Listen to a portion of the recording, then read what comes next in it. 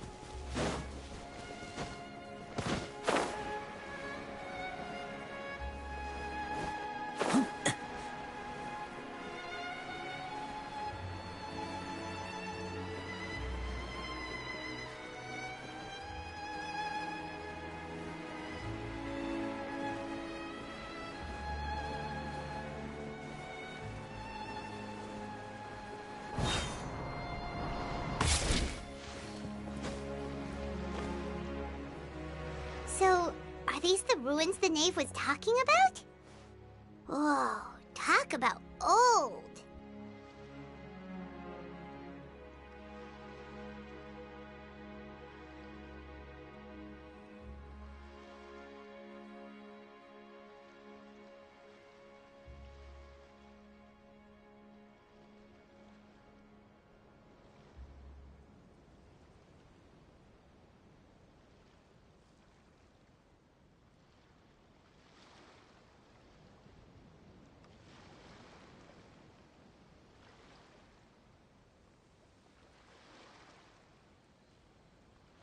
They seem to be pretty ancient, all right.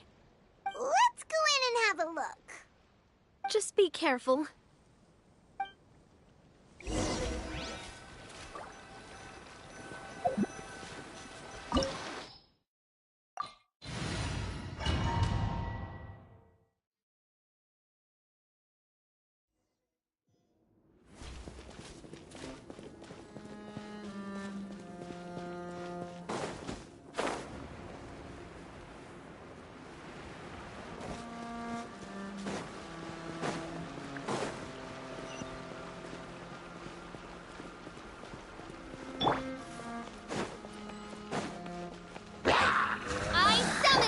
One with wind and cloud! Into the wind! The wind knows me. Here comes the finale!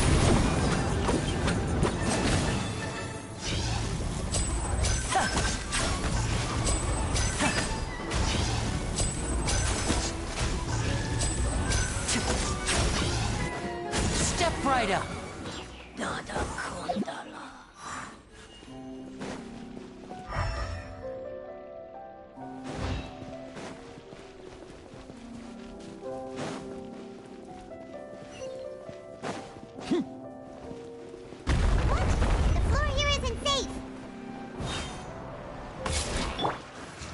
quest for the wind. Into the wind. One with nature.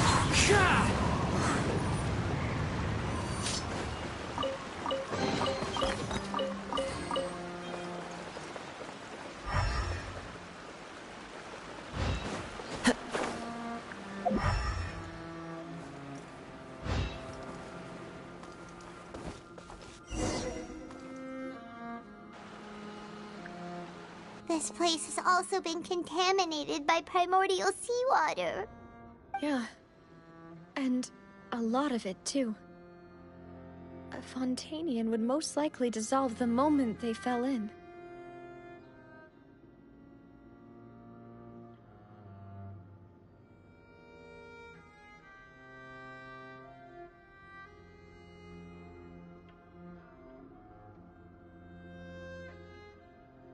Right! You can't go down if there's primordial seawater. It's too dangerous, and it won't be any help for you to just stay here. Don't get by my wrong. We're not saying you're useless. It's just that... No, you're right. I can't do anything in this situation. I'll leave this to you.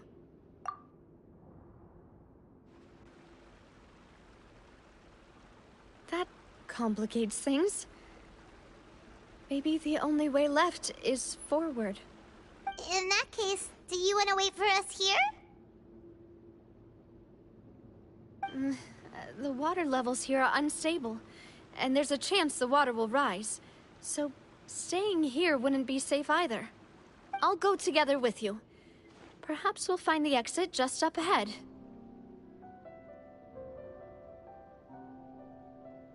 All right. Come with us for now then, but please be careful.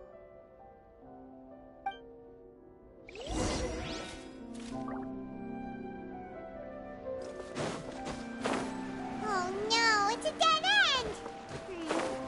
Let's try climbing over from the side.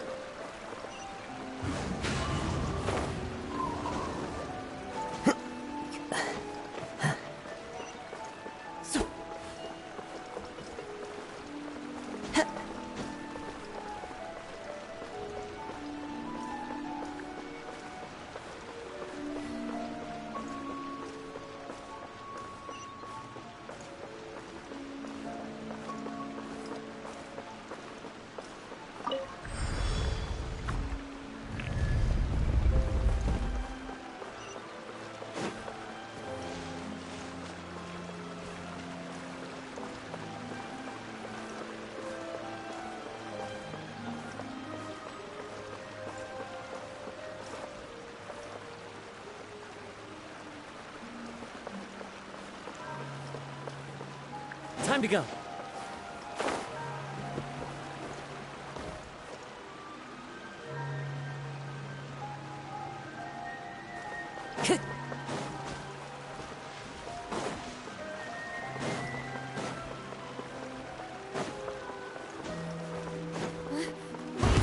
There's something wrong with it.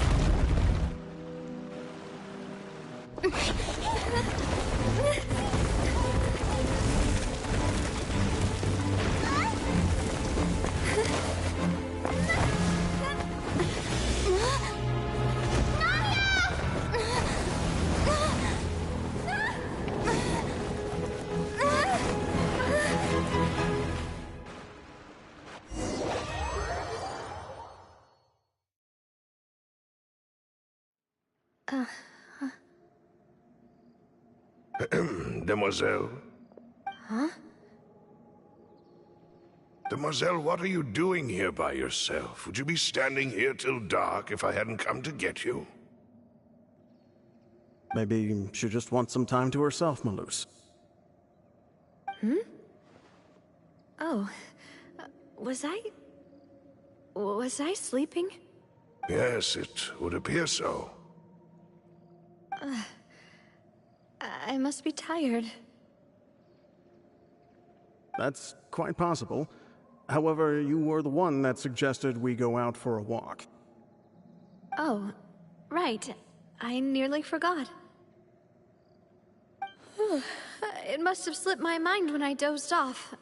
I haven't had a nap today yet. Have I? This is a familiar feeling, yet something's a little strange. Is something the matter, Demoiselle? Oh, no. No, I'm fine. I was just trying to recall why we came out for a walk.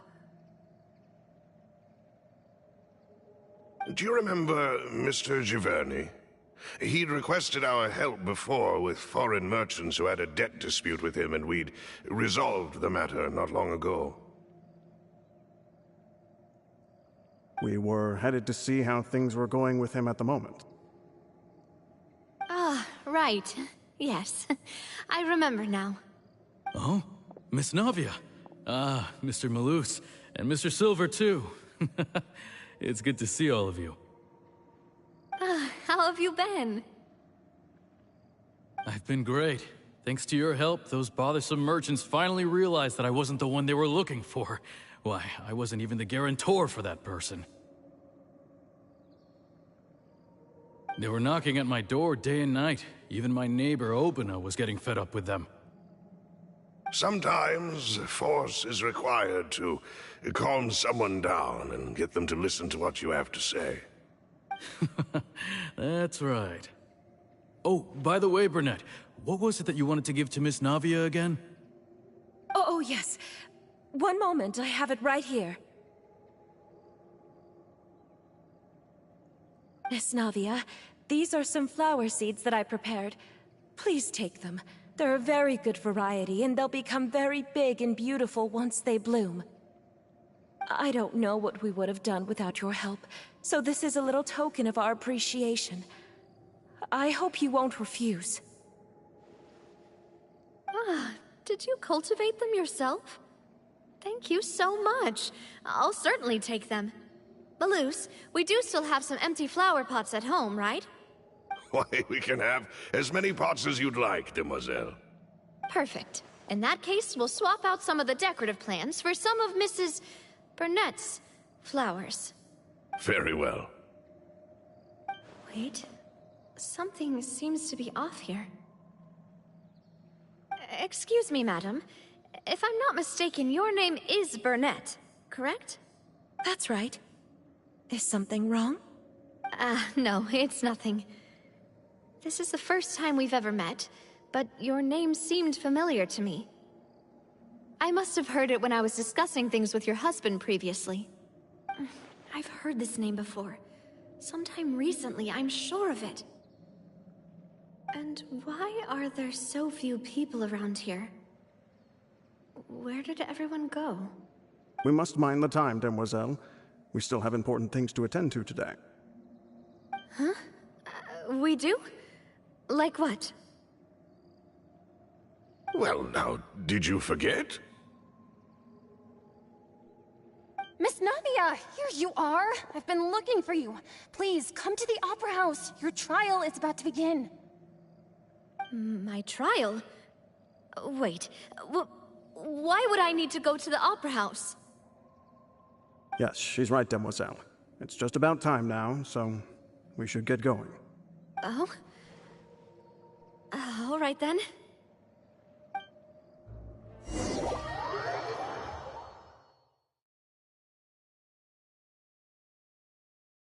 Look, it's Navia! She's here! And her two attendants are with her! Goodness, everyone's finally here. There sure are a lot of people here to see the trial. And they all seem to be oddly excited about something. I even know some of these people. Karina, Desiree, Joyville, Jolien, Essen. Why are so many people here? And why do I have no recollection of this case? And as for the judge... huh? Where's Monsieur Neuvillette? Please sit in the defendant's seat. Don't worry, Silver and I shall accompany you. All right. But are you sure you can stand behind me? Typically, it wouldn't be allowed, but today is an exception.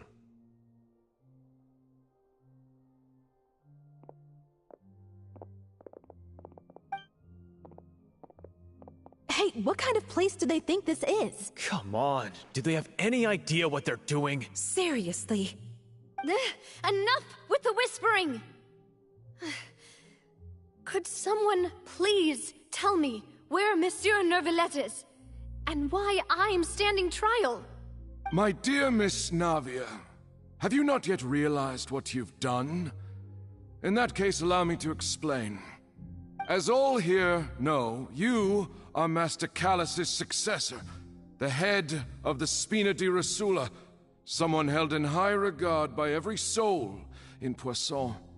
After you took over the Spina, you treated all of us just like the late Master Callus had. If anyone in need reached out to you for help, you responded.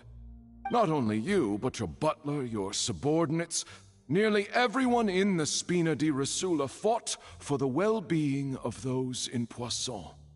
Wait a moment. Aren't you just proving that I'm a good person? Yes, correct. Absolutely right. And that is why you stand accused. You have helped so many people get through so many difficulties. You are one with us. We are inseparable.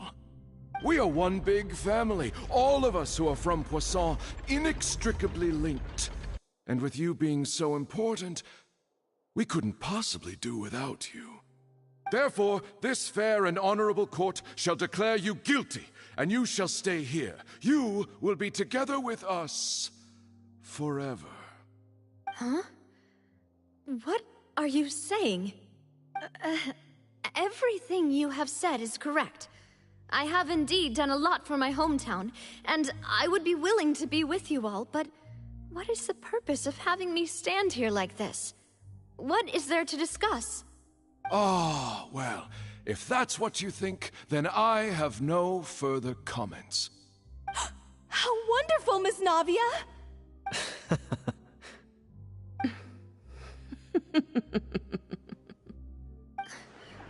I know all these people. Why are they laughing? I seem to remember now. Yes, I get it. This trial is... Wait just a moment. This isn't right! Malus? What was that, Mr. Malus? Our conclusion is very clear and unanimous. Let the court judge her now. She's guilty! Stay here, Navia! You're one of us! Demoiselle, don't admit guilt. This trial means to keep you here forever. I wish to exercise my right to defend Our Lady. Mr. Joinville, you only know of Navia's goodness, but nothing of her utterly independent mind. She was born a free and independent spirit. She has never been tied down by anything. Indeed, even the death of Master Callus couldn't stop her. Her actions cannot serve as proof that she identifies herself as part of any group. She merely acted as an individual, extending her hand to help others. Please do not mistake her actions as being otherwise. Really? As an individual, you say? Don't forget, we are all FontaineArcs here. This is the nation of justice, the nation of Hydro. Even if Miss Navia only voluntarily rendered her assistance, that doesn't change the fact that her beautiful soul must return to everyone. Water accepts all, blends with all. It will surely accept her kindness. Everything is measured here in the nation of Hydro, and in the end, everyone shall meld together. Thus, when a unanimous opinion emerges, that opinion represents justice. Now, I speak for everyone. Our opinion is consistent. Navia should stay. We and Navia are one. And you would call this justice? Preposterous. You are merely jealous that Demoiselle still has a chance to exist as an individual. Have you forgotten how much you all once longed to become individuals, to become independent? Do you mean to defy our justice? If your justice is flawed, then why should we acknowledge it? As you said, we can also have our own justice. Silver and I shall defend Demoiselle. And that is how we will enforce justice. Ugh, my head... It hurts. Demoiselle. Silver, it hurts. My head is spinning. All I can see is stars swirling in front of me. I remember now.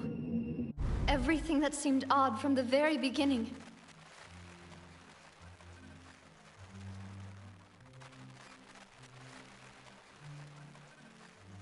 Karina, Desiree, Joyville, Jolien, Essen, and Mr. Giverny and Mrs. Burnett, who we met earlier. Even Malus and Silver. I don't want to admit it, but they're all dead. Don't be afraid, and don't admit guilt. We will protect you to the very end. Absurd! Who are you to say that she cannot be judged? We are the majority, and in the nation of trials, the majority is absolute justice. We are the will of all. Don't let them escape! We shall keep Navia here with us! Mr. Malus and Mr. Silver, must you be so stubborn? How could the two of you possibly hope to stand against the collective? Do not resist. This judgment is fair and just. Navia belongs to us. After all that happened, she should not be left alone in Poisson. What are you saying? No more excuses! She says we're jealous. Jealous? How could she possibly be an independent individual? What's with these people? Who's jealous of her? She belongs to us! Miss Navia, she... Silence! That's...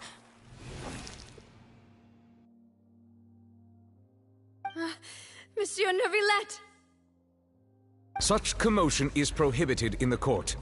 The accusations you just presented are nonsense and cannot constitute a proper trial. The court will adjourn for the rest of the day. In this, I shall hear no objections from any unauthorized party. Our thanks, Monsieur Neuvillette.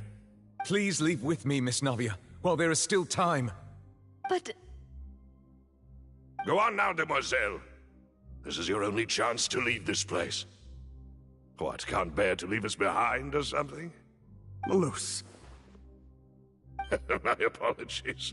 I couldn't resist making one little joke once I realized that this shall be our last goodbye. Malus... Silver... Quickly, you must come now! Goodbye, Demoiselle. Farewell.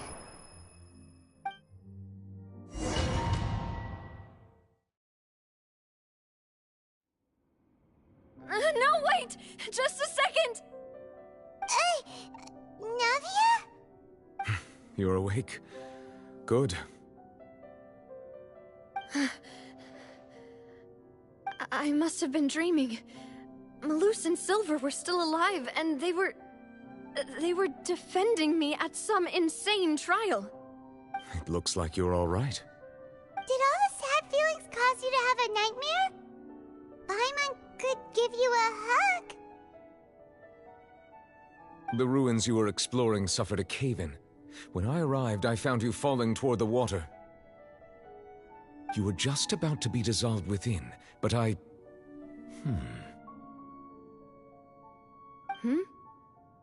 What is it?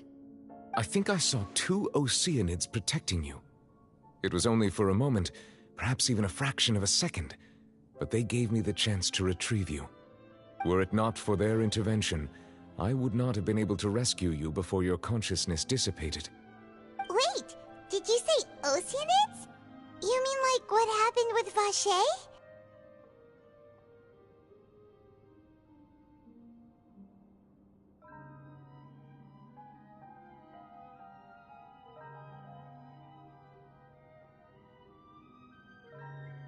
Perhaps those 2 Oceanids were the people you saw in your dream. I always told them that they didn't have to protect me. To think that they'd keep doing so even after death.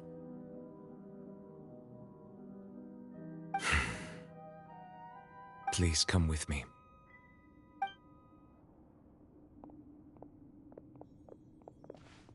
Neverlet, are you okay? Hmm? Oh, I am quite all right. Perhaps there's something we could chat about? Why do you look so stiff all of a sudden? Oh, Paimon knows. You're the type who feels awkward when there's nothing to talk about, right?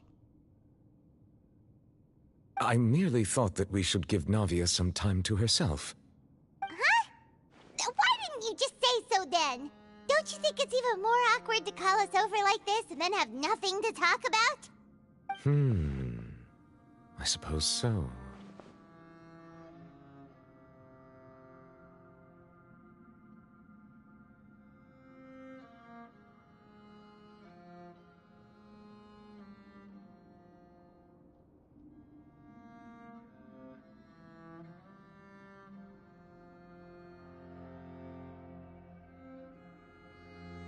Ah, Sigewinne.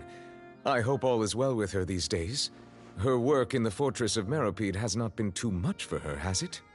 No way! Don't worry. She's doing fine down there. She's an amazing head nurse. I see. Well, that is good. I have always worried that Sigewinne would need a lot of time to understand the world of humanity, just as I have. Oh, and the Duke also says hi! Even though Sigewinne made him do that. He hopes that you haven't been overwhelmed by all that's happened lately. Thank you. I have indeed been busy lately, and I also hope that everything is going well in the Fortress of Meropide. He still doesn't know what to talk about. Let's chat about something else then.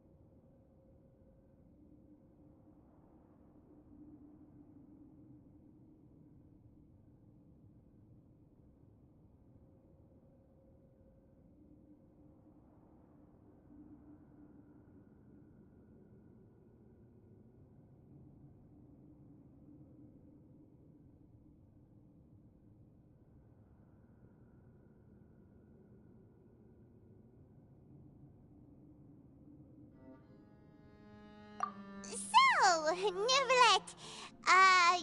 You're probably quite the swimmer, huh? Hmm? Yes, of course. This isn't going anywhere. Let's try something else. How did you find these ruins? Did the knave tell you? Yes, in fact. I had arranged to meet you in Poisson, but when I arrived, I discovered that the Fatui were helping the residents evacuate. They had even transported a large quantity of supplies to the area. Amid my astonishment, I ran into the knave, and we had a chat. She informed me that she had asked you to investigate the ancient ruins here. Yeah, we originally planned to meet up with you, but we thought you might still be busy with all those official documents. We didn't think exploring the ruins would take very long, and who would have thought you'd wrap things up so quickly?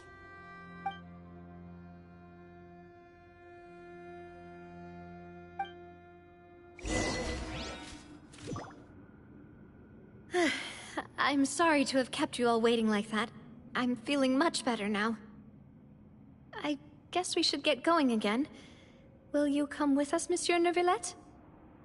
Yes, if you wouldn't mind my company. All right! Another one joins the party! Let's get going then!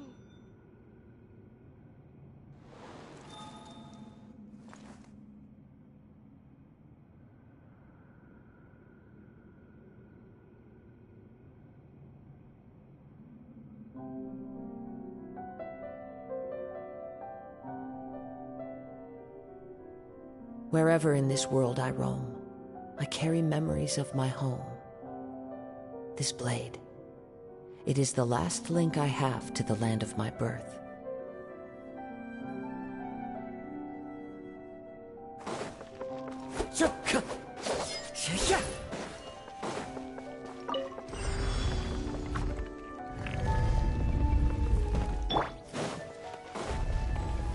I summon... Falling leaves, adorn my nights into the wind. A round of applause!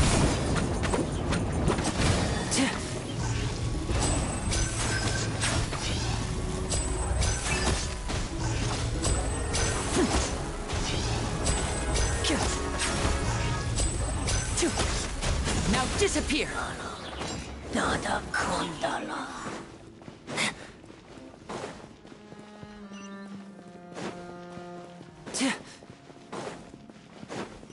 No, another unstable path. Watch your step.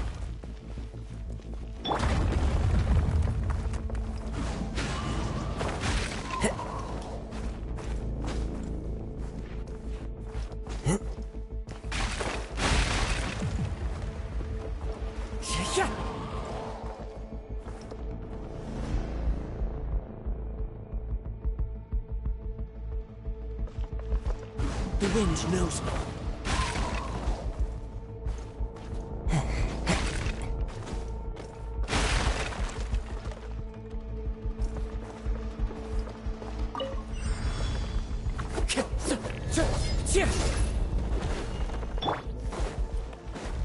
Watch out! There are rocks falling over here! I'll protect us. Clouds high. The birds call! Let's get this show on the road!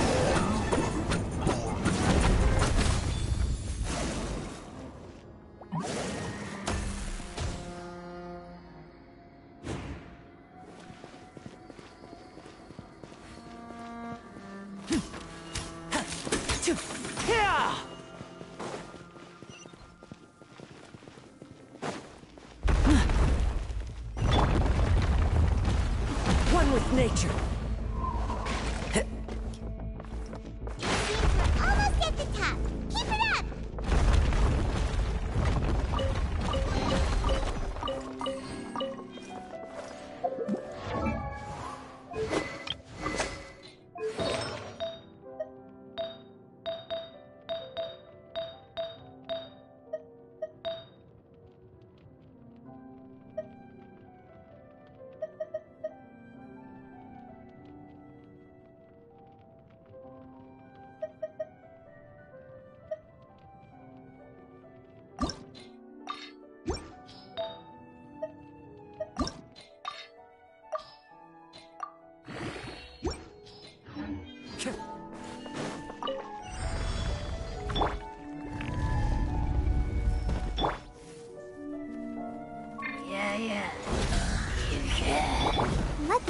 begin. The wind knows me. One with nature, as one with wind and cloud.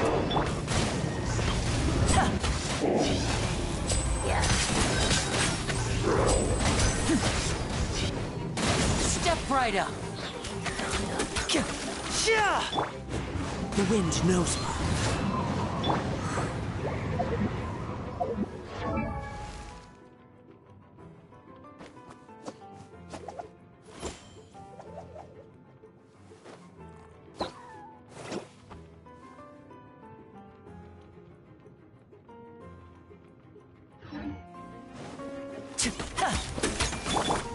No rest for the wicked.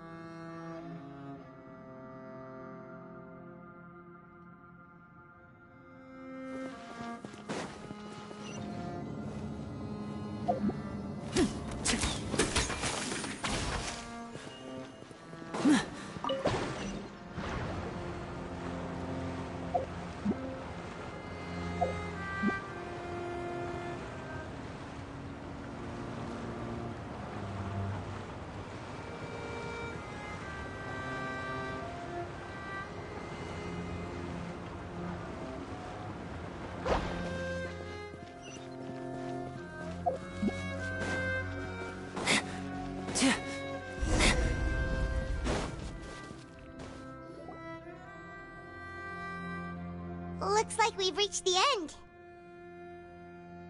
This is the place.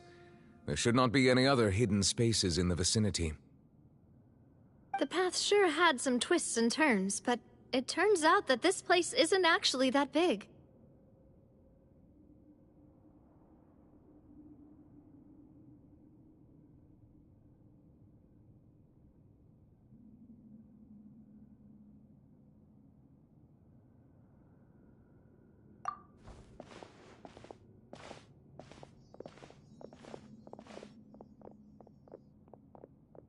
Stone slates?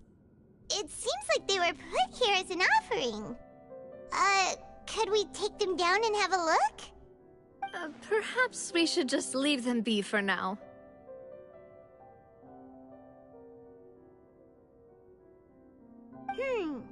There are 4 locations in total, but only 3 stone slates. The slate that should be in the first empty spot is missing. The surrounding walls also show signs of damage. There's something written below. Let Paimon see. Reason dictates that this nation be destroyed. I shall record the history of its future here in its past. Say what? It feels like someone left these slates and these words here for a purpose. But does he mean that Fontaine should be destroyed? That would fit the circumstances dictated by the prophecy, yes. Indeed, the slate's contents correspond to it. Take the second slate, for example. There's a person kneeling here. She seems so dedicated. And there's a whole bunch of other people behind her doing the same. She's facing this... what is this? Some kind of island in the sky? And is that Lady Farina in the third image? Did the Hydro Archon fall into the water? And is that a ring of people around her? Paimon doesn't quite get it. Are they all in the water? The fourth image. I know this one. This exactly matches the content of the prophecy. The people will all be dissolved into the waters, and only the Hydro Archon will remain, weeping on her throne.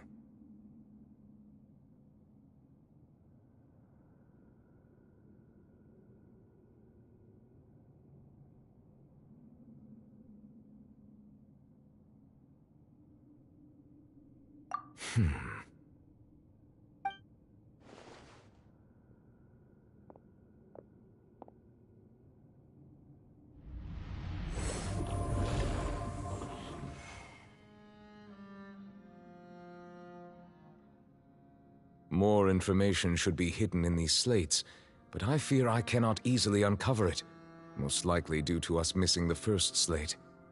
I am very sorry. Don't blame yourself, Monsieur Neuvillette. Deciphering ancient stone slates isn't one of your duties. Ooh, Paimon's getting the chills just looking at these slates. This says that it's the history of the future, right? That means the prophecy's sure to come true. I really hope it doesn't mean that. Still, Paimon feels like these images are kind of weird when you look at them together.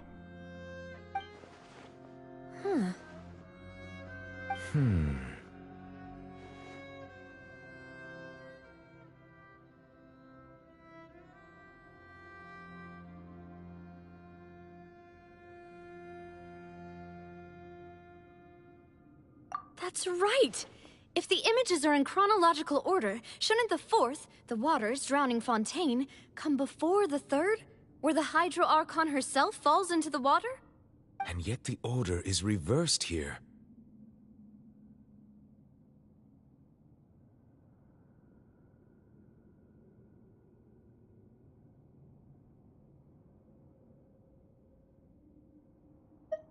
If we go by timing, Lady Farina only emerges in the third image. That means that the person in the second image might be the previous Hydro Archon. Egeria, then. I had never met her, but her appearance here does match the records. The previous Archon kneeling before the floating island in the skies, as if confessing a sin. Did she herself commit that sin? And if not, why would she be in such a posture? Also, I'm still wondering why these ancient stone slates are here at all. Judging from their contents, could this place be the origin of the prophecy? Does that mean that someone, or some people, once saw these slates? But who would have created these slates and left these words here?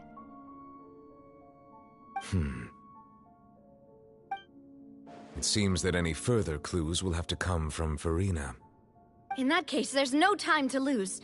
There's nothing else to be gained here, so let's head back first. Yeah, we better get somewhere safe for now.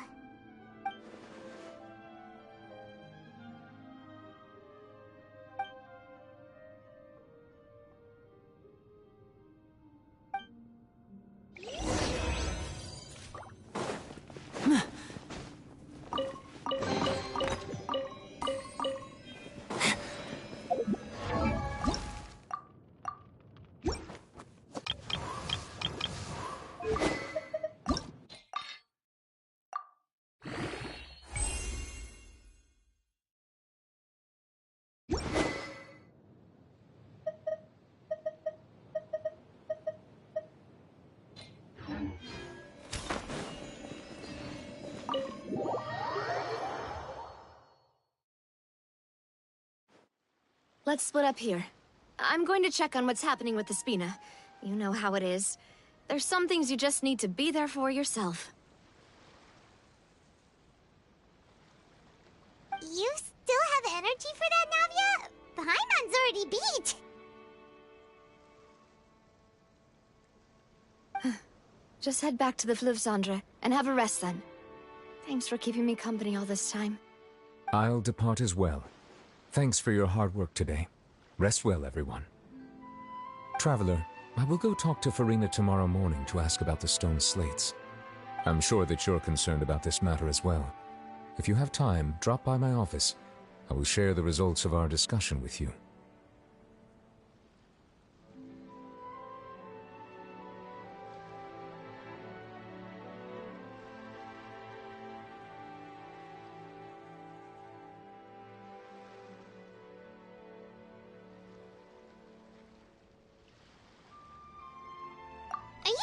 Talk to her about this directly? Will that be a problem? Paimon's getting a little scared now that it's come to this.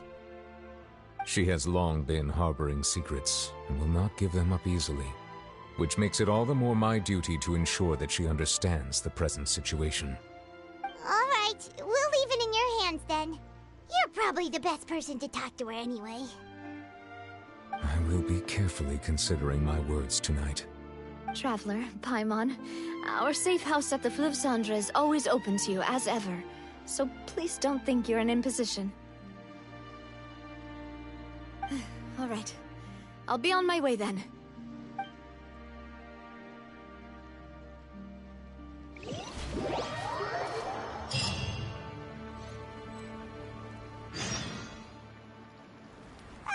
We're finally back! Welcome back. We've got a special menu prepared for you two tonight. Yay! And there's good food too! Navi, no, the boss is the best.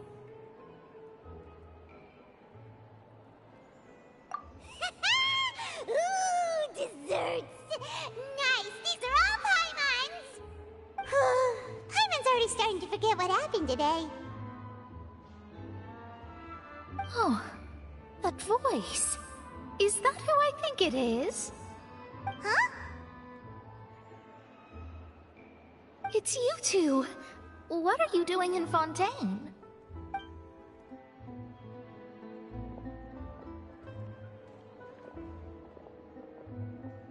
Mona?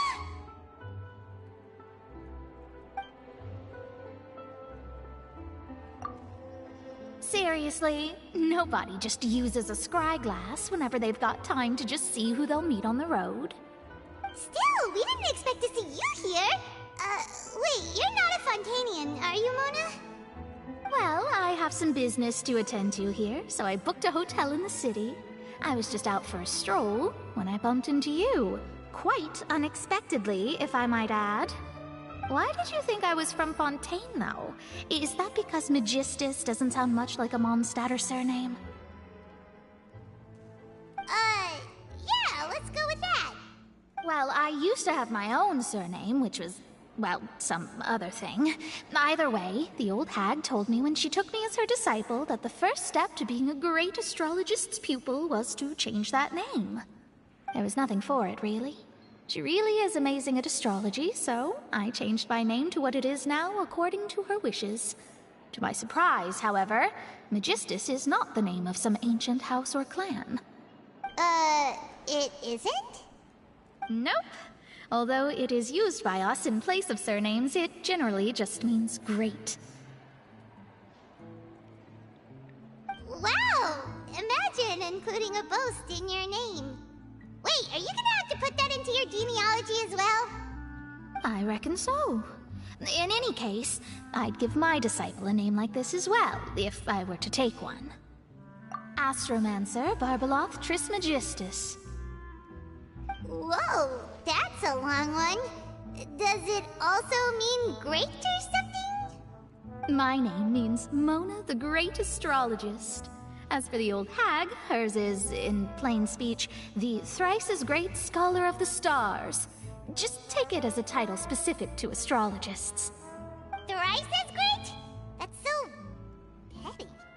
I know, right? That's just how she is. She used to call her...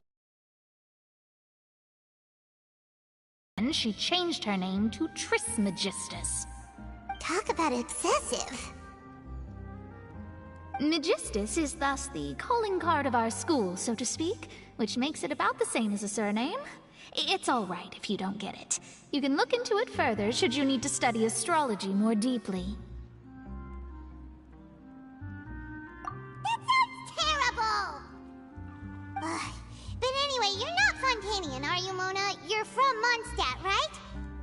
Well, I was born in Mondstadt, yes. My parents migrated to Dornman Port, and I traveled with the old hag for a while, after which I settled down in Mondstadt City. Oh, that's a good thing then. At least we know you won't be dissolved by Fontaine's waters. Speaking of that, I'm sure you're aware that a bunch of things have happened here in Fontaine, right? I know you're not a local, but I'd avoid getting too close to any water that looks strange all the same. There's something ominous about it. Well, the water, I mean.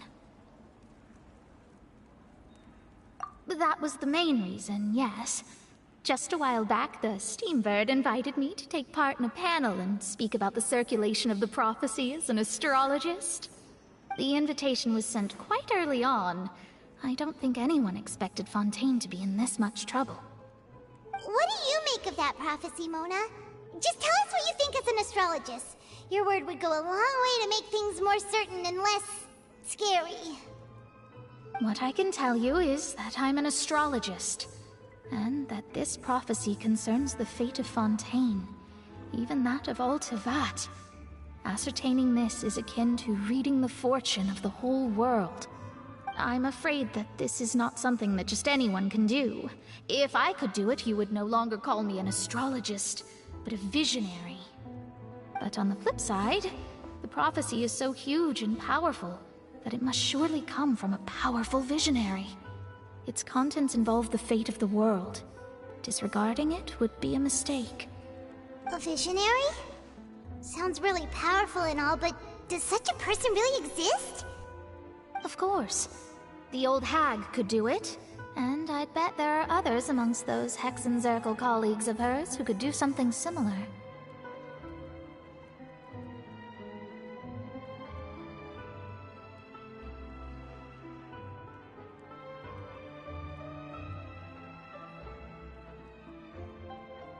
Huh? Are you sure? All right, I'll help you. It isn't often that I see you with such a serious look on your face. I'll tell you once I hear back from her. Thanks, Mona! You're amazing as always!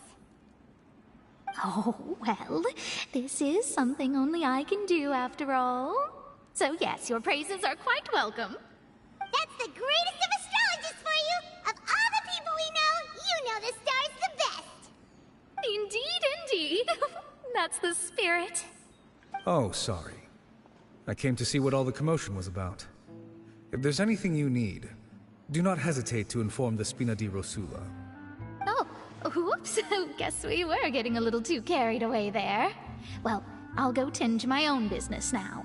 If I receive any news, I'll be sure to come find you two again. And there she goes, quick as rushing water. And here we are with the Spina guy giving us suspicious looks. Right, but we were able to recruit Mona's help, didn't we? Our Fontainian friends will thank us someday.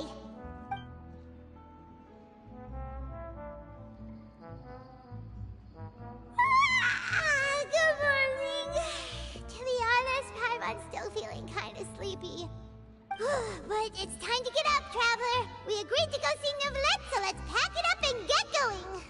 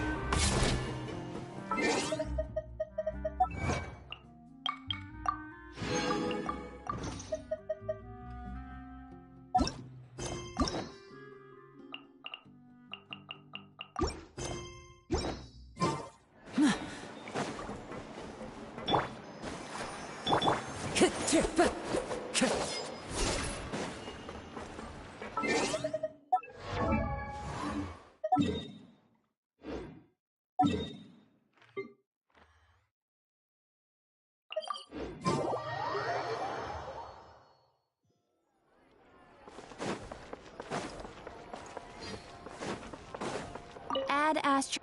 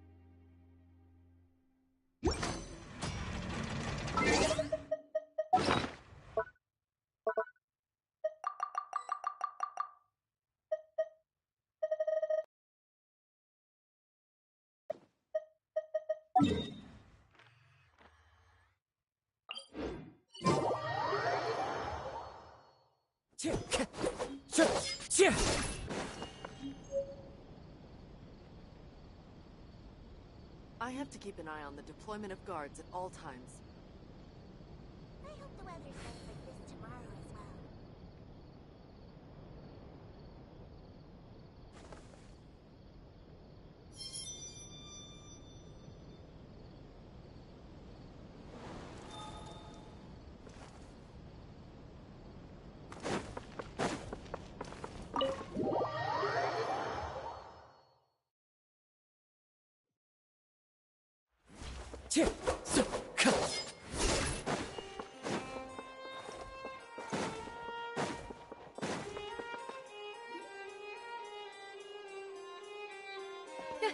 You're here!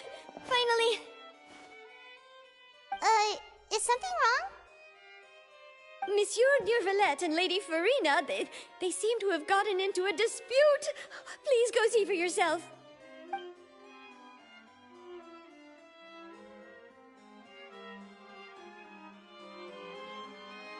Like I said, I've already explained everything. And yet the problem has not been properly solved. There is little space for excuses between us. It is not my intention to offend you, but please, tell me where you stand. You are the Hydro Archon Focalor, are you not? Look at this. This is a list of the victims from the recent Poisson incident.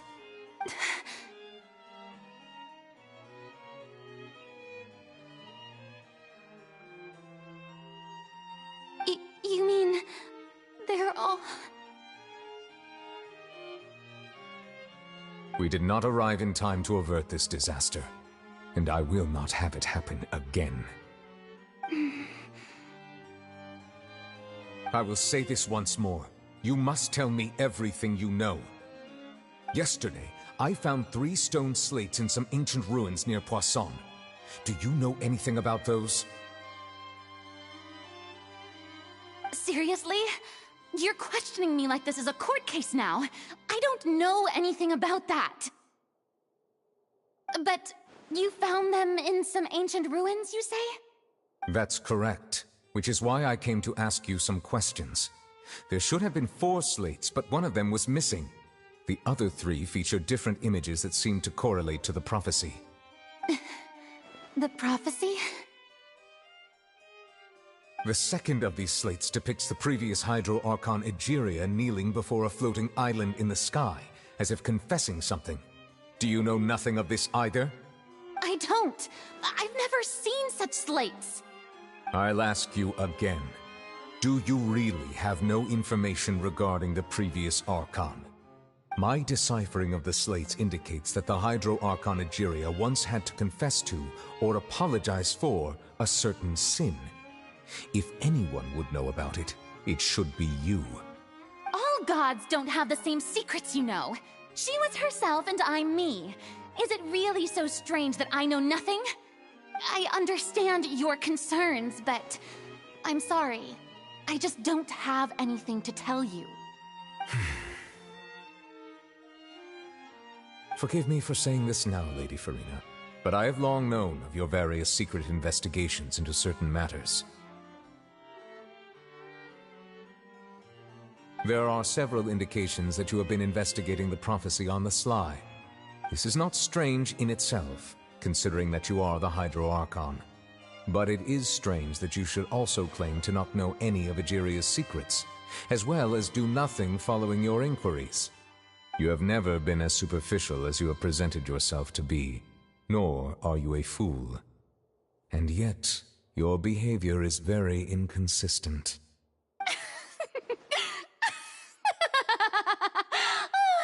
So you've been watching me all this time, have you? I didn't think you were that type.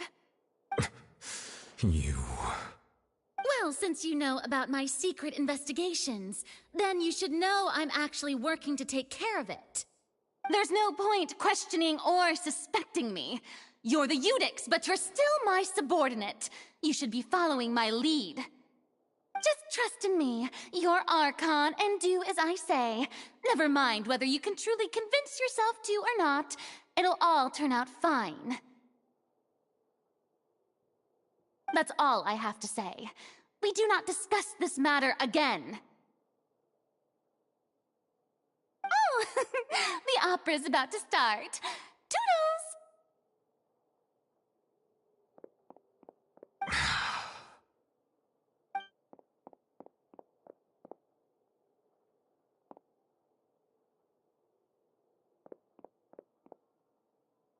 Did Farina not notice us standing by the door? Wonder what's up with her. She was smiling. Huh. She didn't seem in the mood to care if we were listening in or not.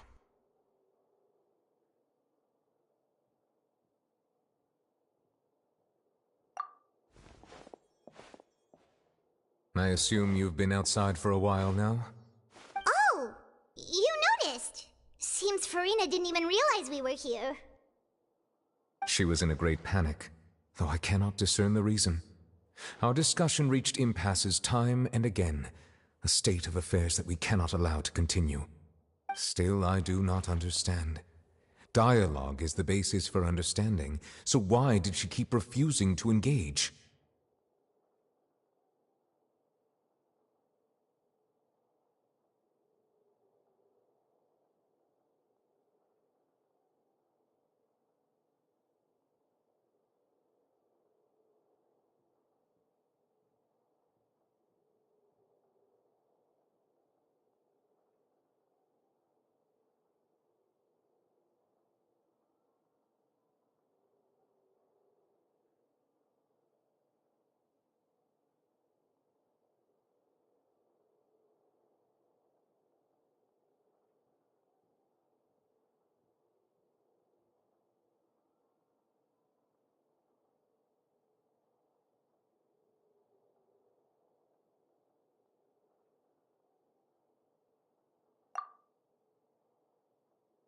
Everyone in her inner circle has noticed that she is hiding some secret.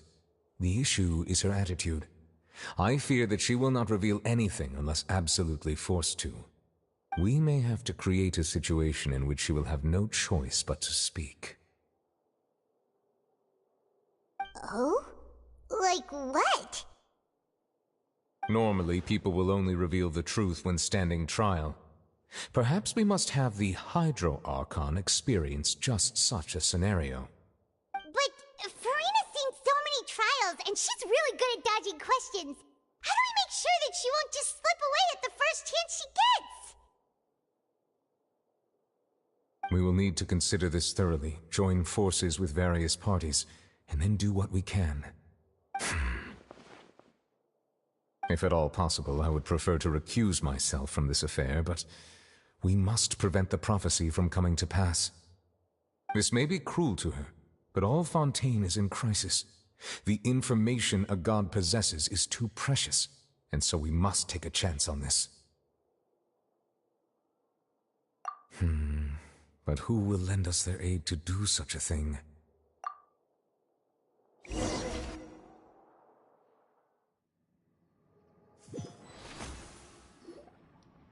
Well, that's everyone, huh? Speaking of which, it was pretty smart of you to think of hiding here. Poisson was just involved in a disaster, so it's presently devoid of people. That naturally makes it the best choice. And here you are drinking tea like it's the most natural thing in the world, huh? That's what family should do. Sit and enjoy a leisurely time together. It's nice to enjoy tea here, you know? Care for a cup? Lend me your ears, everyone. Or perhaps one of you might like to start us off. How about you, friend? Me? No, I don't think I can. Then, how about you, good sir? I fear that I will cause the mood on this boat to become as somber as it is in court. Well then, I guess we're lucky we've got a local like me to organize things. Wonderful, the spotlight at last. I guess I'll be facilitating things from here. That was a little long-winded, don't you think? Oh, you might be right. Anyway, to cut to the chase, our friend here, the Traveler, has brought us together to discuss something. As for what that is, well, let's start by saying that we'll be pooling our efforts together to create a series of traps. Oh, how intriguing. Well, it's just an expression, really. One that I just learned from Chlorand, and used on the spot. So, let's invite her to explain in detail. A round of applause, please.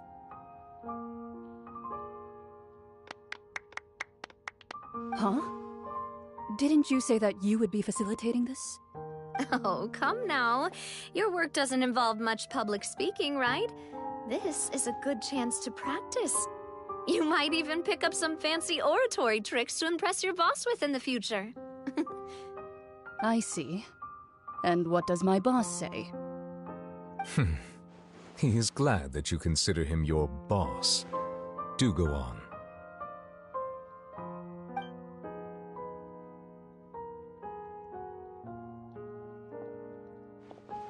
In that case, do any of you have experience hunting? Not that I recall. Fremine and I once used a wooden stick in a basket to catch wild rabbits when we were younger. As for Lynette, oh, right. You were sick that day, weren't you? I've also gone diving to catch some fish before. Does that count? I'm afraid not. You may or may not have heard, but Fontaine once played host to a group known as the Marechaussee Hunters. Though that was their name, they did not hunt animals, but rather various monsters left behind by the ancient dynasty of King Remus. Today, Fontaine's monster population has already thinned greatly, so the hunters have blended back into society, taking up arms in other lines of work. They even left a unique methodology of hunting in their wake. A trap comprises of the following components: bait, a trigger, and a containment device. Sometimes a lethal implement will also be necessary to deal with the prey. So, if we were to build a trap together, right now, what would you choose to build it with? For me, I would prefer something basket-shaped. Pigeons and rabbits will see the bait and naturally enter the snare. Our line of work requires a deft hand, and we're some of the best in the industry, so you can count on our techniques. You used some of those techniques while moving the people of Poisson, didn't you? My subordinates mentioned that you even performed some magic for the bawling children. Yes, and I even managed to gather some intelligence in the meantime. I'm quite the multitasker if I do say so myself. I'm afraid I can't claim that as my strong suit. I prefer more stable methods, like placing bait in the water and waiting for the fish to come within reach. That's the kind of method I would count on. Calm and steady. Exactly the kind of person who would catch loads of fish. And I can be their assistant. With discretion, I'm sure. I'd probably use some sort of mechanical animal. Papa once bought me some small clockwork squirrels, mice, and such. When placed in the forest, they can attract others of their kind. I remember that you liked those too, didn't you? I did. And that would be a good way to go about it. If they're realistic enough, animals of the same kind will follow them all the way to the trap. What about you, Monsieur Neuvillette? I fear I do not have any related experience. That makes sense. You usually solve problems directly, without the use of any such tricks. But I do have one more question for you, Monsieur. If we were to create a trap now, how would you design it? I would like for it to be effective, but bring no harm to the prey. A more gentle trap would be ideal. Kind, as always. However, our intention doesn't necessarily change the containment device and the type of implement we need. If we wanted to kill the prey in one strike, we would need a powerful implement. However, that also goes for prey that must be captured and safely contained. Wait, why's that? Only a hunter who's a true expert at subduing their prey can snare it without harming it. The line that divides life and death is often exceedingly thin. So are we going hunting together? Huh. We hadn't thought of seeing ourselves as hunters. It kinda works, but maybe it's still not the best metaphor. If our means of capturing and dealing with our prey is to put them on trial, then the hunting metaphor is actually quite accurate. But we shall require much more courage than any hunter to judge a god, a being whose seat is an exalted throne. Oh, so that's what's going on. Sounds very interesting.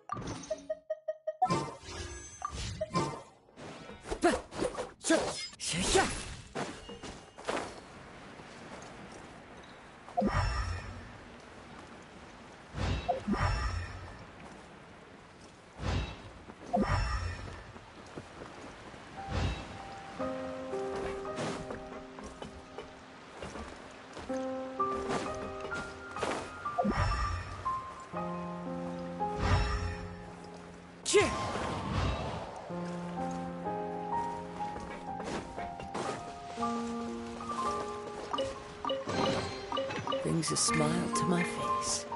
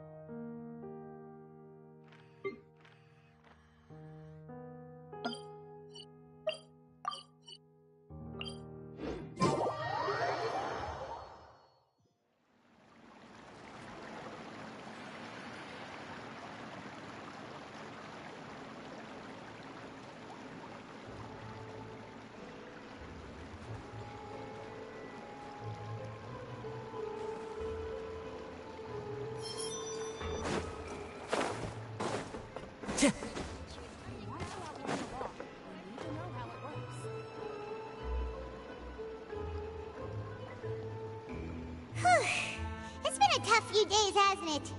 So much has been happening. Paimon didn't think the meetings would go on for so long, but everyone seemed pretty fired up, huh? Paimon thought they'd be at least a little frightened. Well, Fremine was, now that Paimon thinks about it, but everyone else just looked a little surprised. Well... It's hard to say. Paimon doesn't have any experience with this sort of thing. But with you around, Paimon sure will do great. After all, you're the most reliable person in the world, aren't you? Did you just pour some tea? Paimon didn't notice you doing that at all. Then what's that?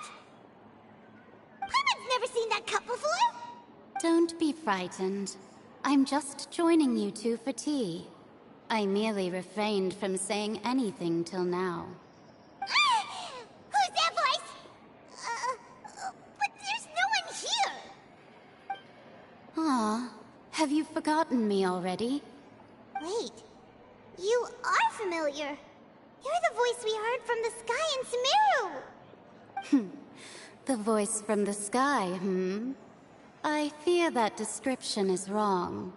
Though, not completely wrong. You're feeling lost now, just as you were feeling previously. I sensed that confusion and thus came to you. Guiding people is an irresistible hobby of mine, after all.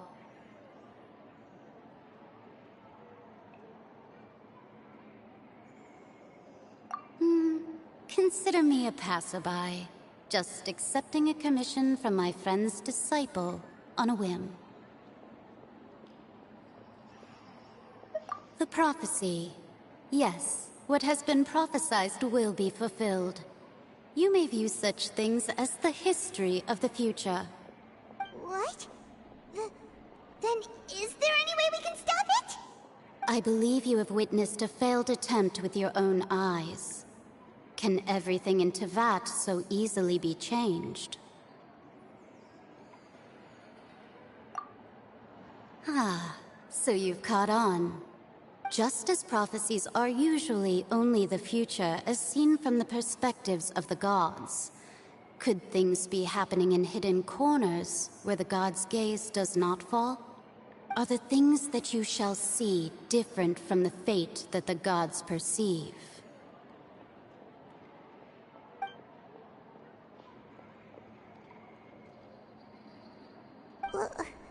What is she talking about? It all sounds really impressive and important and stuff, but it also sounds kind of scary.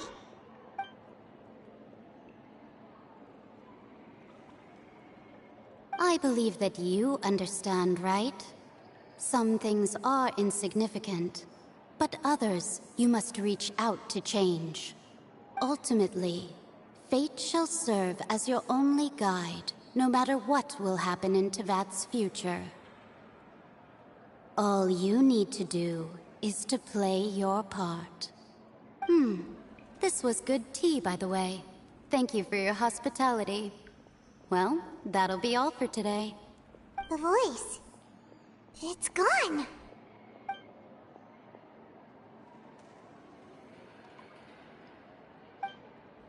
What?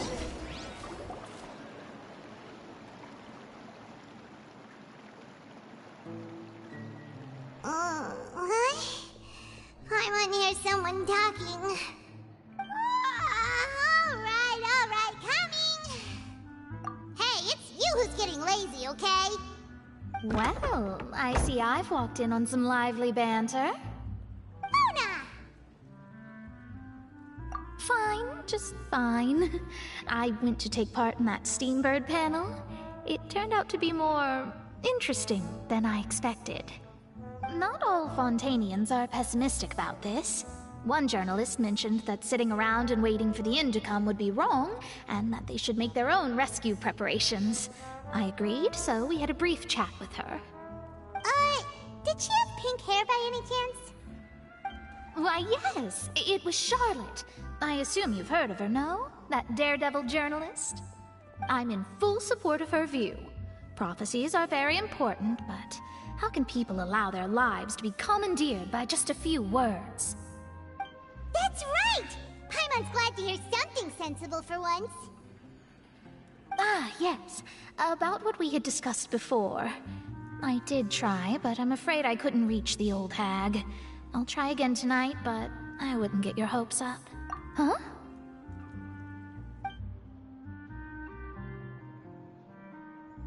Goodness gracious. Are you serious? She said that even the god's gaze has blind spots. Pretty bold if you ask Paimon. Most people would believe the gods to be all-knowing, right?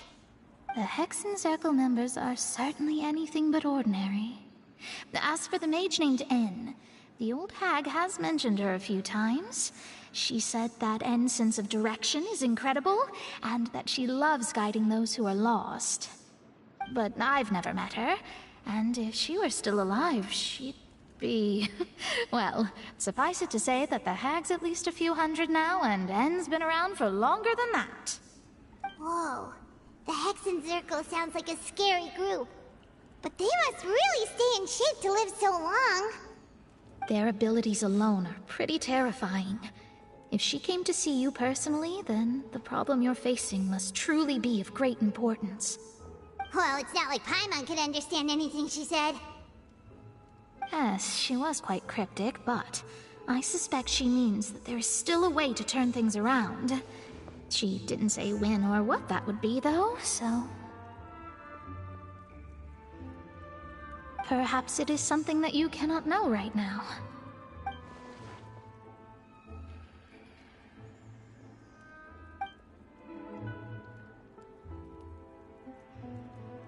Traveler, Paimon, are you two alright? Oh, we're fine. We're just a little down right now. It kind of feels like the end is coming, you know? I see. I feel that same sense of desperation, too. I guess you could consider me someone who has often witnessed fate. So far as I have seen, it cannot be swayed. But even so, I still hope for, and believe in, miracles. Astrology is eternal and rational, but fate may not be. It is cruel, but it can also be beautiful. Perhaps that's what En was trying to tell you. Not to lose heart, and to believe that what you are seeing playing out before you is not yet set in stone. I did originally think of steering clear of all this, but I couldn't. Even if this is all futile, I still wish to help everyone. If we don't struggle to the last, then how can we face the end when it comes? Huh. You do have a point. There I go, talking about astrological principles again. Sorry about that. The moment I start talking about work-related stuff. I need to get going. It was worth trying to comfort you, even if only a little. I believe that you'll help those who are struggling in the same way I did. I suppose that might be why we always seem to meet by coincidence. Paimon feels kinda moved by what Mona said. But also kinda sad, too. Hey, Traveler. Paimon suddenly feels like going outside for a walk. Let's go. Let's walk around the city, shall we? There's a few spots we always like to walk by.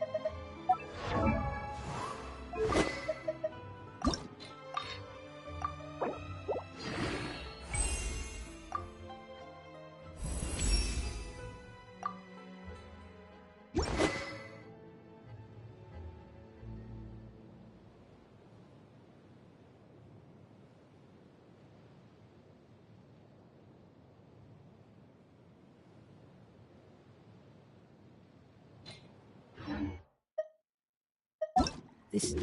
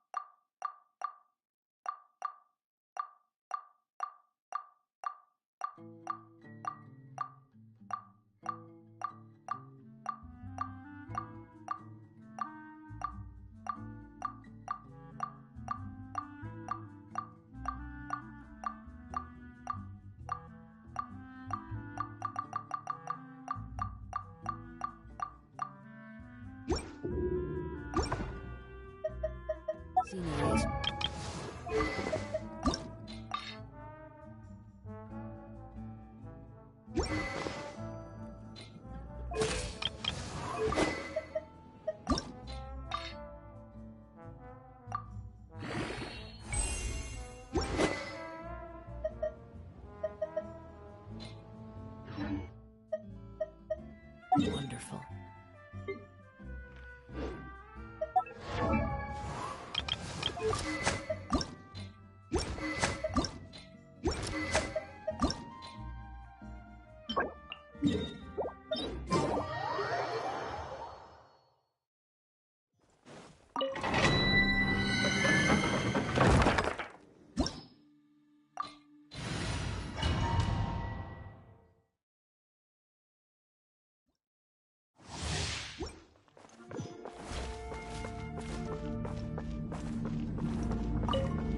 There you are, eavesdropper.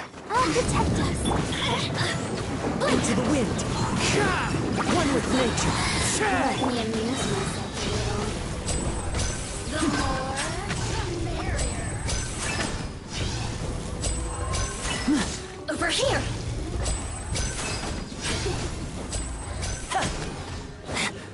Now disappear.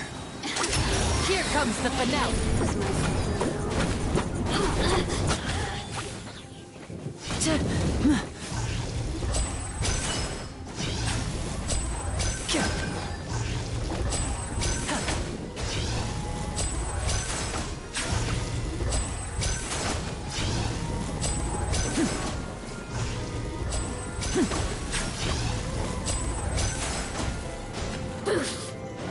Step right up.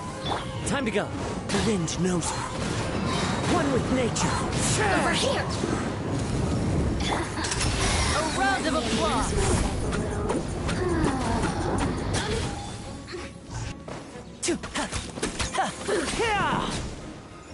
Now disappear. The merrier. Into the wind.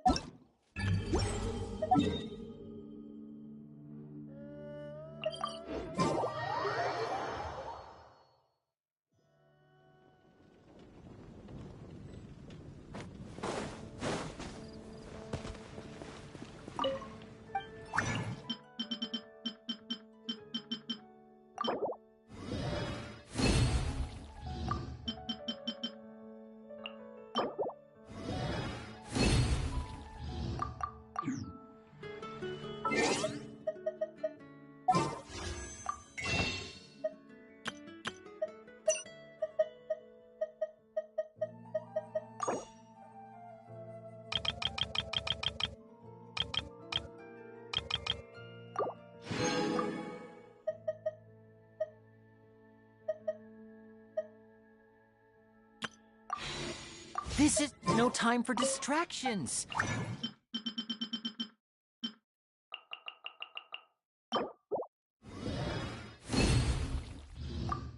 Seriously, you have a great magician standing right here.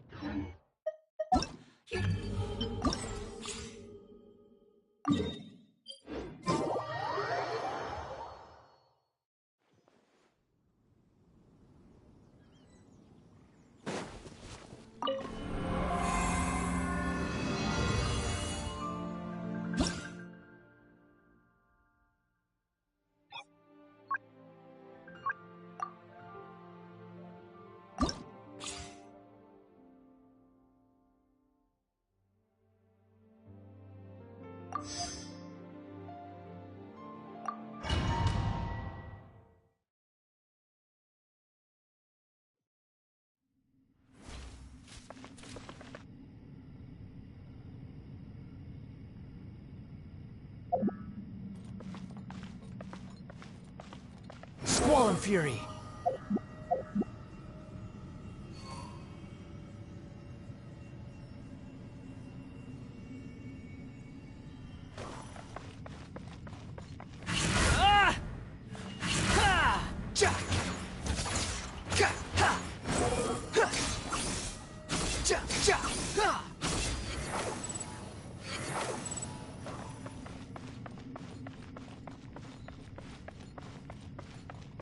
Behold!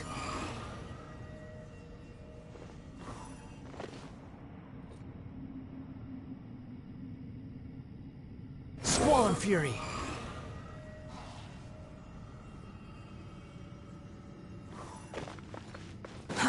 Too slow. Dare to mess with me, Tears of the Storm!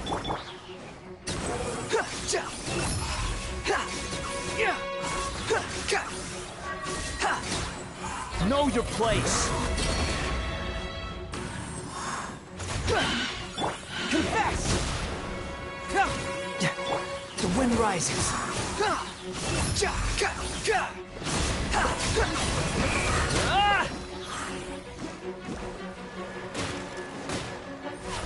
Too late for regrets! Have fun with this gift! Unsightly insects! Squall and Fury!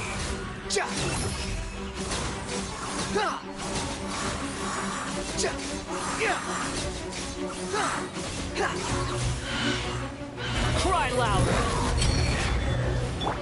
Tears of the Storm! Well, the wind rises.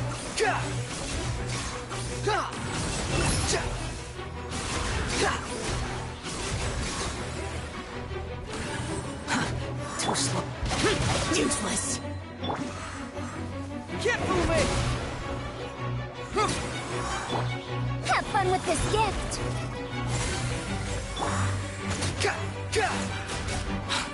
Wretched vermin! Squall and Fury!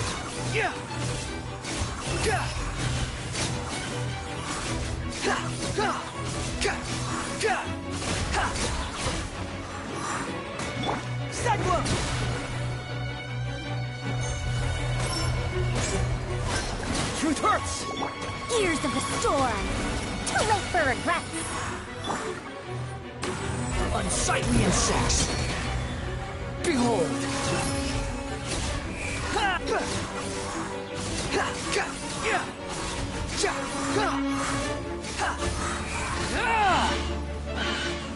Wretched vermin! Too slow.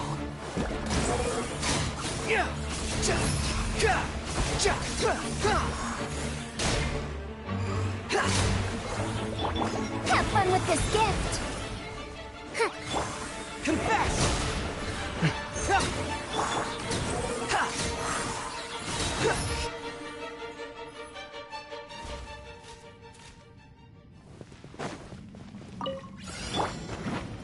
I summon! Clouds high. The birds come! The wind knows me.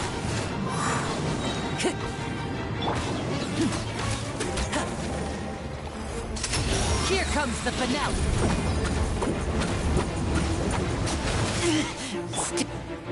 Fallen leaves, adorn my night!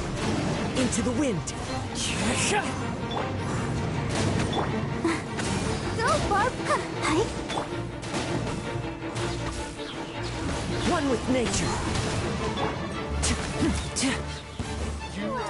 Well Here. I'm getting sick this time.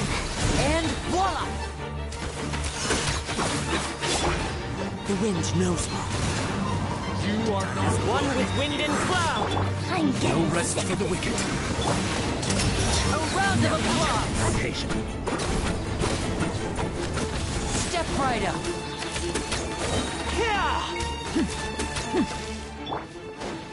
Into the wind! Clouds high.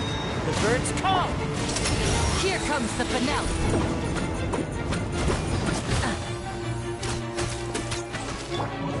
Oz, reveal! One with nature. Now disappear. Fallen leaves, adorn my night! The wind knows me. Let the show begin. Let's get this show on the road. One with nature. Step right up. As one with wind and cloud. The wind knows me.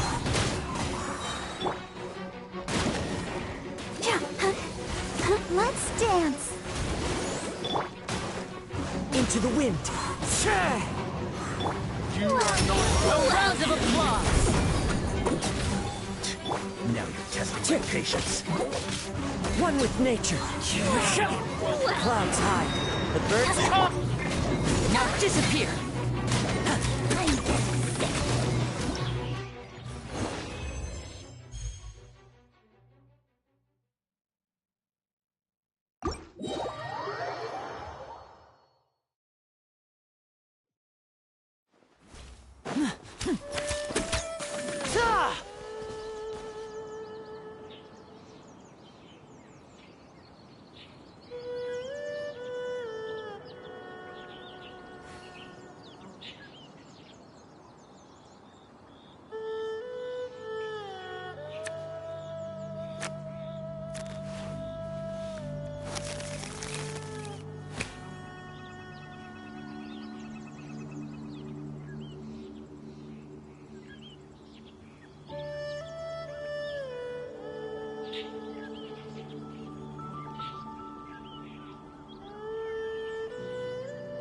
I wonder what my dear sister Lynette is doing right now. Missing me to death, I'm sure.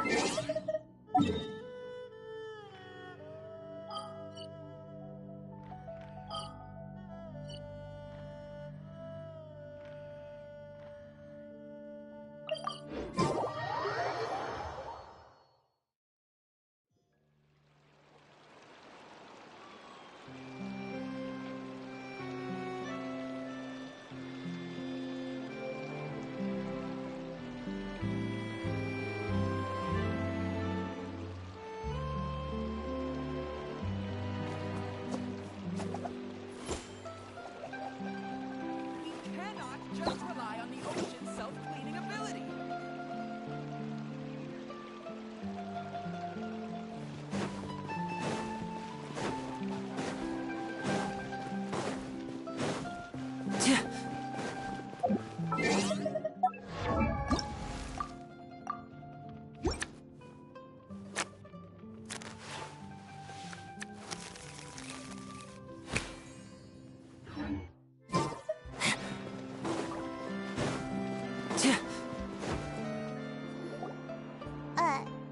Huh? Our names are written in this newspaper. What's going on?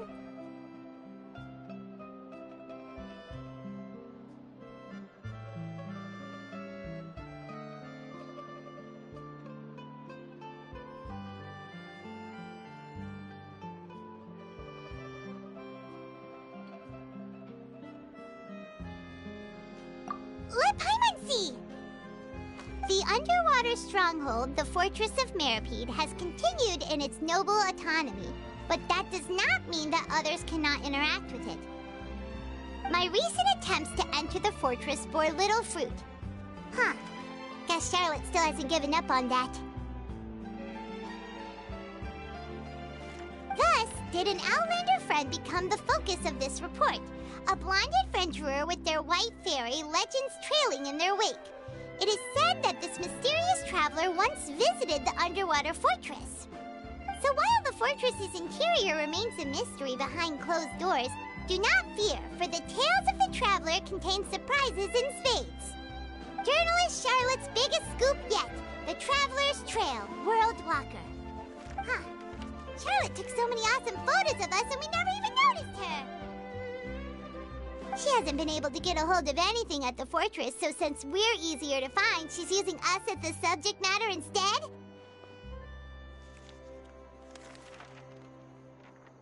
Ugh, seriously? Well, fine. Those headlines and photos do look cool, so Paimon will forgive her this time.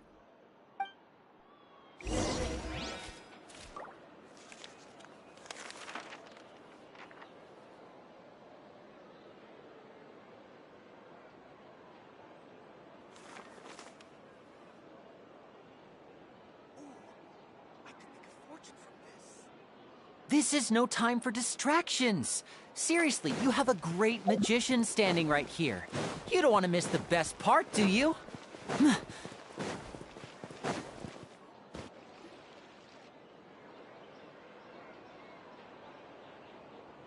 here! Paimon's hungry. Should we go in and get something to eat?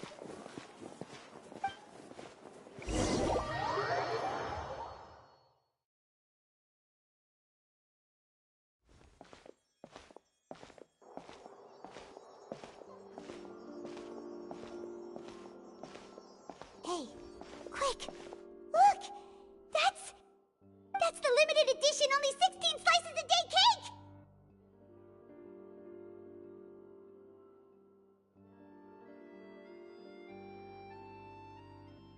It was so delicious the last time we tried it!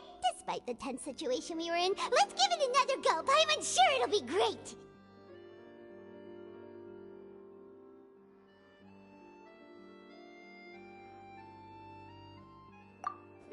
One slice of cake, please. Someone showed up after all! Oh, wait, you're the one from the Palais Mermonia. Oh, are you here to buy cake too? It seems Monsieur Nervalette was right. You really can eat. Wait, did he really say something like that? That's right. Even he has his own preferences when it comes to food. As for me, I love the cake and coffee here. Do you come here often?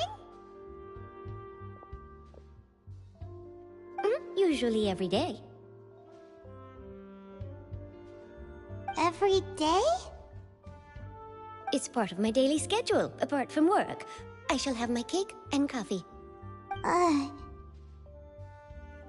what if someone told you one day that this place would be closing soon, and you wouldn't get to eat cake here anymore? What would you think?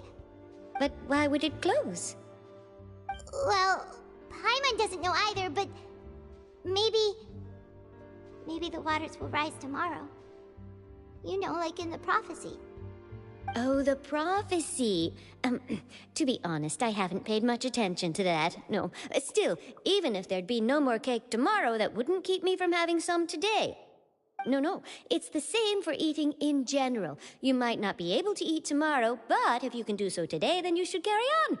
That's what people call living, you know. Huh. Don't be sad. Excuse me, could I have 2 more slices of cake to go? These 2 slices are for you. Sijuin said that this kind of expression you're making is what humans call being sad. Oh, you know Sijuin? I sure do.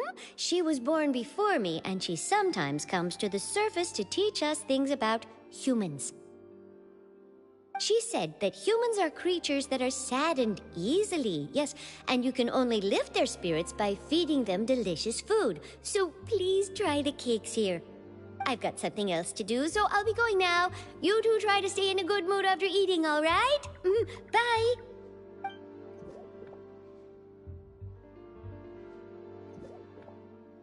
And there she goes.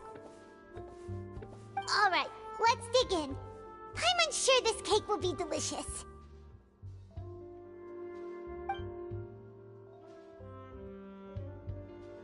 It's more delicious than last time! And the flavor gets even better with a sip of tea. It sure would be nice if we could come again tomorrow. Sure would be nice if we could always eat delicious food here.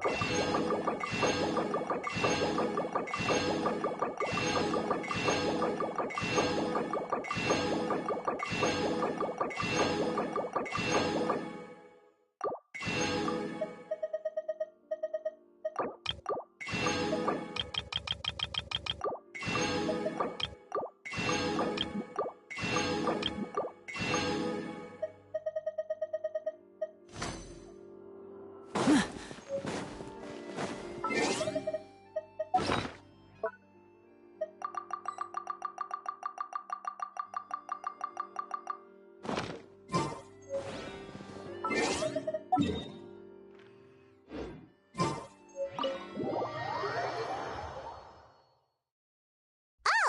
we're near the Seabird office.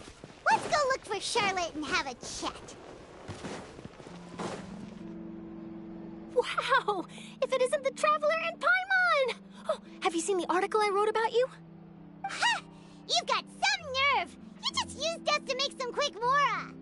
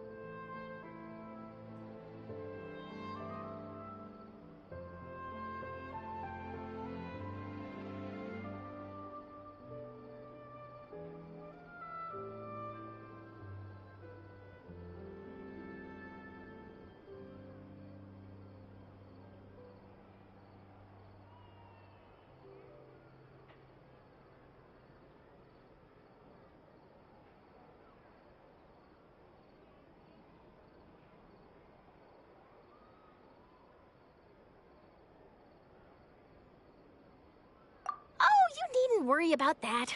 I heard that you were in Poisson some time back, so I sent you a letter to discuss just that. It appears you didn't receive it, though. It's all right, though. I've set aside the amount intended for you. I've even set the table with some food. Really? Oh, you're the best! You're almost a little too easy to win over, Paimon. If I were a journalist with ulterior motives, you'd be in trouble now, you know. Oh, Paimon knows you're not like that. Still, what brings you here all of a sudden? Were you looking for me? A friend of ours met you a while back, and when she mentioned it, we thought of coming to see you. Her name's Mona. Ah, so you know Miss Mona as well. She's a guest columnist for our paper. Really good one, too. She's so young and already such a brilliant astrologist. So she mentioned me? What did she say? She said that you're a real daredevil of a journalist. Nice. In which case, can this daredevil journalist dare to request an exclusive interview with the legendary Traveler and Paimon? Huh? So your article in the paper today doesn't count? Oh, of course it doesn't. That was more like live photography. What I'd like to do is dive deeper and ask you to talk about the things you've seen and experienced.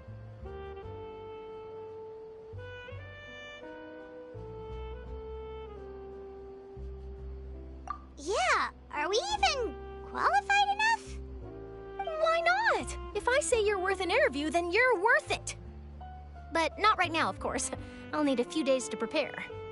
Oh, in that case, we'll just chat when you have the time then? Oh, so that's a yes? Ooh, splendid! I'll tell the editor-in-chief immediately. I'll have to apply for lighting, a venue, some props, and... Whew, so much to get done now. Talk to you later. Wait, Charlotte, Paimon's still got a question for you. And what's that?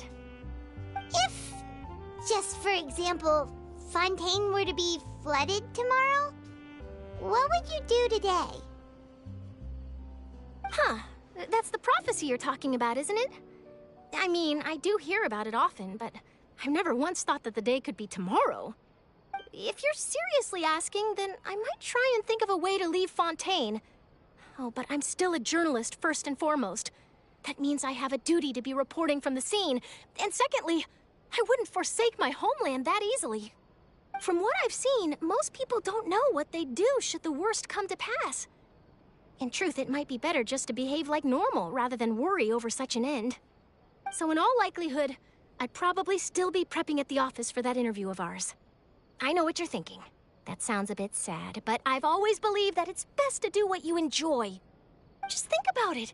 If this nation really were to be suddenly destroyed tomorrow, but I still successfully finish an exclusive interview with a truly unique person, then the story I would wind up writing would truly be timeless. And then do you know what I'd do? Well, I'd write that story, send it for printing, and use messenger pigeons to get copies out to the various nations as soon as possible. I'm not a dreamer, nor am I a workaholic, but I do love my job, and I'd be proud of leaving such an article behind. I guess you could say that I was born to be a journalist. But anyway, that's my answer. And on that note, I'll get back to my preparations. That's so nice. All of a sudden, Paimon actually kinda envies her. Anyway, let's go and take a look at the sea, shall we?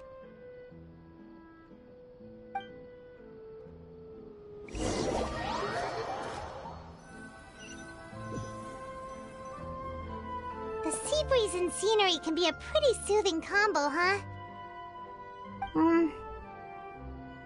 Paimon's been thinking. If it wasn't Fontaine, but all of Tevat that would be destroyed tomorrow, where would we go and what would we do? No, Paimon should ask, if you could choose, what would you like to do?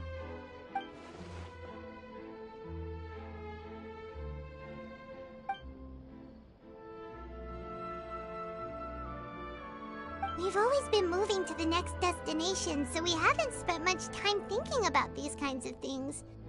We didn't have to either, with us always being on the road and whatnot.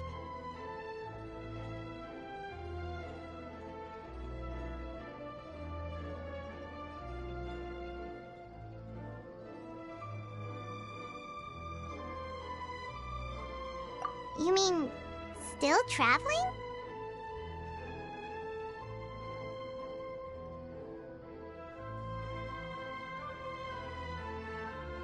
Huh. Wait, isn't that what we've always been doing?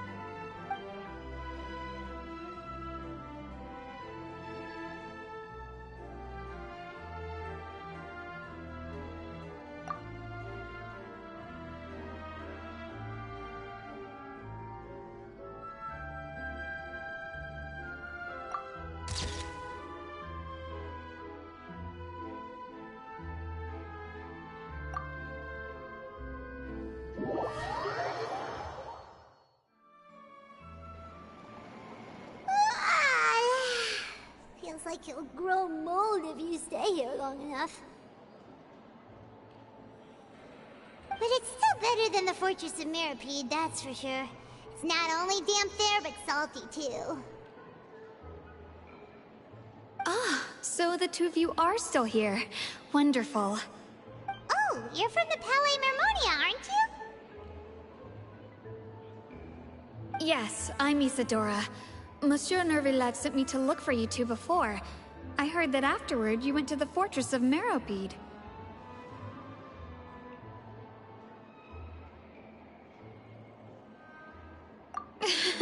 Not at all. I'm well aware that you're friends of his. Actually, I'm here to pass along a message from him.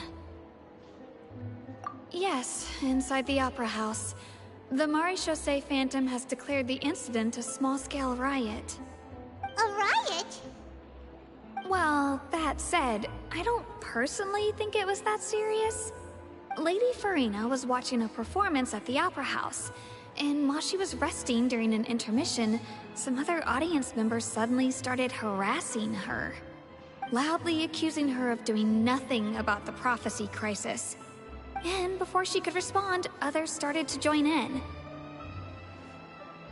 The crowd continued to grow, and protests against the Hydro Archon started to break out. So people have started to put the blame on Farina. Guess they finally found an outlet for the pressure they've been under due to the prophecy. I agree. People will naturally rely on gods, as is customary. But the moment people feel threatened, gods are also the first to be blamed. So what happened after that? Is Farina okay? Seeing that the situation was spiraling out of control and that further argument was pointless, she claimed that she'd gotten tired of this and left in a hurry. The Marechaussee Phantom had their hands full maintaining order and did not catch where Lady Farina had gone. Only when things had stabilized did we realize that she had gone missing. So, you mean she's still missing? That's right. The Marechaussee has dispatched many people to search for her, but we don't have any leads yet. That said, I don't think there's much to worry about. She is a god after all. Even if she were to fall into the hands of rioters, what could ordinary people do to her?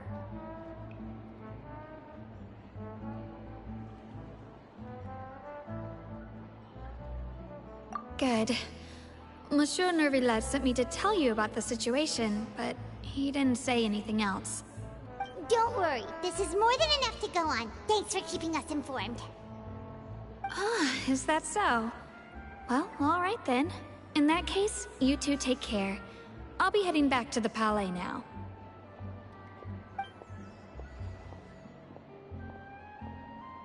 Well, sounds like we should hurry over to Poisson then. If we know Farina, she won't try to fix things in this situation. Instead, she'll look for a place to wait out the heat.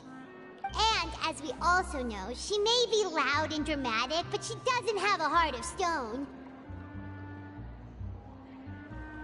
When Nervillet was talking to her in the Palais Mermonia, and she heard about Poisson, she couldn't hide her sadness and remorse. It would be hard for her to ignore being accused by the public today.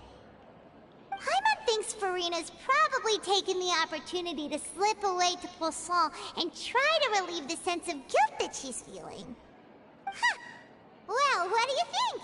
Paimon knows the answer, of course, but Paimon can do the analysis to back it up, too. Cool, huh?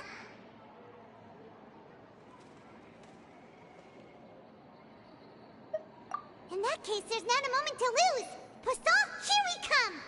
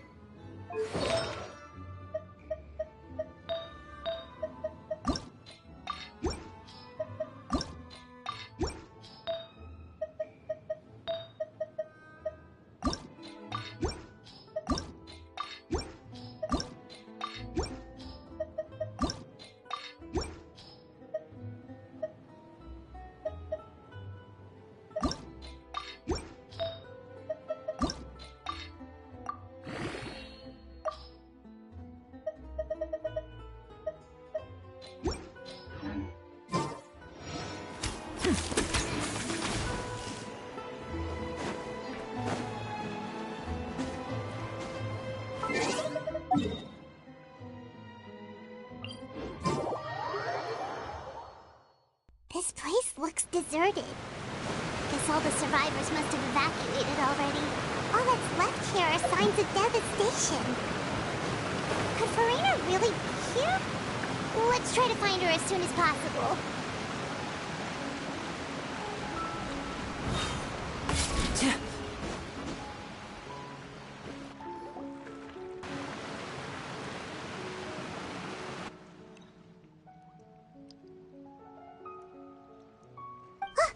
That's Farina, right over there.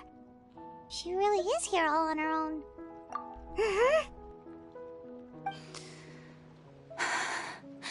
Should I just give up? This is all meaningless. What was meant to happen did happen after all. Everyone's dead. I'm sorry. I am so sorry. Give up, Farina. There's no point in holding out. I'm sorry. But what can I even do other than to repeat meaningless apologies over and over? Who's that? Don't worry, Farina. It's just us.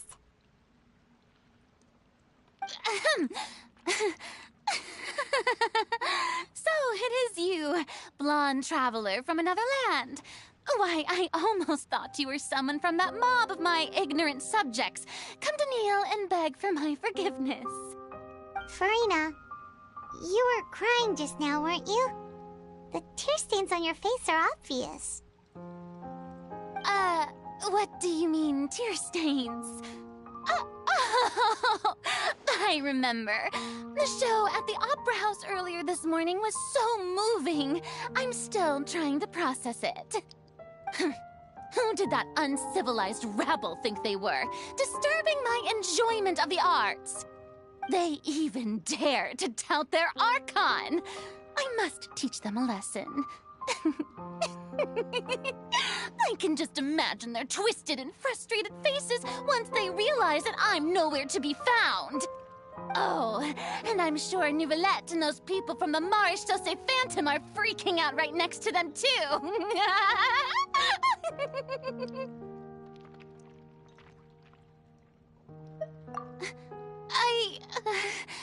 Of course not.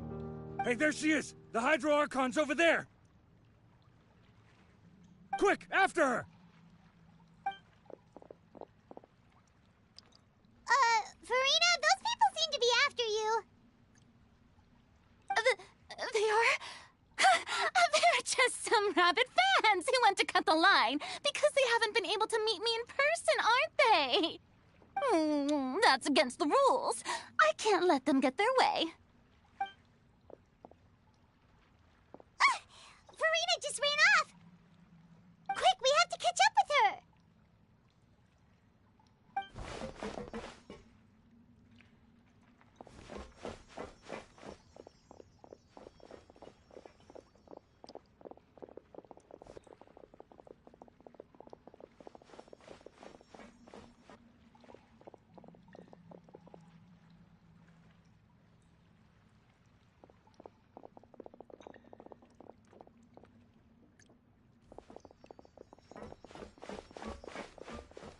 This should be the place, right?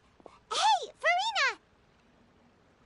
There's a good hiding spot over here. Quick, come to Paimon before the rest of them catch up to you. What is this place? Hurry, they're almost here! Fine. I suppose haste is warranted.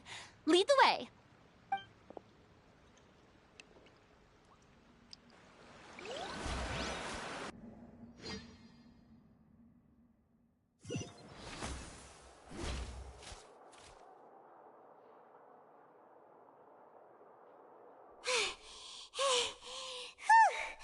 Paimon's exhausted.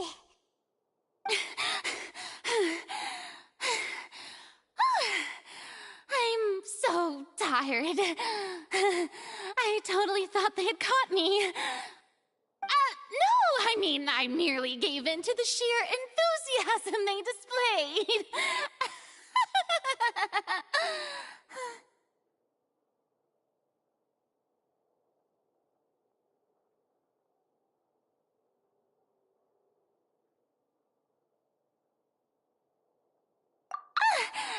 You're right. Yep, that's a good girl.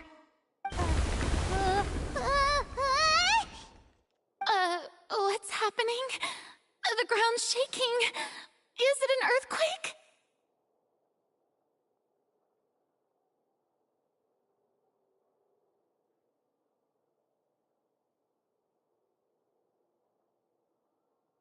Yeah, a quake of this kind preceded the flooding in Poisson, didn't it?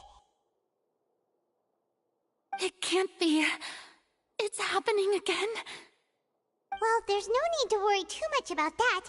Nouvellette's made some emergency plans, so the evacuation should go a lot smoother this time. Yeah, I hope you're right. But the people of Poisson, they've already...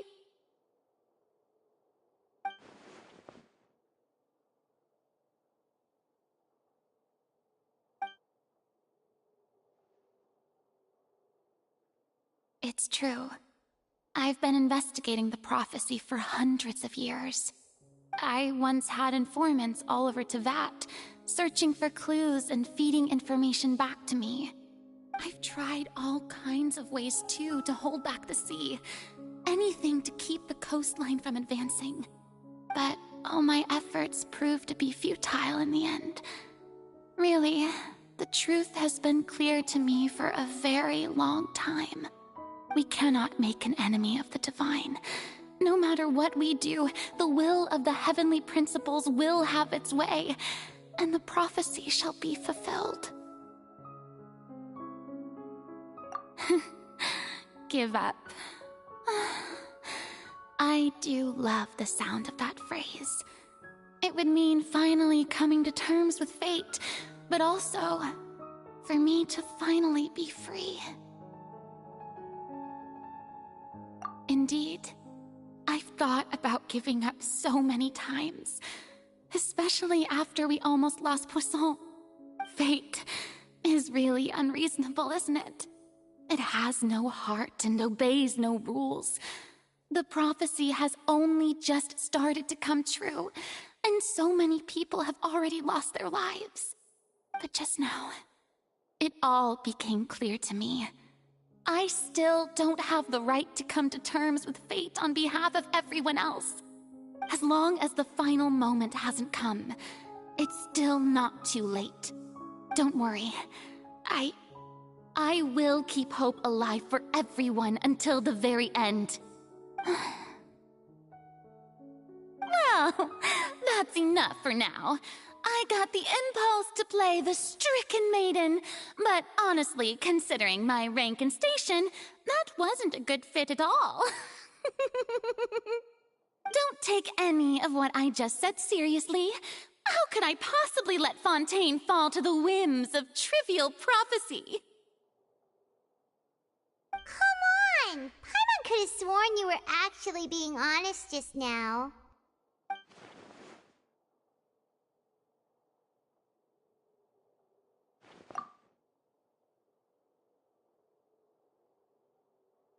Share my burden. That's impossible. It was fated right from the start that this would be my duty alone.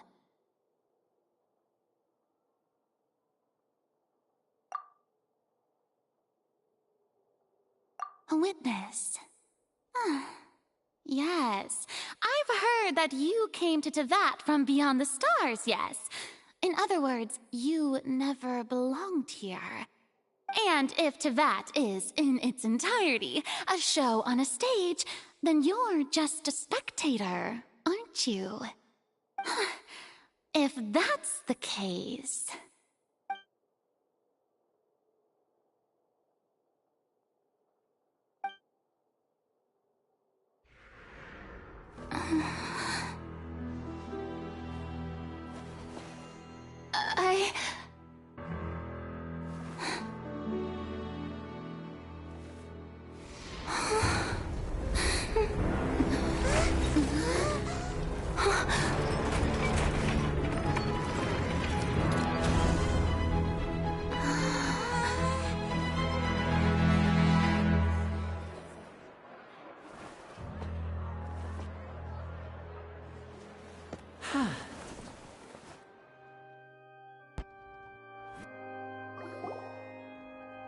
Ladies and gentlemen, this concludes my opening performance.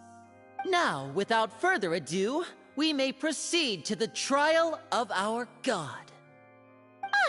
So this is what it is.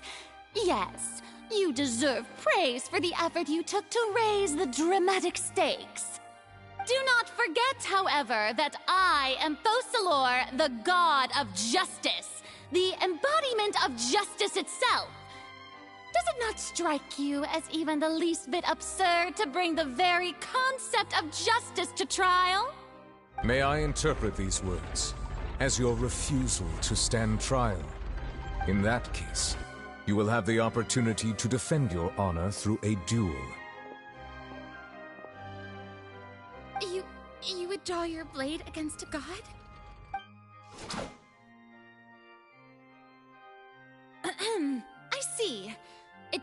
Seems like you have made up your mind.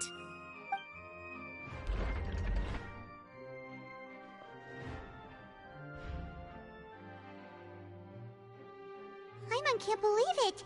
She just surrendered. What the heck is going on? Did I just see an Archon surrender to a human? Wow, how utterly humiliating. Lady Farina, what is the meaning of this? It would seem that there has been a misunderstanding. To be clear, the raising of both hands is not always an indication of surrender. Looking for excuses again, huh? I raised my hands just now to indicate my acceptance of the trial. No duel shall be necessary. I will admit that I've been running away for a long time. I'm sorry, everyone. I was unable to protect the people of Poisson. It is my duty to stand trial for my crimes. You are not the only ones to be disappointed in me. I, too, am exceedingly disappointed in myself. But now, it is time for the Hydro Archon to show you her courage and resolve. I, Farina, will use this trial to show the world the true meaning of justice! This time, I will protect you. Applaud and rejoice! One of the most outrageous and fantastical arcs known to the opera epiclese is now unfolding before your eyes.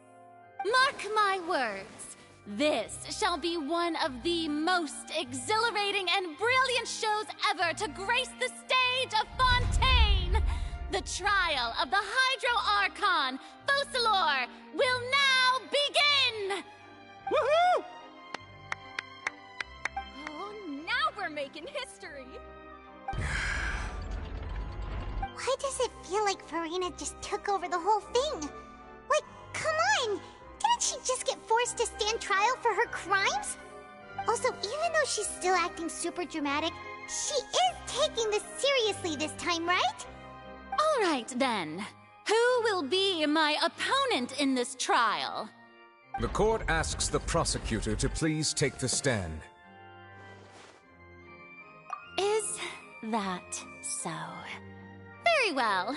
Then please speak, witness of Tivat, my accuser and fated opponent.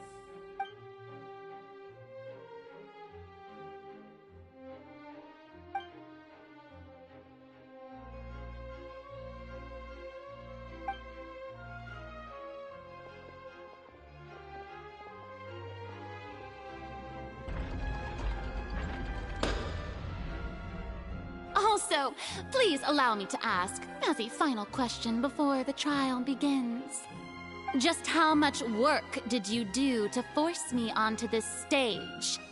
Well, we did do a lot of prep after the meeting that day.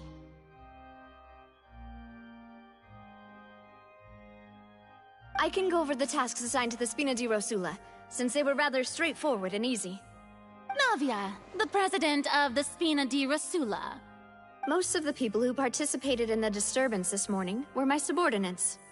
They changed into plain clothes and came to the Opera House as regular audience members, waiting for the perfect opportunity to incite insurrection against you.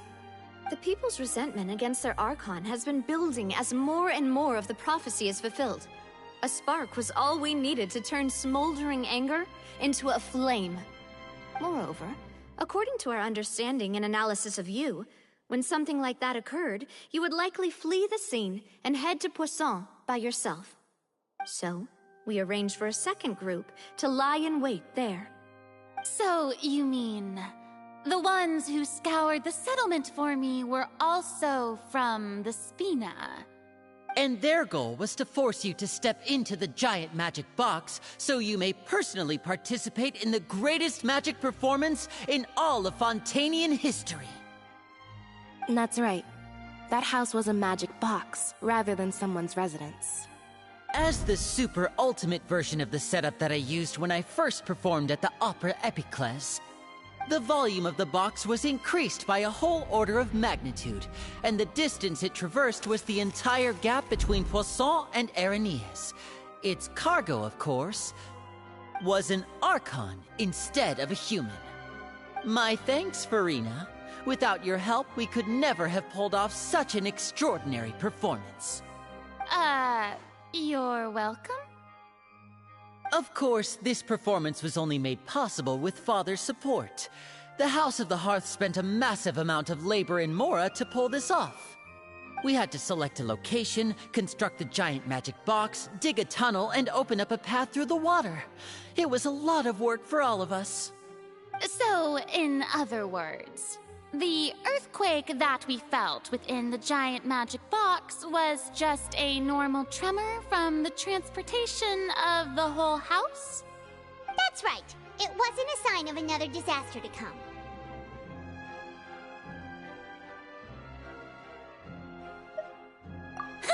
Then, I can guess Nervilette and Cloran's parts. You gathered a crowd, prepared a stage, and made sure that the champion duelist would be immediately ready for a fight. Also that as soon as I appeared on the stage, the trial may commence without a hitch. Am I right? Yes, that is correct. Well, Clorand, I must commend you for your courage. Only the most outstanding champion duelist in all of Fontaine would accept a duel with an Archon without flinching. Thank you. As for you, Traveler, I suppose your role was to keep me distracted with conversation once you found me in Poisson. You'd make sure that I didn't notice anything amiss before revealing yourself as my prosecutor once we'd arrived onto the stage.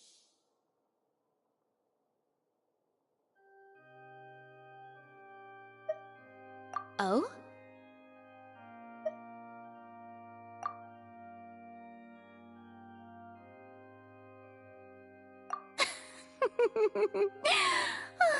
Is that so? Then I suppose I must have missed my final chance. It's fine. It matters not. What's done is done. The stage is already set, so there's no reason to disappoint the audience. Let's see this trial through to the very end.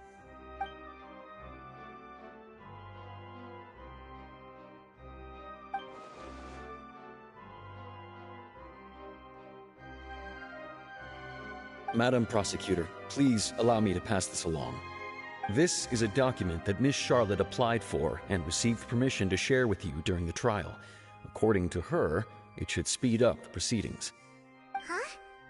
Charlotte wanted to give us something? Oh, so she's here too! Hey, Charlotte!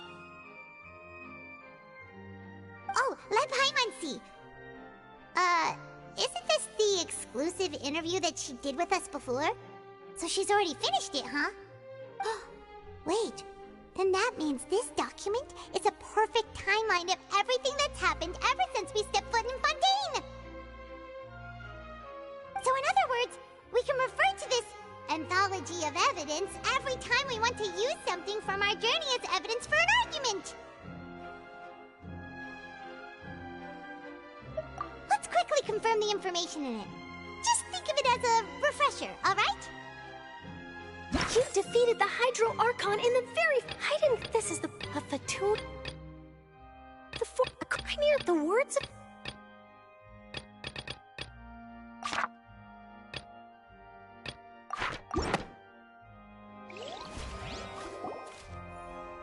The prosecution and the defense are both in position. The trial shall now begin. Oh, come on, Nervilette. There's no need to repeat all the unimportant legalese. Just fast forward to the part where the prosecution lays out my offenses. As the defendant and the lead actress of this performance, I still haven't even been informed of my supposed guilt in all of this. Of course, it is only natural for humans to struggle to understand the actions of a god. Not to convict me of a crime. That's true, but my charge here is unrelated to your conduct as an Archon. Instead, I would like to charge you as a fraud who's never been the Archon in the first place. Wait, what was that? Lady Farina's a fraud? Hey, I came here thinking that we were going to try the Hydro Archon for forsaking her duty, but did I hear that right? She's not our Archon at all? Charge accepted. Lady Farina, do you plead guilty to the charge?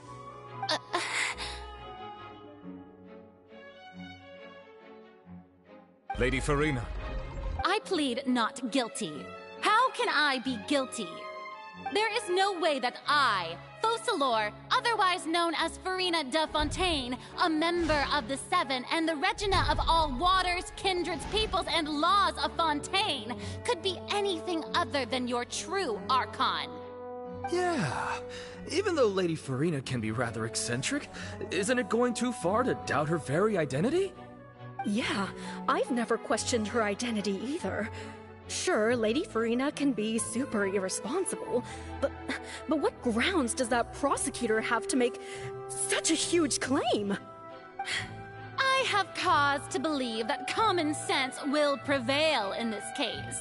Many of the members of the audience have known me as the Hydro Archon ever since they were born. There would be no fooling their memory. See? Even the Oratrice has decided to show me its favor. Are you sure you want to commit to a charge that will never be upheld?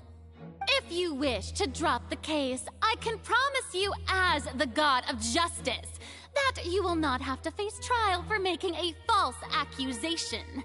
We will treat everything that's happened as a dramatic spectacle and move on with our lives. What do you say to that? Huh. An argument with near impossible odds, huh? We have to not only refute Farina's claims, but also overturn the long-held beliefs of the people.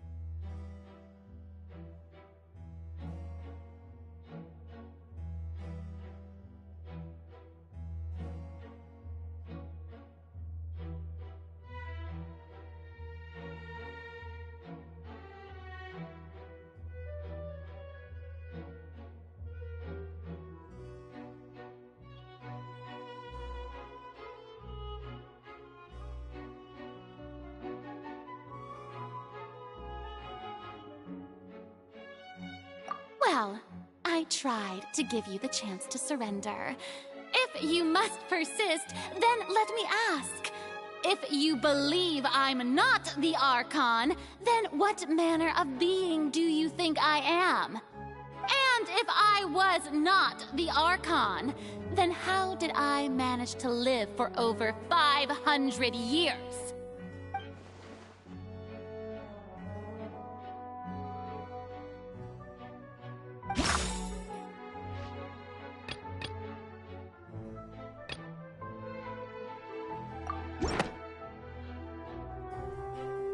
First of all, you may be a member of another long-lived race, which would allow you to naturally possess an extended lifespan. And second... Who gave you that idea? Was it the knave? You'd sink so low as to use a harbinger's words against me. A curse? I once thought it possible that the aura of an Archon might naturally resemble a type of curse. But in light of this claim, perhaps what I sensed was not your divinity, but a curse after all. Neuvillette sensed it too, huh? Lady Farina is actually a human? Well, it is true that it's extremely difficult to tell humans and gods apart just by looking at them. It's not impossible.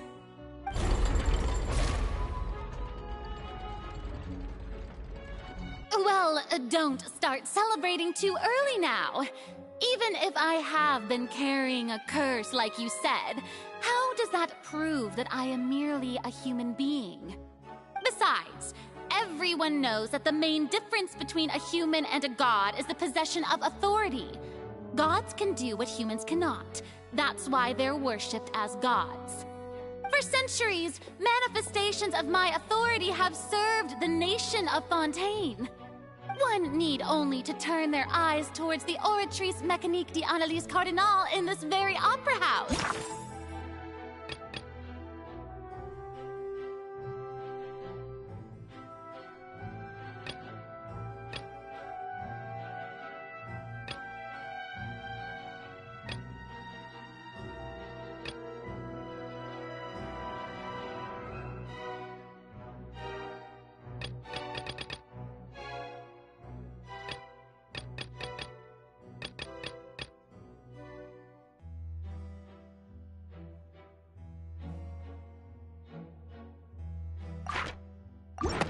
Or consider the indemnitium that is used in every aspect of life.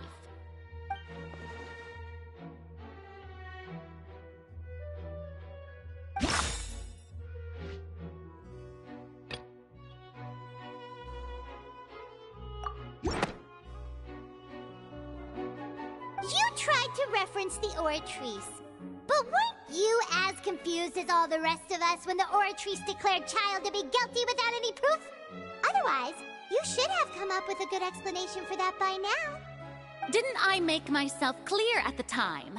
The decisions of the gods are naturally difficult for humans to comprehend. There is no need to provide an explanation. Lady Farina, I believe a reminder of your current circumstances is in order.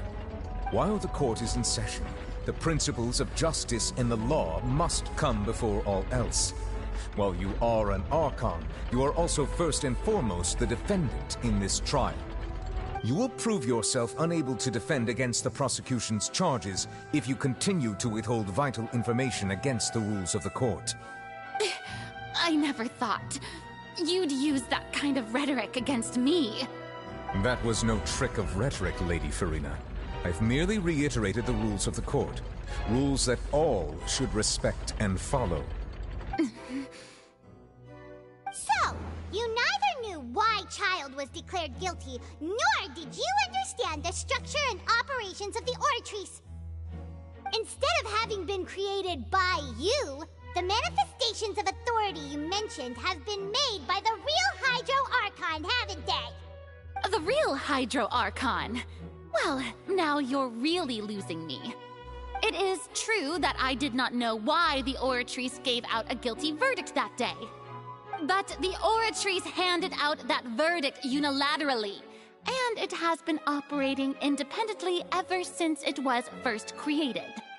You can't argue that just because a divine creation is flawed, that the god behind it must also be no god at all. She's still throwing out all kinds of excuses. Seems like she's confident that we won't be able to produce proof that she has no power over the Oratrice. My power as an Archon. There are many ordinary citizens in the audience. How can I just carelessly demonstrate the formidable power of an Archon? If that poses a concern, I'm prepared to extend my protection to the audience. You don't need to go that far.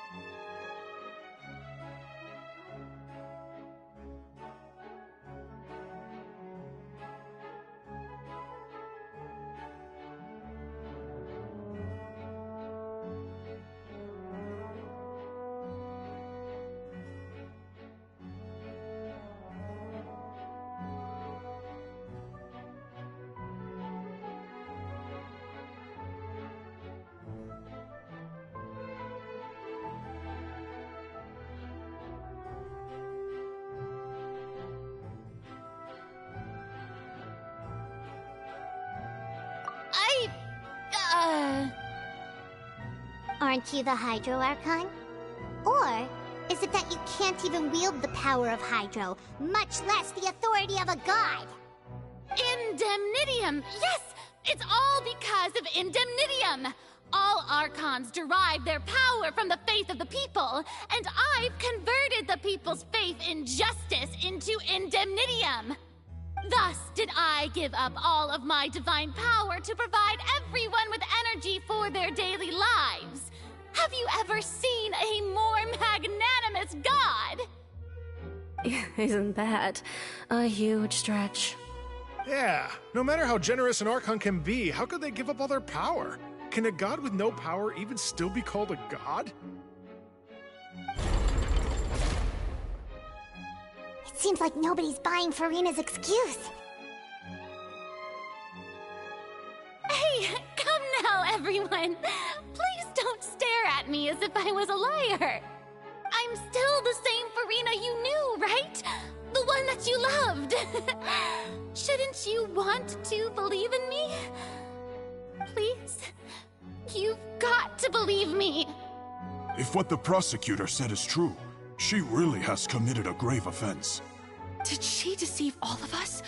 And all of our parents and grandparents too? And all of our ancestors? Ever since they were born? Enough!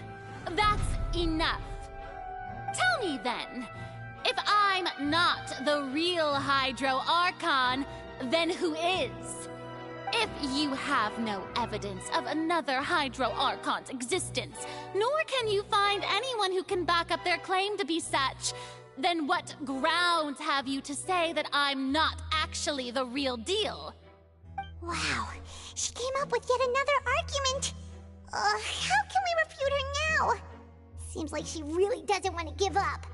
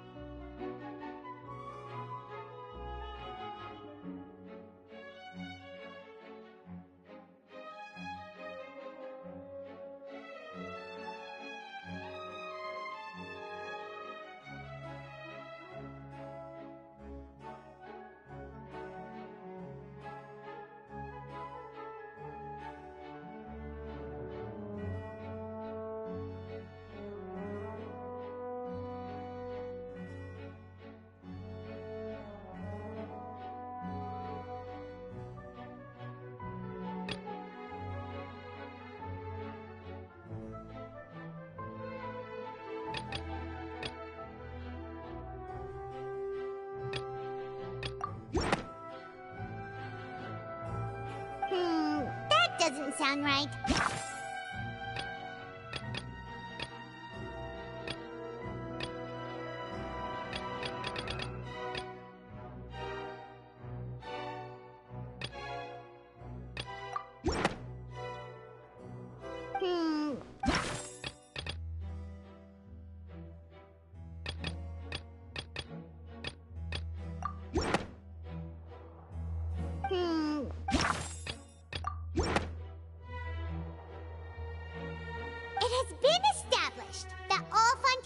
Can dissolve in water from the primordial sea.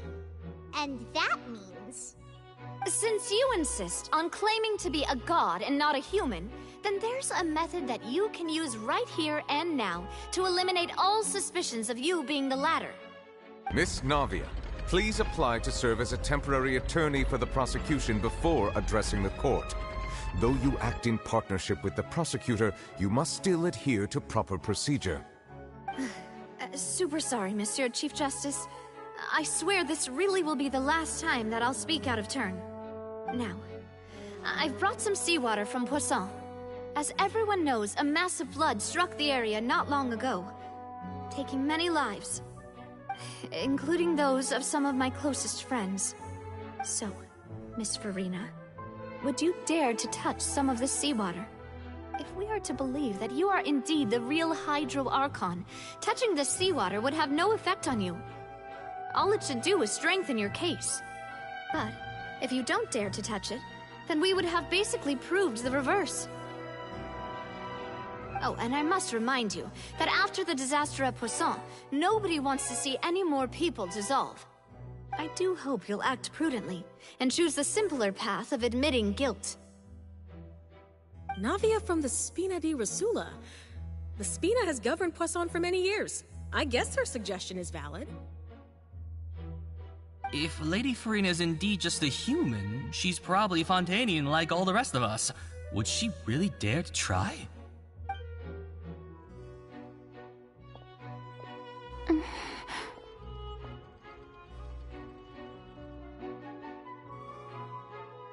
Lady Farina, this test has been unilaterally proposed by the prosecution.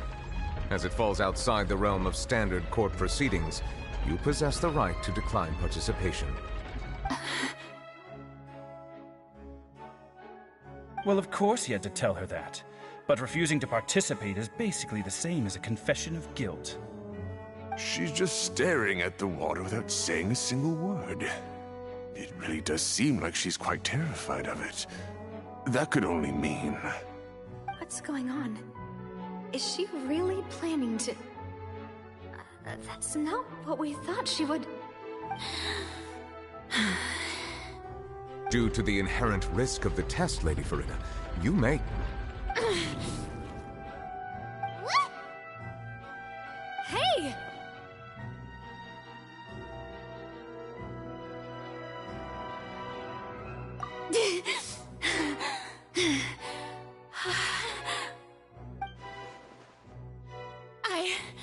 I'm fine!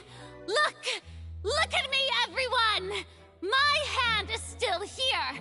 I haven't been dissolved! Will you believe me now? I really am your Archon! I'm nothing like a normal human who would fall apart as soon as they touch this water! Really, was this not the most obvious thing in the world? Miss Siegewing? If you're present, Miss Siegewing, please come forward and attend to the defendant. Siegewing? Don't be nervous. It'll just take a few seconds. Let me see. That should be enough. Please announce the results of your evaluation to the court, Miss Siegewing.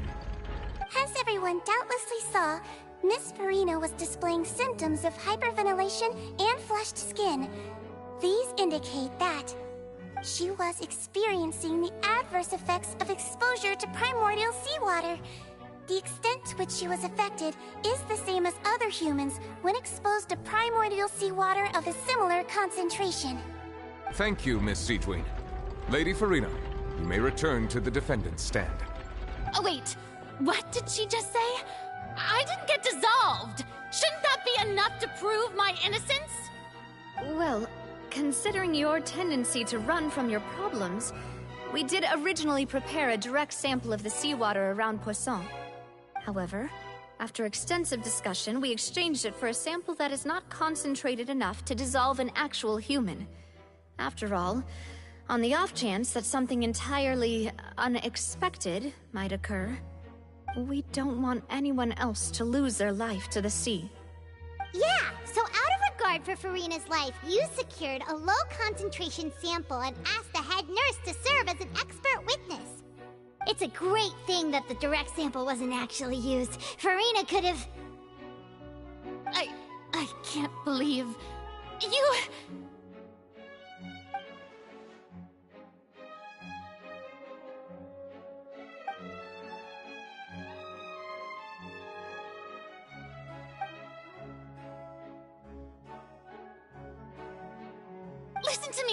Listen to me, everyone! Please don't give me such cold and disdainful looks! What happened just now didn't prove a single thing! Think about it! How can you conclusively prove that an Archon can't also be affected by the primordial seawater? Also, if I was really just a human, why would I dare to just put my hand in that kind of water?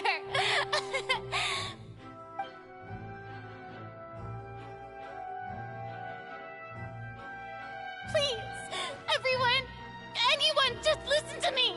I swear, I really am your Archon!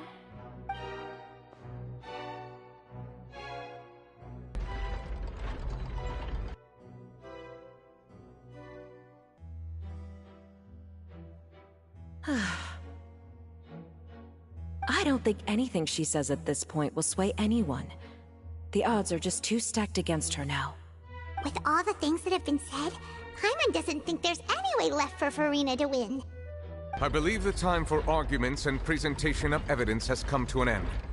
If there are no objections, we will move on to the final judgment.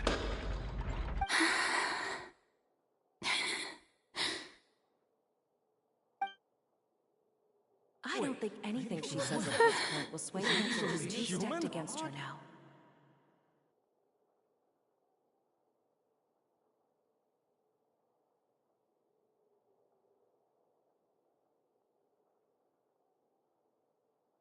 In my capacity as Chief Justice, I shall now render judgment on Furina's misrepresentation of herself as the Archon of Fontaine.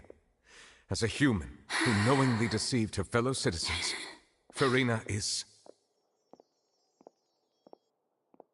guilty.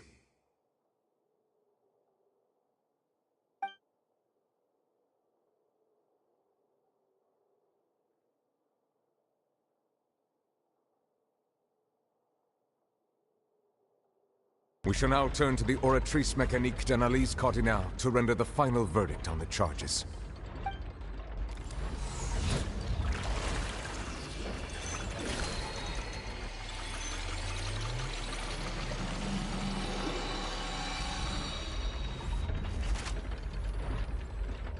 According to the judgment of the Oratrice Mécanique d'Analyse Cardinale, Furina is... Well, what's wrong? What's the Oratrice's verdict? No, the Oratrice also displays a guilty verdict. Isn't that correct then? However, the exact wording of the verdict is thus. The Hydro Archon, guilty, to be punished via the death sentence. The death sentence? That's actually one of the available sentences? I've always thought that it was just a myth. The one and only time the death sentence has been handed out at the court, and it's been given to the very person we've worshipped as the god of justice? What an unexpected twist. Furina's been sentenced to death by the Oratrice? We just wanted to use the trial to show her the seriousness of things so she'd tell us the truth. How did things escalate this quickly? This outcome is indeed quite strange. According to Fontaine's current definitions of justice, as well as his recommendations for criminal sentences, is this sentence really appropriate for the crimes that have been committed? Yeah! Even Vacher wasn't sentenced to death by the Oratrice. You know, the real evil mastermind behind the serial disappearances case. Indeed. Not only is Furina's sentence overly excessive, the very point of our trial today was also to prove that Furina has never been the Hydro Archon in the first place. But now, the Oratrice seems to have deliberately invoked the title of the Hydro Archon. What does this mean?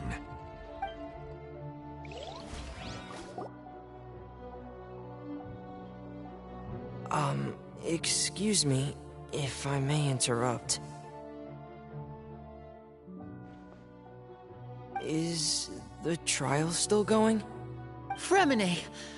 You finally made it. I assume this means you've completed your mission? Mm-hmm.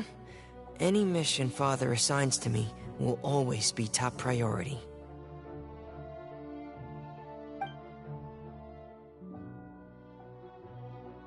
Is that the first prophecy slate? Huh. So the knave privately arranged for Fremine to try and find the missing slate. I looked everywhere and finally found it at the bottom of the sea. It took me a long time to get around some dangerous stretches of water. But has the trial already concluded? Then doesn't that mean I've come too late? Oh no. Father will be disappointed in me. Thank you for your hard work, Mr. Fremine. Please allow me to review the record left on the slate. Traveler, I believe that you have already seen the other existing slates, and would like you to come here and confirm their contents.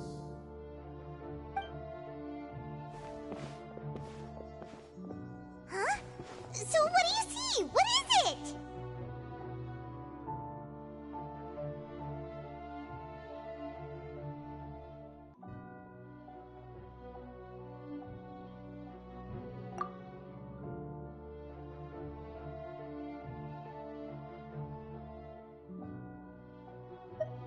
I believe I have now made sense of the Hydro-Archon's crime.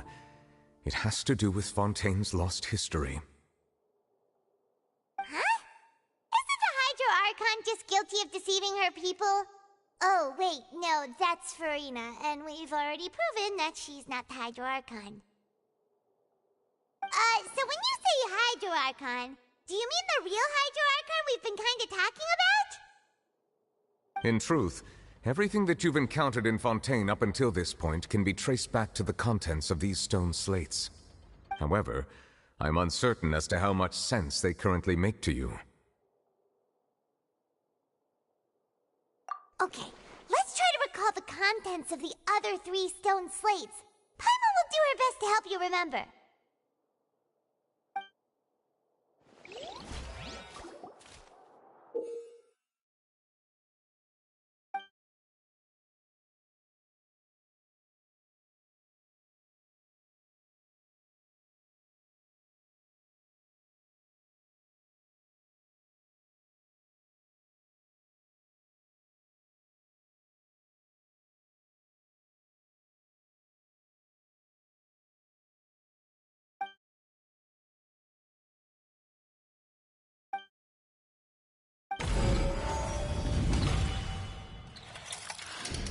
The first stone slate describes what you just said.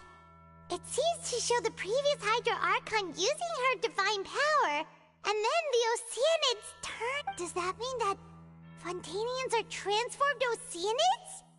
Oh, but the second stone slate shows Celestia floating in the sky, and the Hydro-Archon and her people worshipping it together. But this must be the point when the Hydro-Archon and the Fontainians were branded with their original sin. The third slate shows the Hydro-Archon seeking and... Well, the fourth slate is the prophecy the Fontainians have been taught. They didn't believe that such a crazy disaster could happen.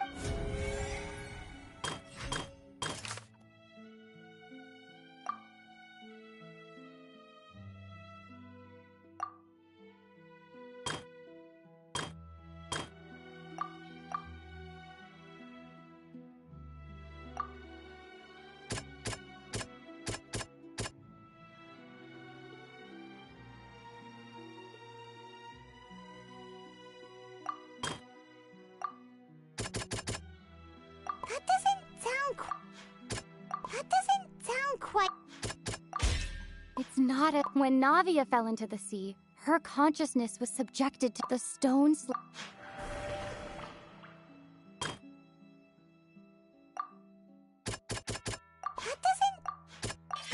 Perhaps what is about to take place has all happened before. The true sin of the Hydro-Archon that Nervilette mentioned, and the original sin cast down on the people of Fontaine by Celestia, as recorded on the stone slates.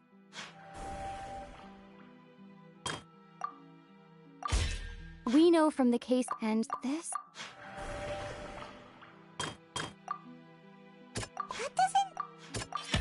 The prophecy from the stone slates found its way into society. If we hadn't dealt with it in time, things...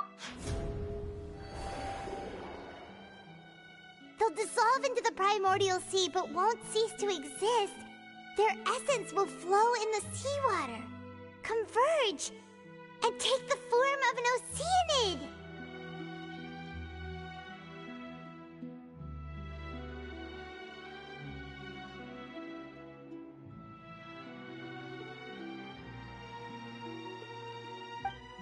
The Hydro-Archon was sentenced to death in court, shocking everyone present. Navia fell fell into the water inside those ruins, and she nearly dissolved. She was surrounded by the people of Poisson in a court with... The eruption of the primordial sea at the fortress of Meripede was... The stone slate's contents can all be verified by recent events. If we...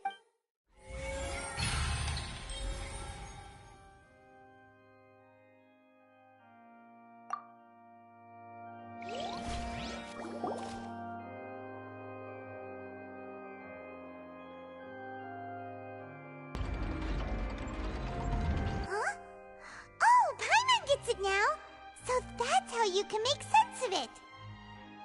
But then it feels like we're going to have to share some truly shocking revelations. Let's hear them.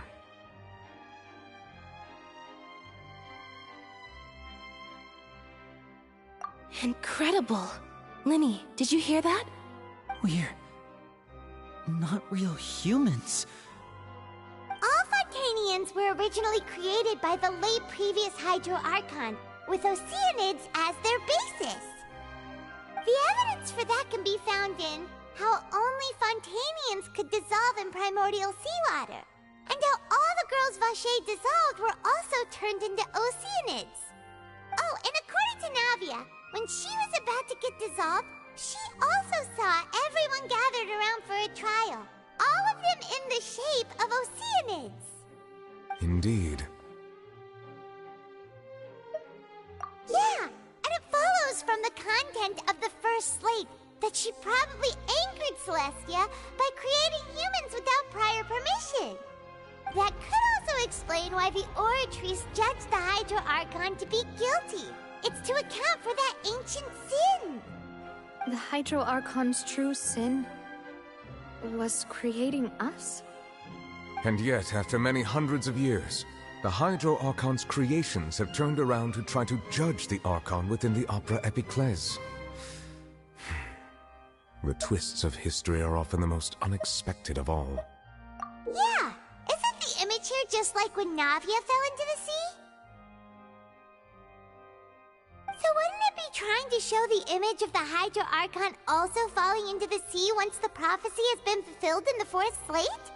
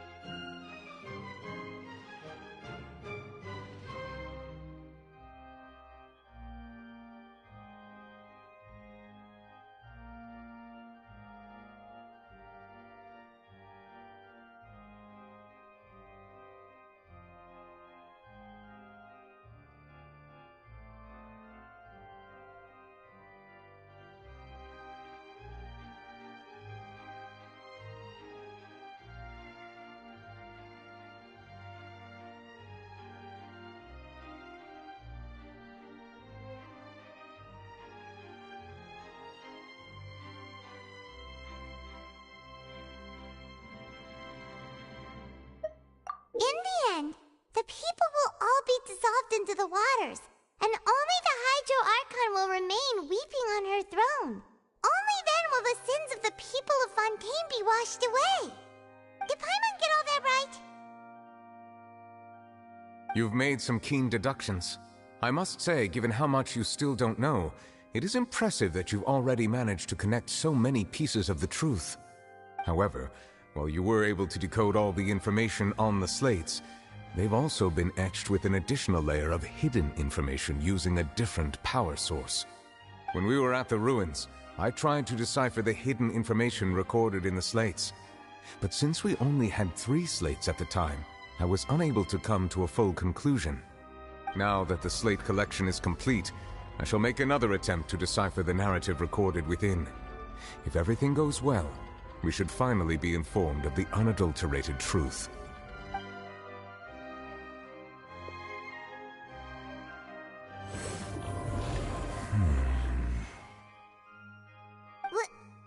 Well?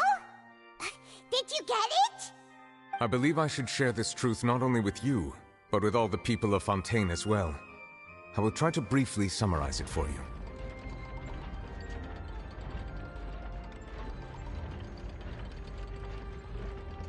Your hypotheses regarding the origin of Fontainians and the sin of the Hydro Archon were both correct.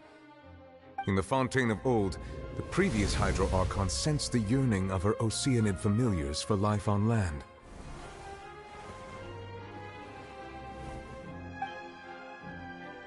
The Oceanids were enamored with the beauty and romanticism of human beings, and wishing to have those experiences for themselves, expressed to the Hydro Archon their desire to become of a similar kind.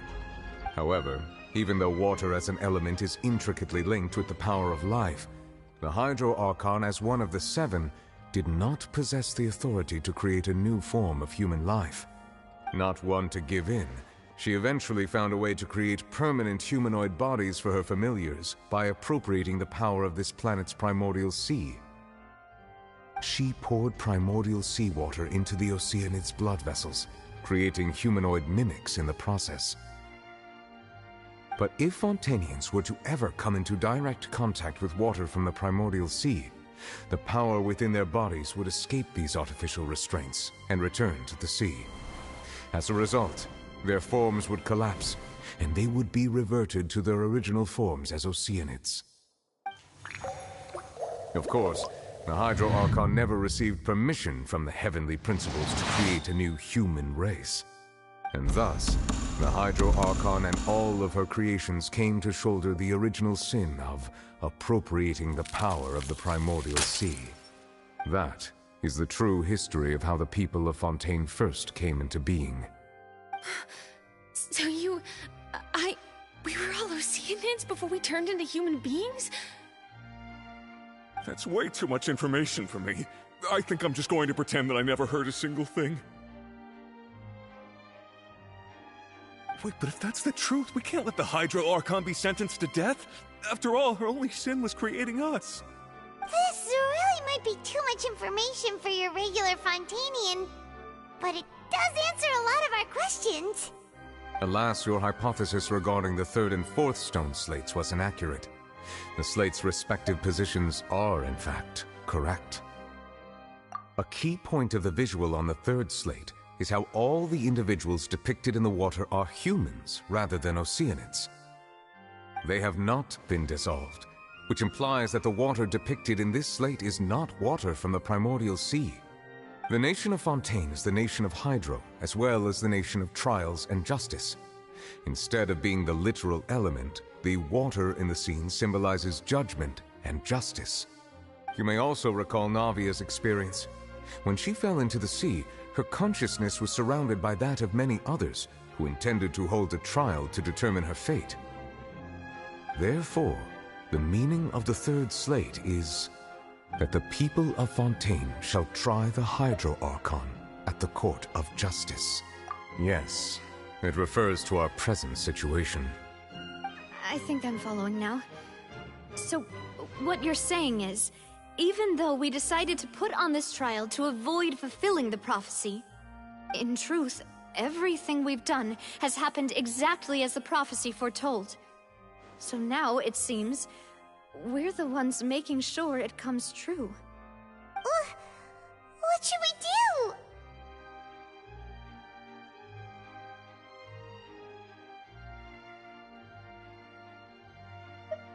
Huh. No matter what, the prophecy will be fulfilled. Is this what it feels like to be a prisoner of fate? If that's the case, does that mean the scene in the fourth slate will also be fulfilled soon? Traveler, I would like to point out another small fallacy in your deductions. About the fourth slate, you probably thought that the eruption of primordial seawater beneath the fortress of Meripede served as the surest sign that the prophecy was about to come to pass, yes? However, I believe that rather than being a sure sign, that eruption could in fact only be a small warning of something far worse to come. As for the root cause of the catastrophe, I believe you've already encountered it once before.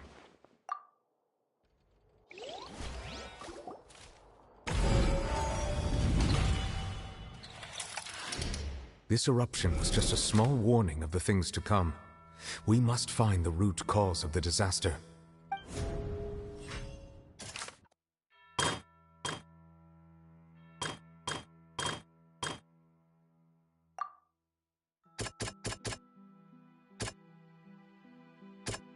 That doesn't sound... It was both dream and reality. If we're talking about a true culprit, that could only be that thing inside the primordial sea, right?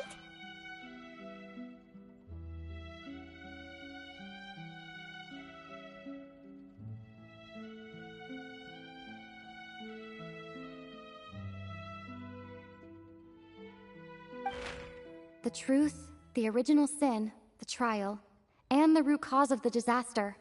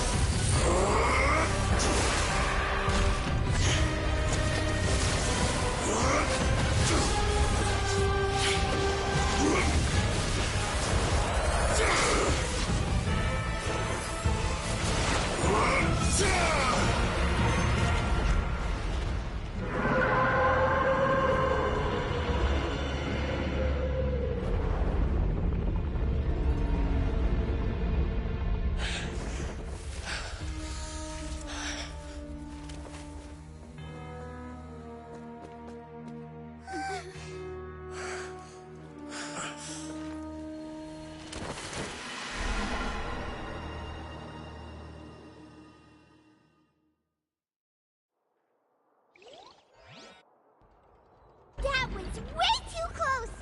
How did that thing just burst into the Opera House? Wait, was that the huge whale you saw in your dream?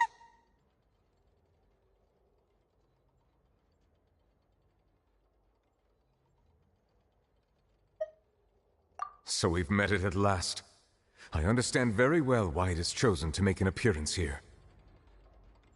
That whale does not belong to Tevat. It is a monster that has traversed the stars, weeping all the while. It has been greedily consuming the energy from the planet's primordial sea, using it to grow. That is the main cause for the rising sea levels.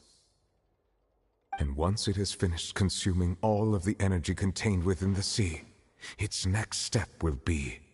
You said that when the Hydro Archon first created FontaineArcs out of Oceanids, she filled their blood vessels with primordial seawater. Precisely. That whale finds the blood of Fontainians nigh impossible to resist. Therefore, when it left the Primordial Sea, it decided to make its next stop a packed opera house full of food. Food in the form of Fontainians. We just barely managed to push it back, right? In that case, won't it come back to target the people again once it's managed to recover its strength? That is correct. Indeed, it is more accurate to say that we should thank that Harbinger for buying us some time. Without him, the whale would have likely come onto land far sooner. From the way he looked, he must have been fighting the creature for quite a long time. That battle maniac. We've always known that he had a special connection with that whale, but we definitely didn't expect it to help us out like this. Anyway, now that we know that this whale is the actual cause of the disaster recorded in the prophecy, all we need to do to stop the prophecy would be to find a way to beat it up, right? It is too late.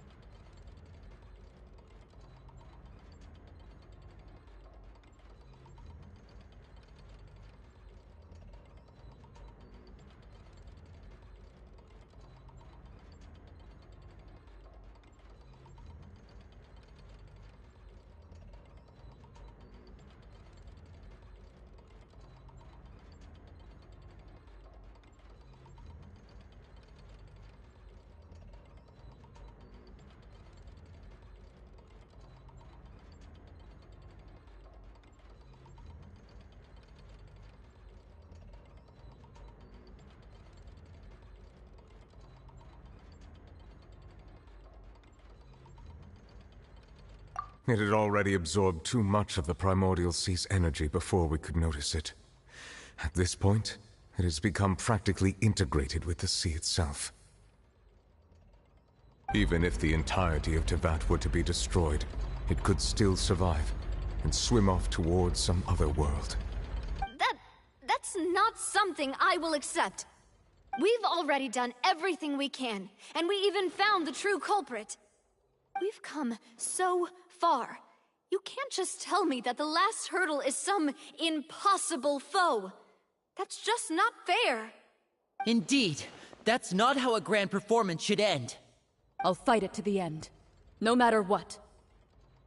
So the prophecy will be fulfilled no matter what, huh?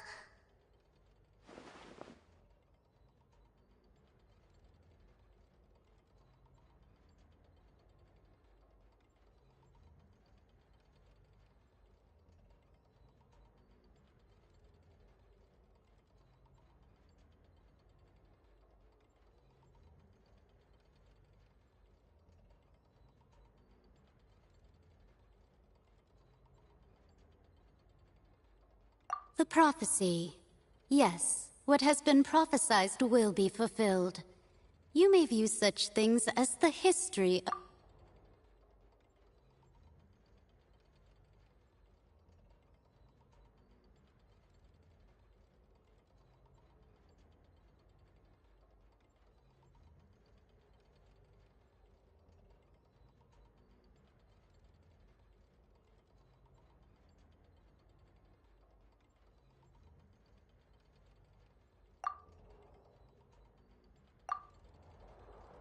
Just as prophecy... Ultimately, fate shall serve as your only guide, no matter what will happen in Tevat's future. All you need to do is to play your part.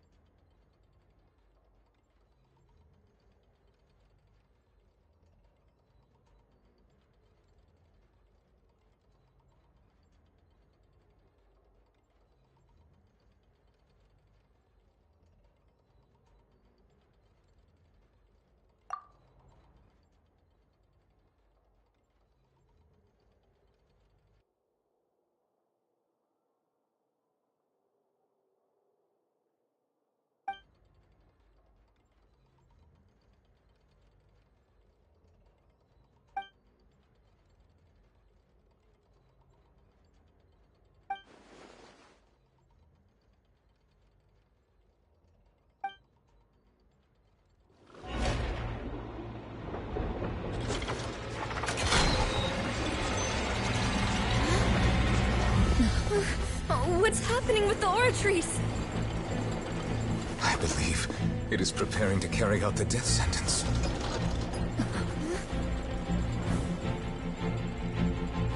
Furina!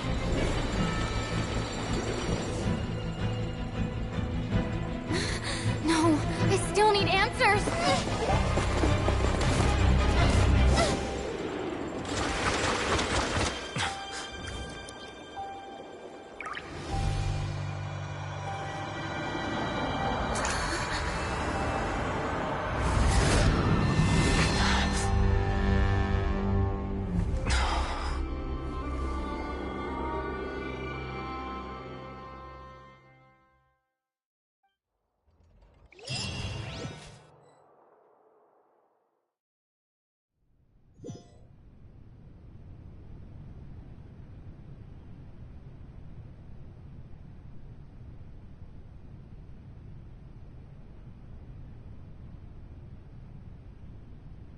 You...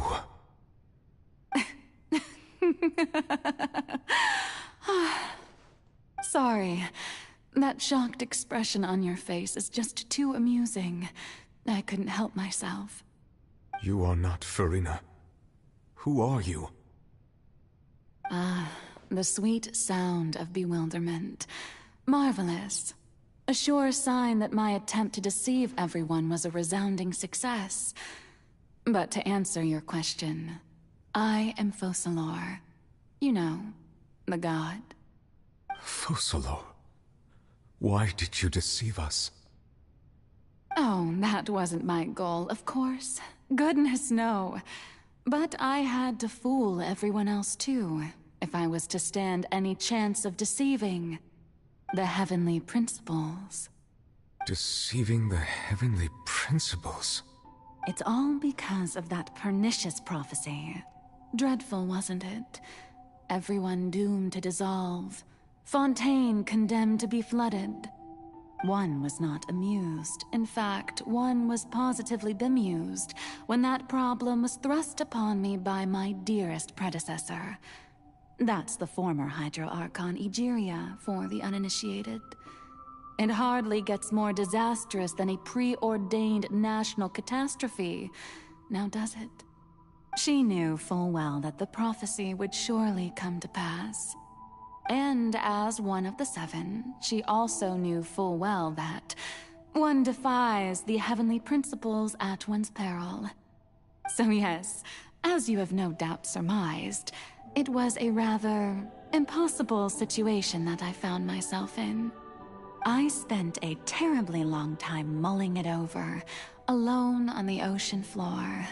And I was almost growing barnacles by the time I finally realized there was only one possible solution to this confounding conundrum. I had to outwit the heavenly principles, allow the prophecy to be fulfilled, ostensibly at least, while saving everyone at the same time. I'm a genius, I know. I can only assume that's why Egeria chose me as her successor. Although, looking back now, it was hardly the inheritance one dreams of. Between the task of saving the nation, the quotidian duties of the Hydro Archon, and not to mention the original sin of creating a new race of humans, I dare say she left me quite a colossal mess to clean up. But one can only play the hand one is dealt. I did not choose this, any more than I chose to be one of her Oceanid familiars. So you were also once one of the Oceanids, transformed into a human by Egeria's hand? Yes, I was. I always dreamed of becoming human. And I still do, even now. In my eyes, to be human is to be part of the greatest opera ever known. After becoming a god, I separated my divinity from my body and spirit, leaving behind only a self that was as naive and bewildered as my past self on her first day as a human being. The me you see before you now is that divinity. And the human counterpart I left behind, I named Farina. She could feel joy, sorrow, and everything in between. She could be as vain and conceited, or as meek and vulnerable as she wished. Her strengths were of a kind only a human could possess, as were her shortcomings. But in my eyes, Farina's humanity was what made her perfect. She was perfectly human in every way. The person I always wanted to be. Anyway, so then I cursed her. All part of the plan, of course. The plan to deceive the heavenly principles. Do you still remember the final scene of the prophecy? The Hydra Archon alone, weeping on her throne. In order that the prophecy might appear fulfilled, I invited Farina to be an actress, to play the part of the Hydro Archon in the prophecy. Under the curse I placed on her, so long as I, Focalor's divinity, continued to exist, she could not die. But nor was she free to live her life in the pursuit of happiness.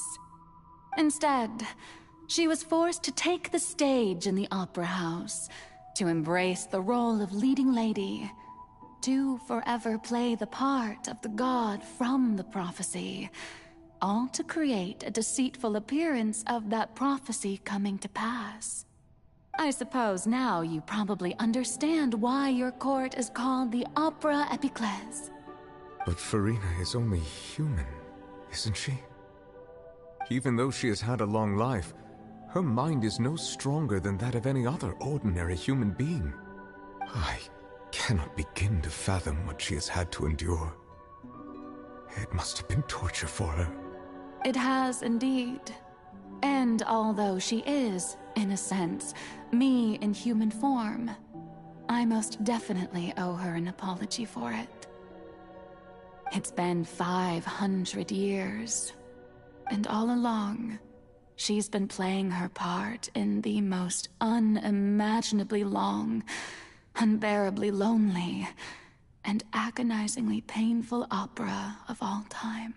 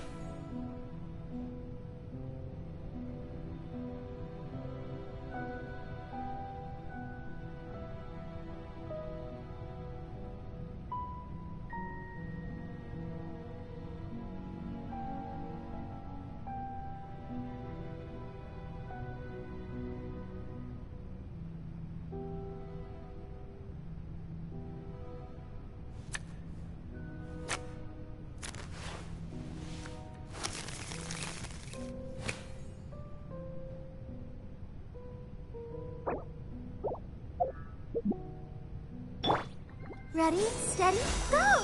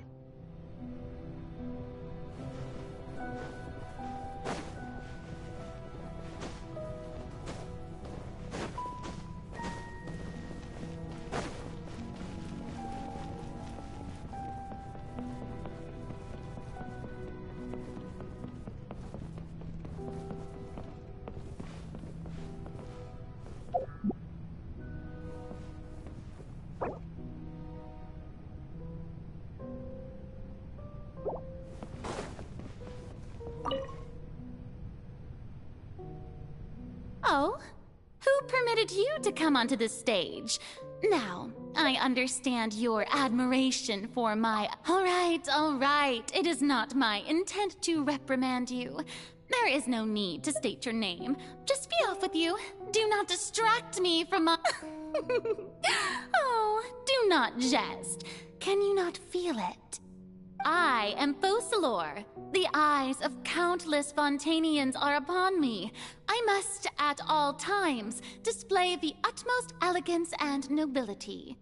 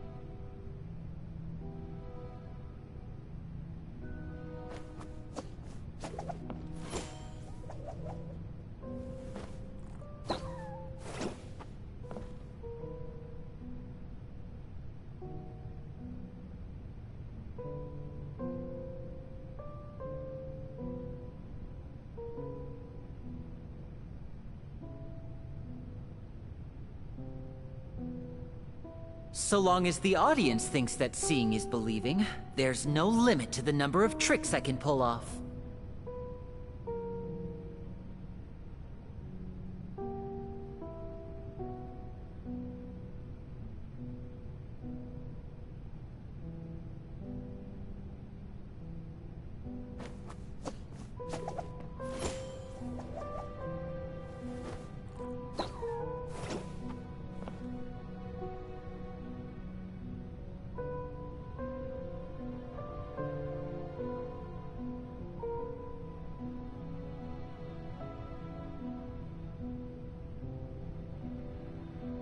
This is no time for distractions. Seriously, you have a great magician standing right here. You don't want to miss the best part, do you? Dear audience, the performance is experiencing a technical difficulty, but worry not. The guards shall resolve it soon enough.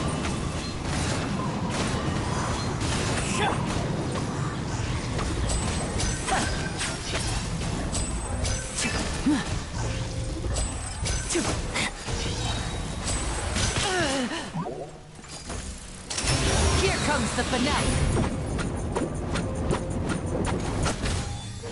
Step right up. No rest for the wicked. One with nature. Time to go.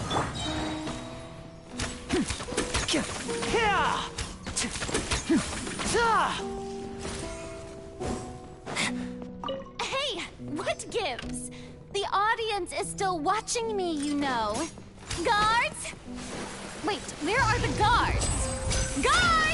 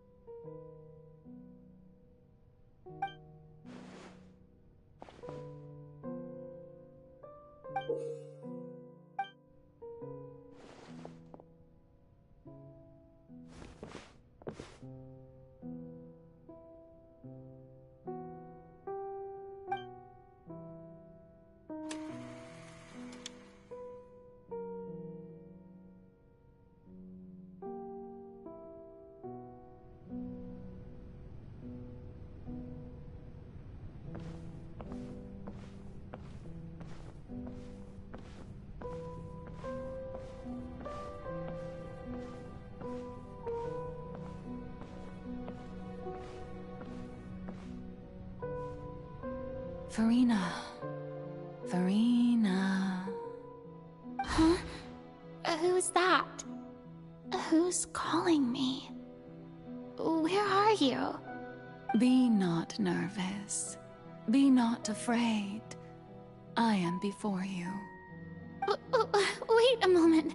You're... Mirror me? How can this be?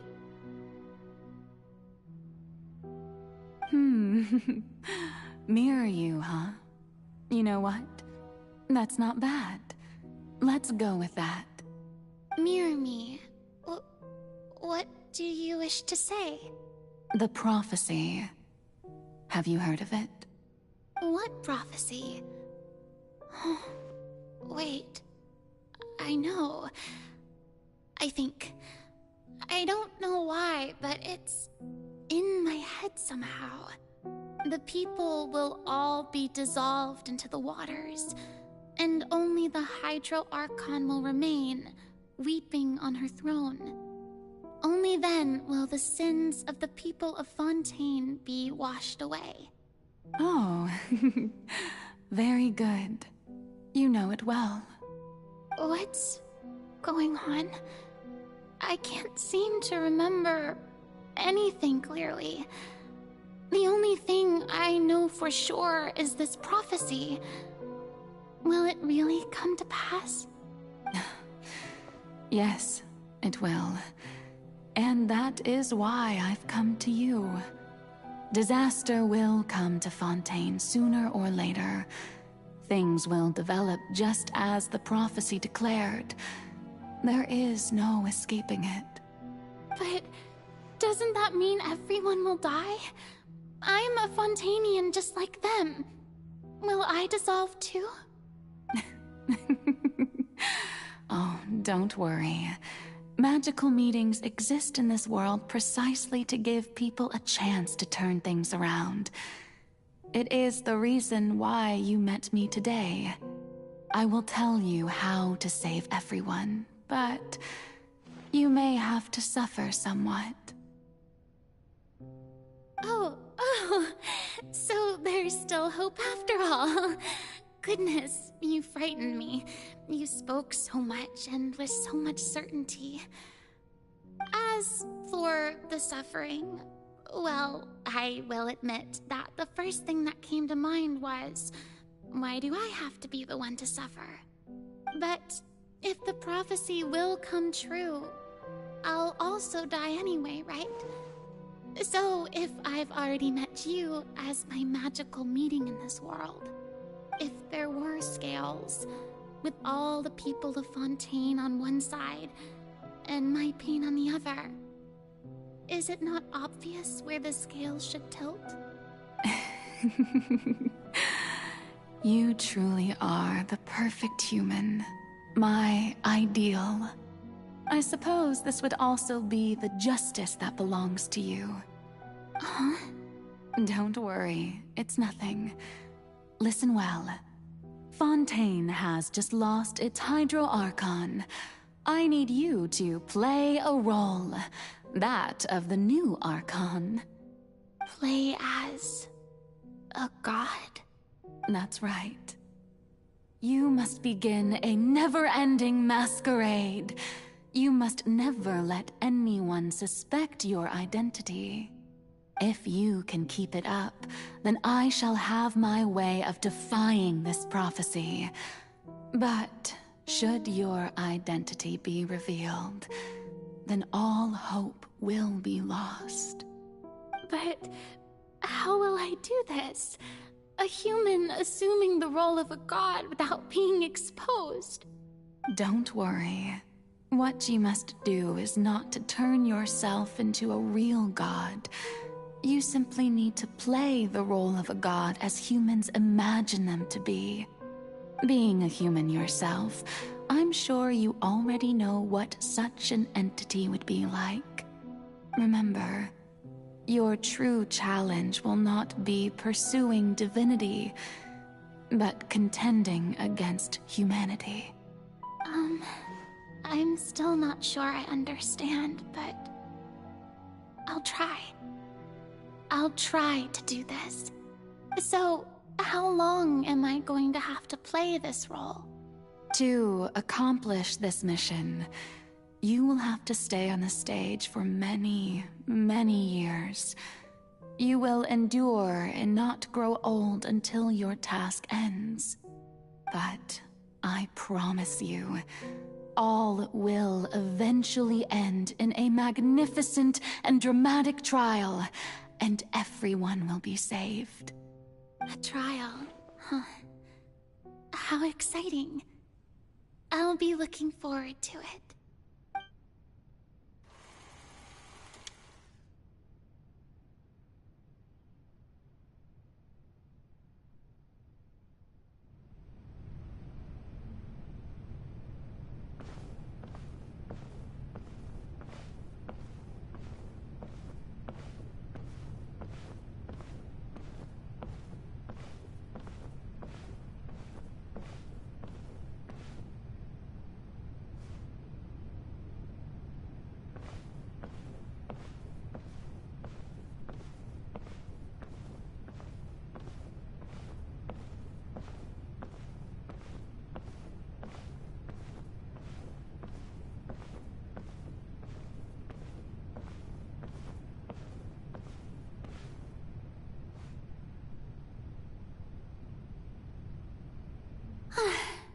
The Maison Cardinalise has announced my accession, but this is my first time facing the people.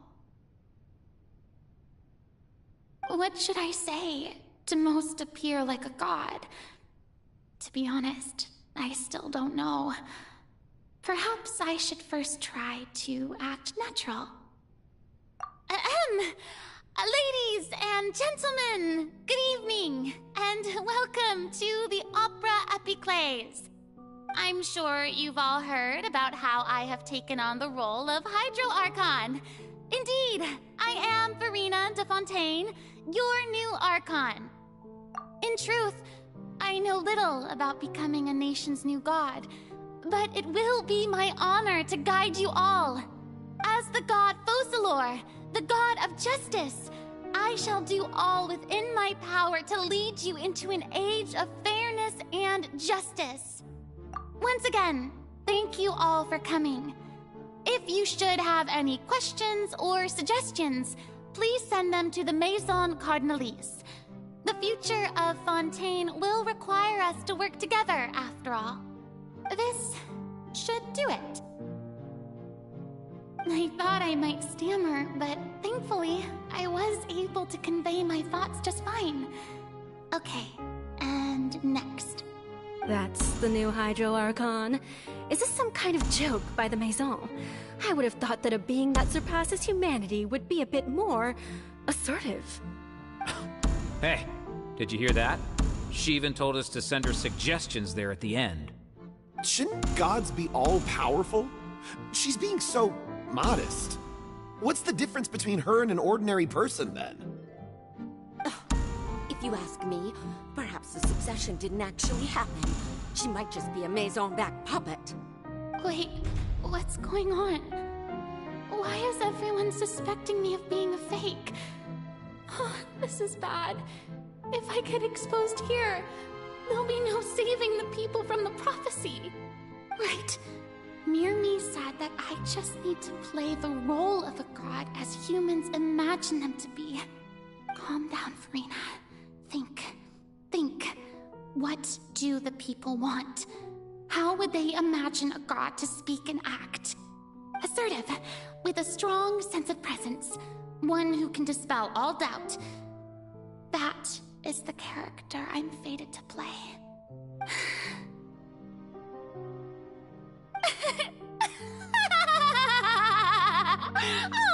Oh, very good, my people. Only ones such as you are deserving of my rule. Now, I was wondering, if some weak puppet were to one day come onto the stage and claim ownership of this opera house, would the children of Fontaine follow them? Well, it seems that you would all see right through them. Having passed my test, you are qualified to witness wondrous trials alongside my august self, here in this opera house. You may consider my previous act a door gift of sorts. I thought it was a debut that suited the atmosphere. Now then, let us be reintroduced. Ah, so that was just a performance. How could I have forgotten that we were inside an opera house? Her personality. It's quite shocking, to be honest, but I suppose it's a better look than before. Such a fascinating and bold deity. How wonderful. Our future may yet be bright after all. It seems I've turned them around.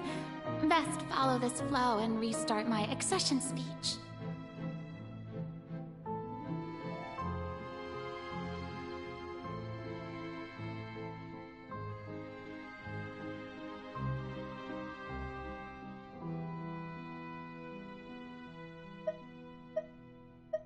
My dear people, whether you acknowledge me or not, whether you trust me or nay, I say to you, keep faith in your ardor for justice. We have heard it said that this nation's sins can no longer be washed away. Well, I say that justice is most fragrant when it blooms amid sin. The scales of justice should not weigh heavy in the hands of its God. On one side, it must carry fairness and justice. And on the other, praise and applause. May law be the prayer on our lips. May judgment be our worship. Let us light the fires and drink to the future of Fontaine!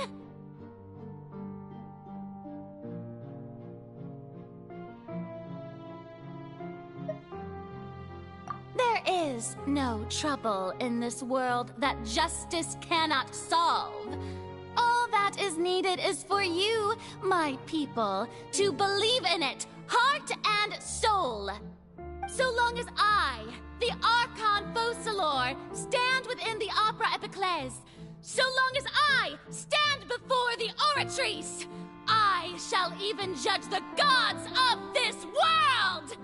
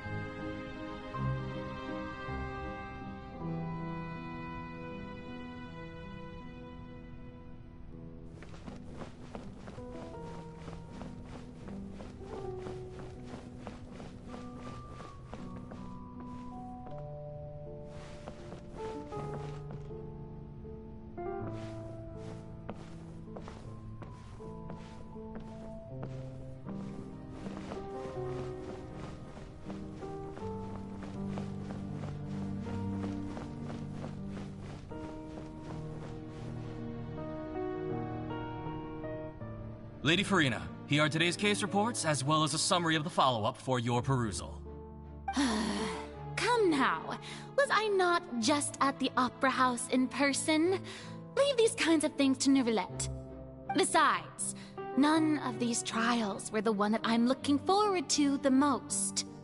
If I may be so impertinent, what kind of trial are you truly looking forward to? A magnificent, dramatic, and wondrous trial. A trial to end all things. How could you hope to understand? That's true. I fear I lack the ability to grasp your divine thought, Lady Archon. No need for fright, and do not take what I said before too seriously. Go now, do your duties. The trial I await. It will come one day.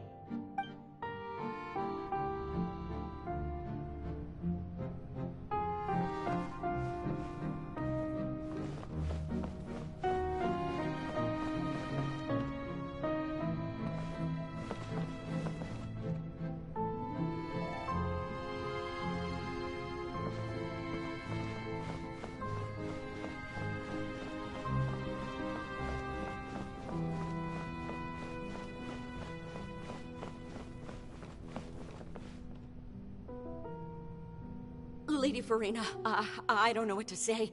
Thank you for agreeing to see me. No need to thank me. Or rather, thank your own sense of perseverance instead. Long have you stood in line to meet me, have you not? Oh, I'm afraid that's just an inevitable consequence of my divine charm. All right. Deoteria, is it? How is your son's illness? You remembered me, and you knew of my family, too. He is doing much better now. In fact, he is far more of an ardent believer than I. He was the one who forced me to seek an audience with you, and to bring your words back to him. Oh, good. Very good. If this should happen again in the future, please do not hesitate to come and tell me. Going down to citizens' homes every so often, while not usual practice, should serve as a fine change of pace. Oh, you're such a gentle and wise god. Thank you once again, on behalf of my son.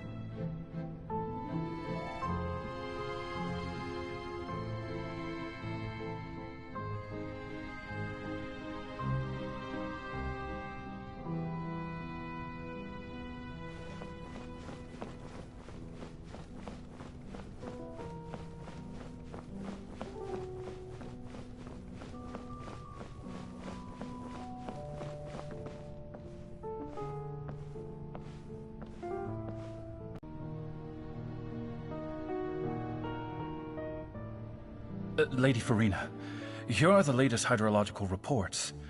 As for the specific parameters you asked to take note of, I'm afraid things still don't look good. I see. It's as I thought, then. As your god, I did already expect this, but I wanted to see how far your human wisdom would allow you to analyze it. All manner of signs indicate that the prophecy will still come to pass. Forget it. That's not something you need to worry about right now. Well, as I understand it, the Fontaine Research Institute is also trying to find a way to counter the rising water levels. Really? Have they found anything? I'm afraid that they haven't found any effective solution thus far. Oh, is that so? Well, no wonder. This issue has reached the realm of the gods, after all. Still, their spirit is praiseworthy.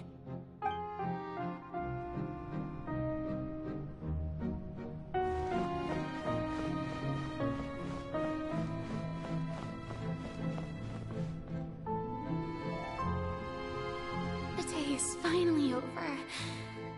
I haven't had a moment to breathe this whole time. But it's good to see that everything's getting on track. There are no longer any voices of suspicion. Maybe this is fine. I just need to keep going, and everyone will be saved. All right, Farina, don't think too hard about this. You need rest. Tomorrow's a new day.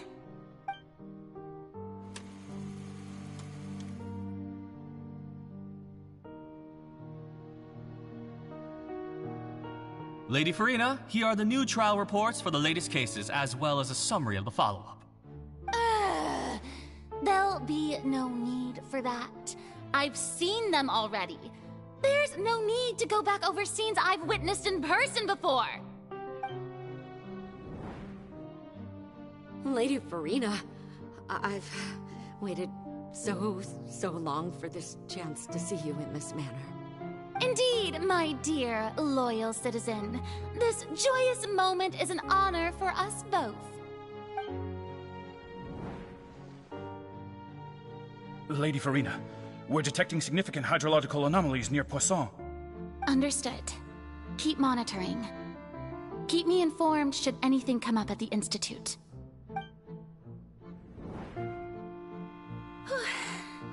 I don't think I let anything slip today. I must show the people that there is nothing to worry about. I just don't know when these days will end. I feel utterly exhausted. Best to rest early today, too.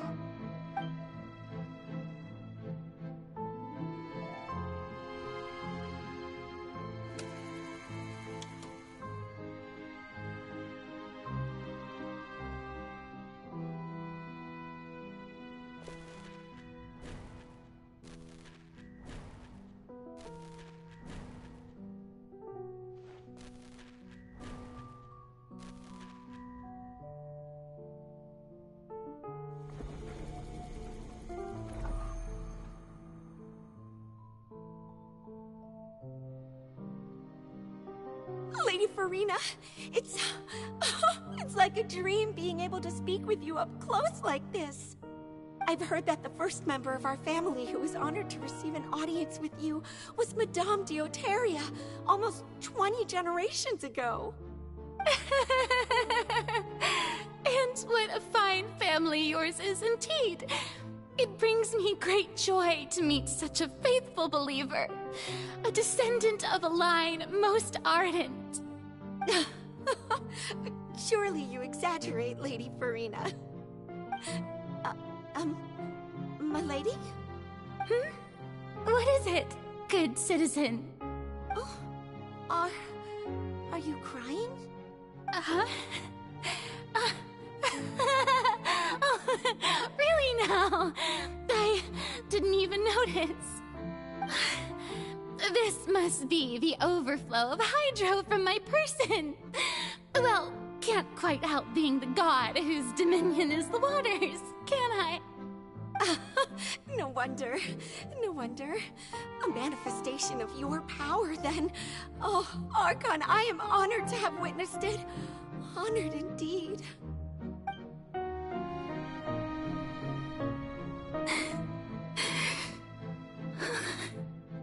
So interminable.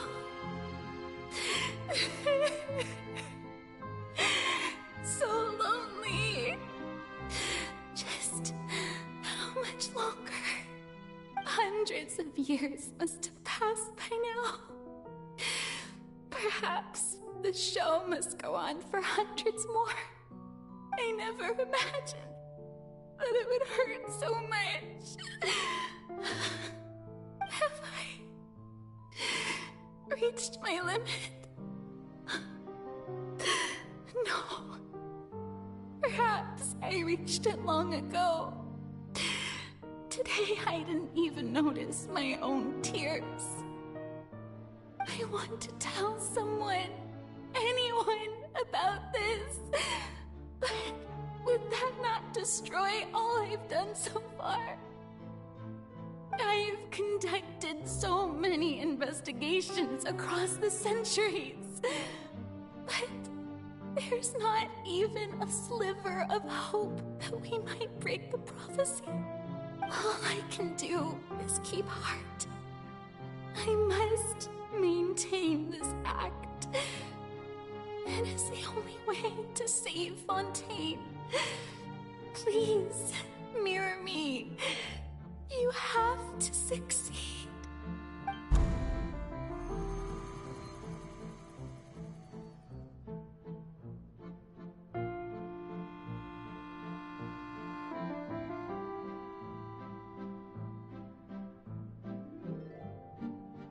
Farina, you don't have to shoulder this burden alone. Although I don't know what you might be keeping from everyone, your people are more than willing to share your burden with you.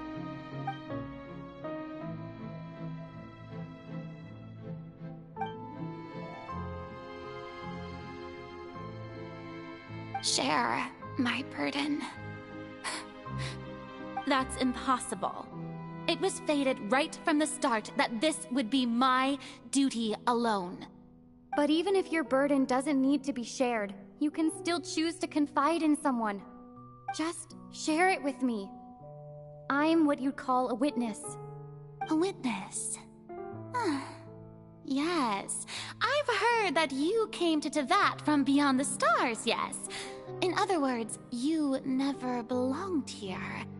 And if Tevat is, in its entirety, a show on a stage, then you're just a spectator, aren't you? If that's the case... She's right. I could confide in her, couldn't I? But if things don't play out as expected, the people of Fontaine will be the ones to pay the price. No, Furina. You shouldn't be selfish. But what if it's really alright? Furina, you've worked so hard for so long. Surely it would be okay to put yourself first for once. Just this once. Is it such an outrageous thing to do anyway? To find someone in whom you can confide your frustrations and sorrows? Surely it could not hurt. If you let this opportunity slip through your fingers, it might never come by again. Think about it long and hard.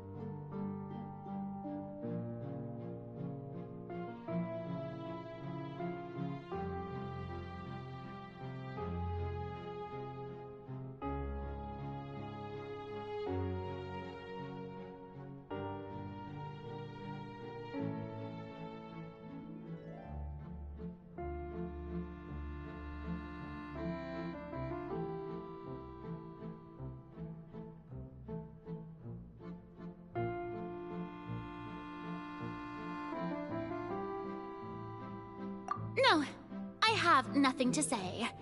I am Furina, the Archon of Fontaine. Everything will surely get better. All you need to do, dear spectator, is to witness my performance until the curtains fall.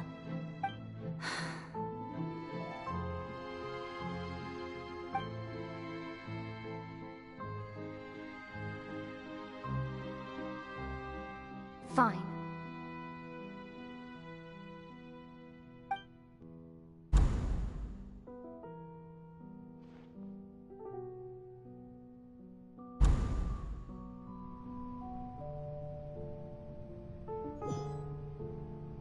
So even Furina doesn't know the truth? You've never once let her in on the full plan? Yes, it had to be done. To deceive the heavenly principles, you must first deceive yourself. She did very well. If she had let her resolve falter even once in these 5 centuries, Fontaine would have been doomed to the most tragic fate. It seems that trusting humanity was the right decision after all. I believe that I understand how your deception works, but that is only half the truth, is it not? How would you build on this foundation to save the people of Fontaine? That is the most important thing. Ah, good, good. Of course, the Iudex of Fontaine has pinpointed the crux of the issue. I'm sure you've long sensed that the Oratrice is no simple machine, yes? I've always suspected that it had its own consciousness. And Lyney did mention that he heard a human voice within the core chamber. It now seems that that person was you, hidden within the machine all along. Am I right? And then I became one with the Oratrice, taking Fontaine's gnosis with me. Yes, it would seem so, wouldn't it? Alas, your understanding of this device still lacks sufficient depth. In truth, it is no enactor of justice. It is, in fact, a device created to kill the god of justice. I beg your pardon? Oh, you have it. And to be more precise, not only will the Oratrice take down the god of justice, it will also take down the divine throne upon which she has been placed. I mean, did you think I would be the sort to enjoy peaceful repose while Farina suffered? My work over these last 500 years has been to constantly accumulate indemnitium within the Oratrice. But really, some have already discovered that only a small fraction of the energy generated by the device was ever used to provide power to Fontaine. The vast majority has been, had to be, accumulated to enact this death sentence. It was all a part of your plan, then? Both the trial and the sentence? Indeed. This power, accrued over 5 centuries, could have sustained Fontainians for millennia had it only been used for that purpose. Almost all of it has now been stored within the Oratrice. But only power of this magnitude could hope to destroy the Hydro-Archon's divine throne, shaking the rules established by Celestia and breaking through the institution that is the Seven. So the Oratrice's call for death was for neither Farina nor Focalor, but for the Hydro-Archon. The destruction of that divine throne. If I do not misunderstand your intent, you must be... returning what's rightfully yours to you, of course. In other words, this was all done to return the authority of the Hydro-Archon to the Hydro-Dragon of this planet. But...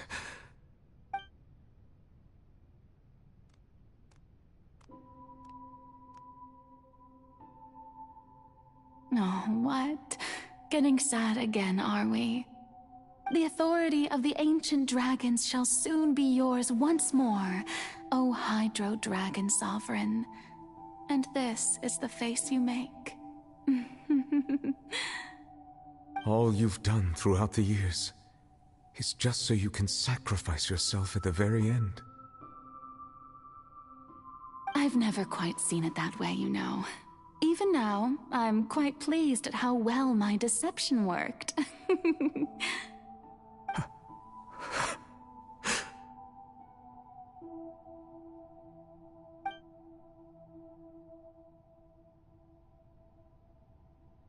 Hydro-Dragon, Hydro-Dragon, don't cry.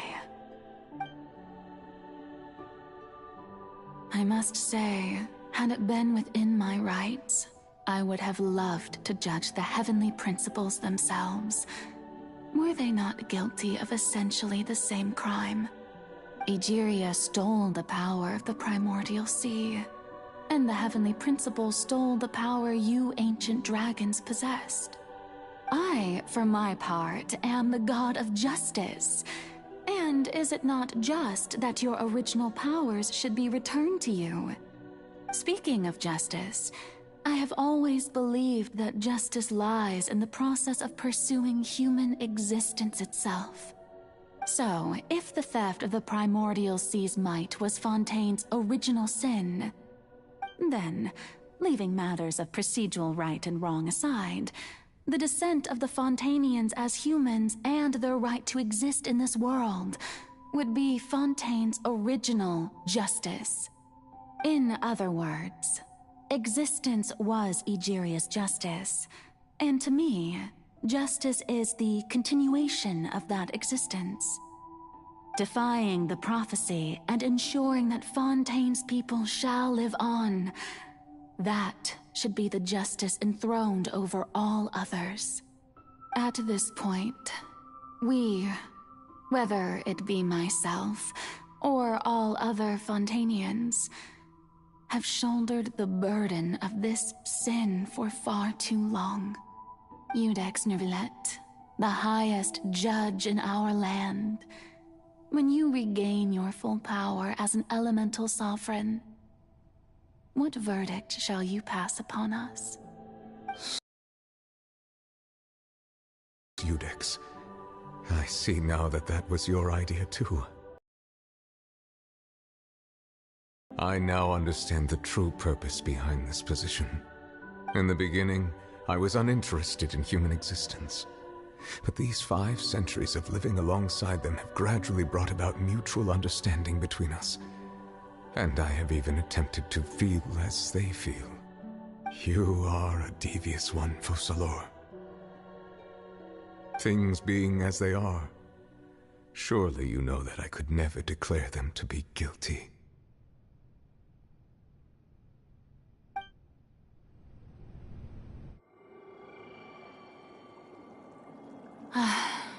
The hour of my execution is almost here.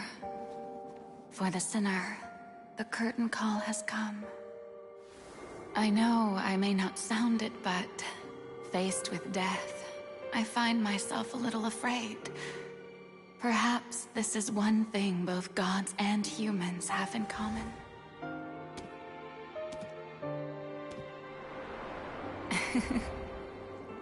Farewell, Neuvillette.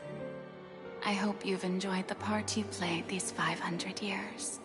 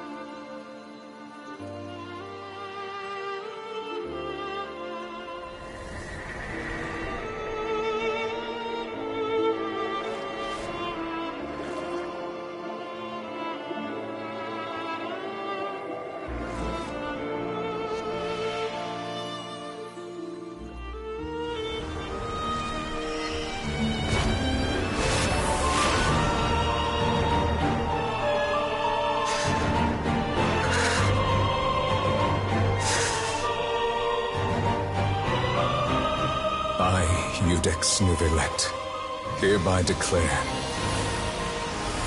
people of Fontaine, your sins are forgiven.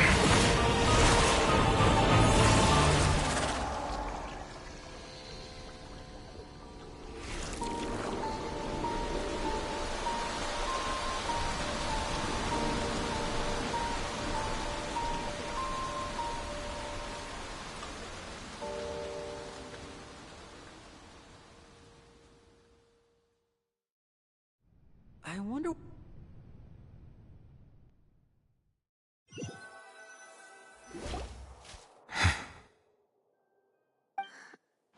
What just happened? Has the death sentence been carried out? Was that bright light some sort of misdirection? I have a feeling that something huge just happened. But since we're all still alive and haven't been dissolved, I assume whatever happened was good for us. It's time to end this. We must mete out punishment to that beast. Didn't you say just a moment ago that it can't be defeated? I have gained the strength sufficient to deal with it. Through certain means, I now have the ability to separate the power of the Primordial Sea from that creature.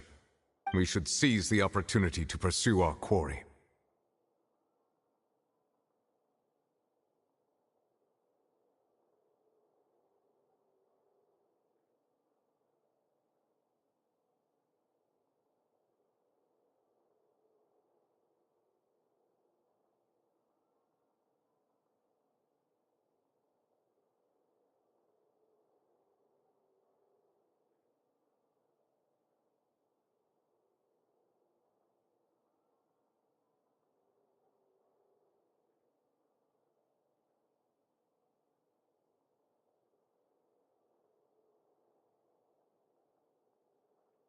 Traveler, now that the oratories can no longer function, I require an executor to help me mete out justice.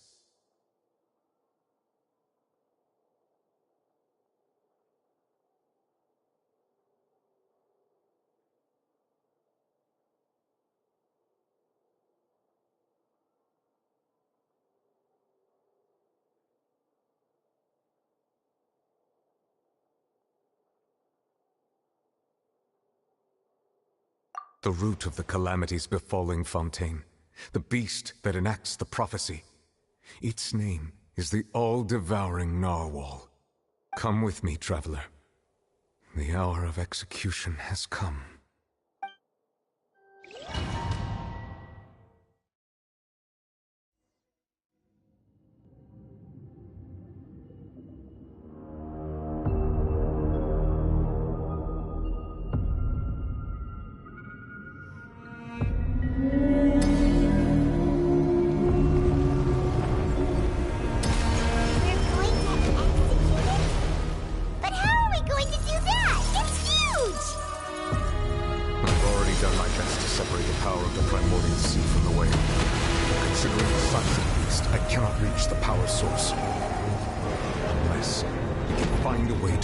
From within, shall share a part of the ancient dragon's power.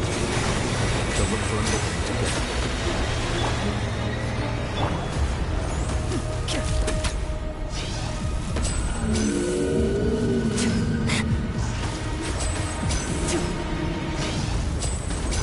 I can feel its sorrow turn into hostility. Let's get this show on the road!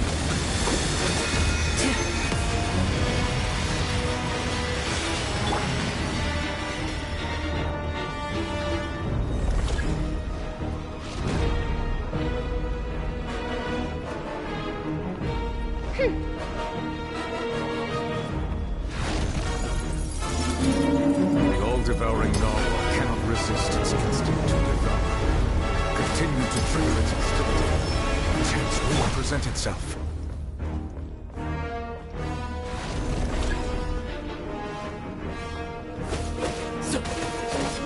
Into the wind!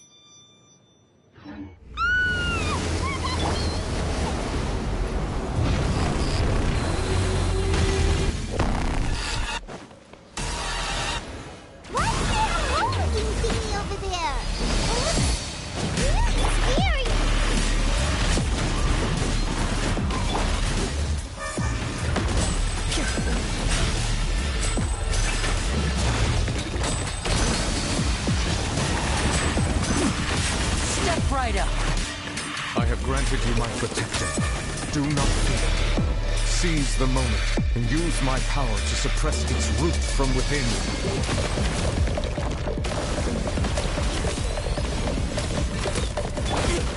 Time to go, as one with wind and cloud! I'll protect us.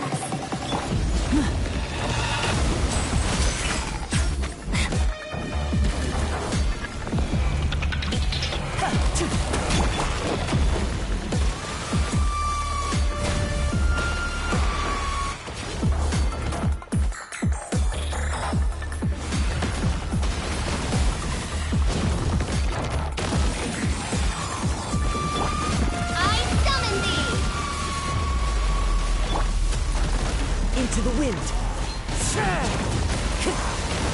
Let the show begin.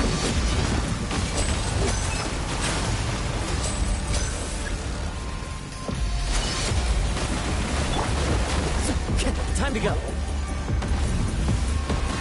One with nature!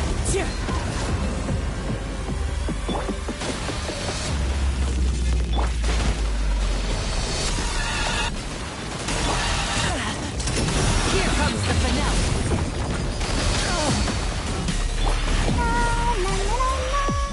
Let's dance. Wings of darkness! Come, sever night! The wind knows it. Fallen leaves, adorn my night! Go, Barbara, go! One with nature!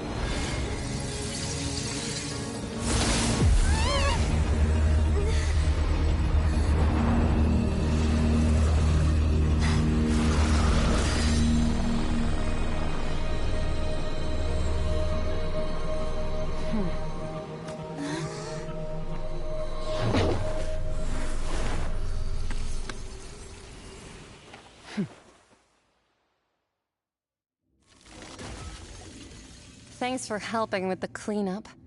It should have been my job, but... oh well. It was just supposed to be a short private training session for me. I didn't think that my disciple and my master's pet would start brawling in the meantime. Well, actually, I had a feeling that it would happen at some point, but they bumped into one another earlier than I thought. What a blunder. I suppose I'll have to swing my sword 3 million times as penance. That power. Who are you exactly? Paimon has an idea. From what she said earlier, she must be Child's master. Skirk, right? It's just that he gave us the impression that she was the less talkative person. I simply did not have anything to say to the weak. But you, on the other hand, managed to defeat the all-devouring narwhal without using power from beyond this world. So you may speak to me as equals. I have to agree. It's a strange use of a planet's primordial waters just to raise an all-devouring narwhal. That kind of power is wasted on it. It's not cooperative. It eats too much. And I have more important things to do with my time than pet sitting. The only thing that creature has going for it is its looks. All in all, it fails as a pet. Miss Skirk? I think you might have missed the point. The point being? Well, being that this pet almost destroyed an entire nation. So what sort of person is your master? Well, Child's master's master. Wait, is that right? Oh, right. So you don't know him. Sorry, I assumed you did. His name is Sertologi.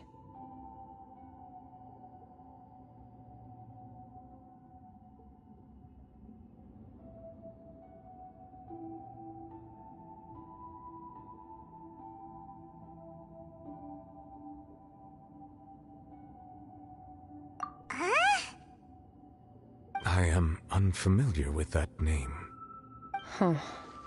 So Master is insufficiently famous. How should I describe him then? Have you heard of the name The Fowl? The Fowl? Still nothing? Well, how about the Visionary? Vetterfulnir then? Or Gold Rhindaughter? Ooh, that one we've heard! Rhindaughter's part of the Hexen Circle. She's Albedo's mom, right? Oh, so you do know that name. To be honest, I also heard all of those names and titles from my master. I don't actually know them either. But I suppose you understand now, yes? My master is likely a similar sort to Rhindaughter. They are both pursuing some form of perfection. Wait! Didn't you also mention a visionary person? Paimon didn't quite catch their name. Actually, never mind that. I believe it expedient to inform you that the all-devouring narwhal used up nearly all its strength fighting you. Such roiling hydro energies will prove difficult for the planet's deep seas to digest. As such, the Fontaine back on the surface has most likely been thrown into chaos. In other words, the prophecy that you've been fretting over should now be in full swing. What?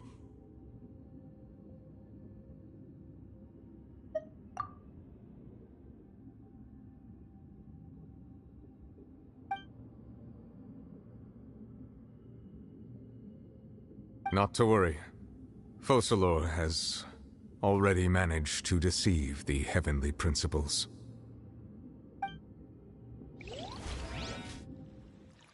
In the end, the people will all be dissolved into the waters, and only Furina will remain, weeping on her throne.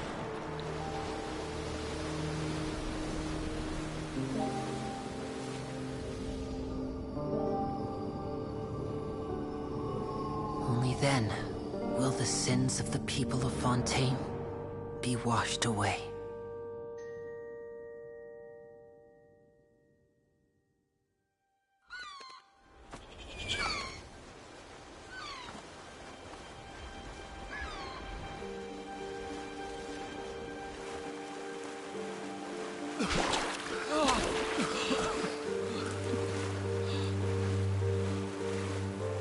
Hey! Help! Over here!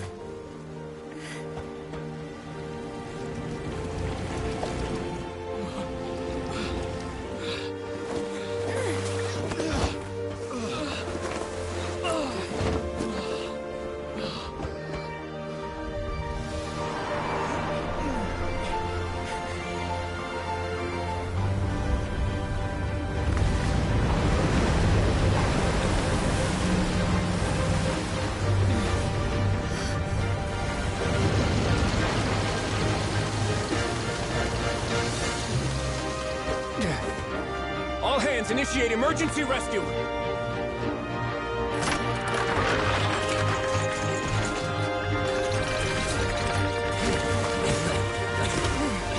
Hurry!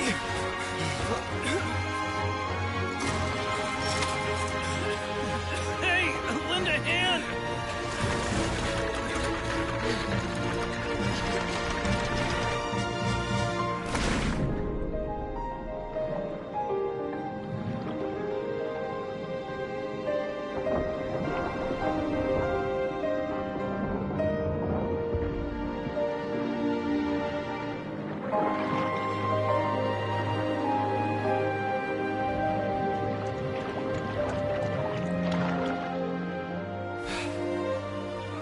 Look! The water's receding!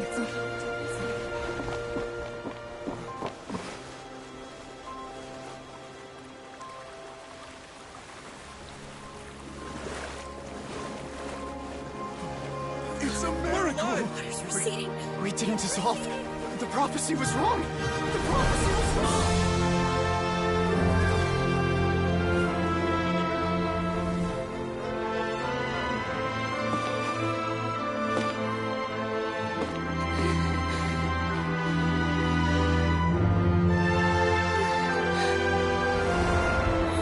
Are you right? We're saved. The prophecy was wrong.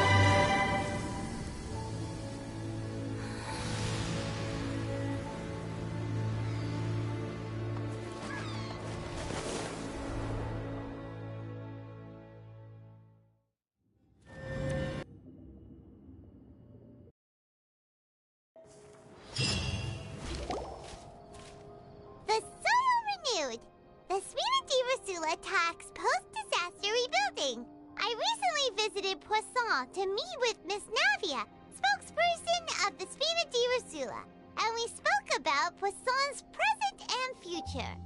Old soil can still give birth to new bloom, Miss Navia stated. Hope is like seeing a small cookie when you're starving late at night. You just need a little of it. Skyship Winglet, lunar brain of the Fontaine Research Institute. The various disputes that have arisen on account of Mr. Edwin have suddenly become a shield over the Institute, with Jurier turning out to be a once overlooked hidden gem.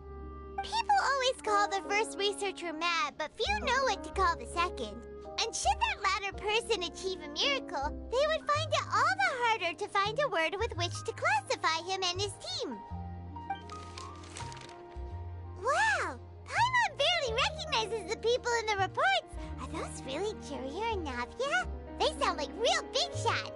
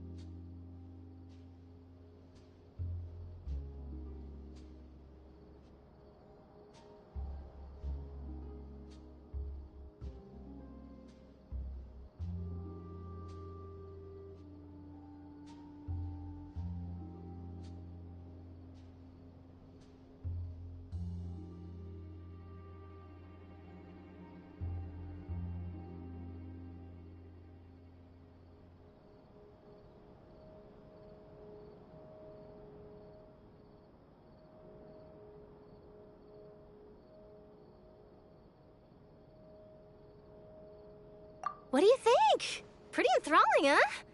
The Steambird's idea was pretty simple. With the disaster just having passed, we would print a free edition packed to the margins with good news to calm people down. The value for these big scoops lies in their inevitable follow-ups. We'll publish further reports and go into the stories behind those people. Edwin's assistant, Jurier, created a true flying ship, while Navia is leading people in the reconstruction of their home. I'm sure that these stories could draw even your well-traveled eye.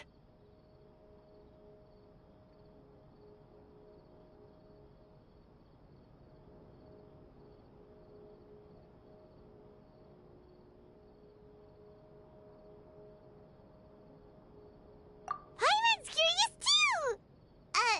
Wait a minute. Didn't we watch everything happen from start to finish? What's there to be curious about?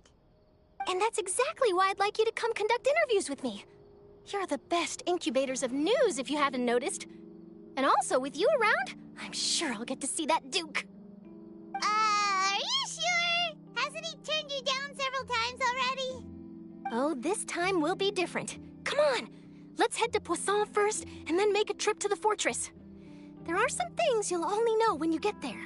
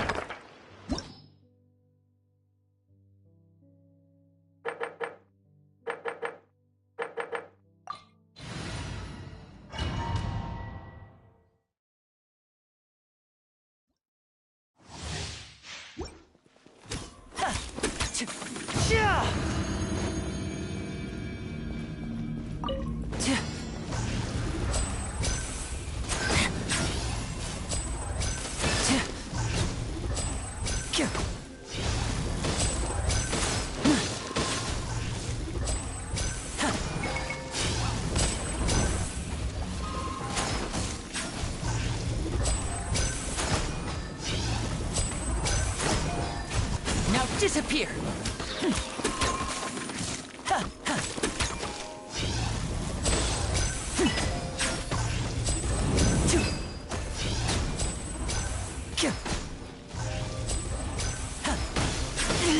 Stay calm, stay calm. A round of applause!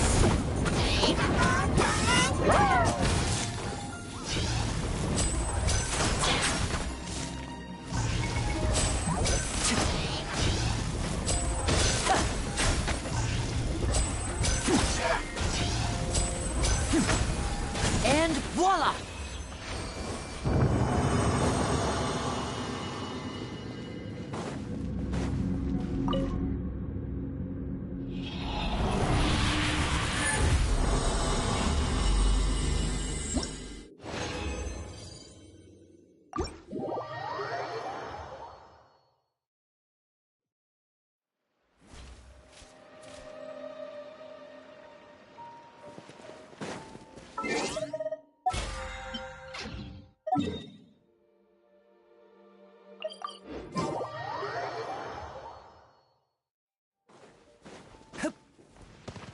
I'll protect us.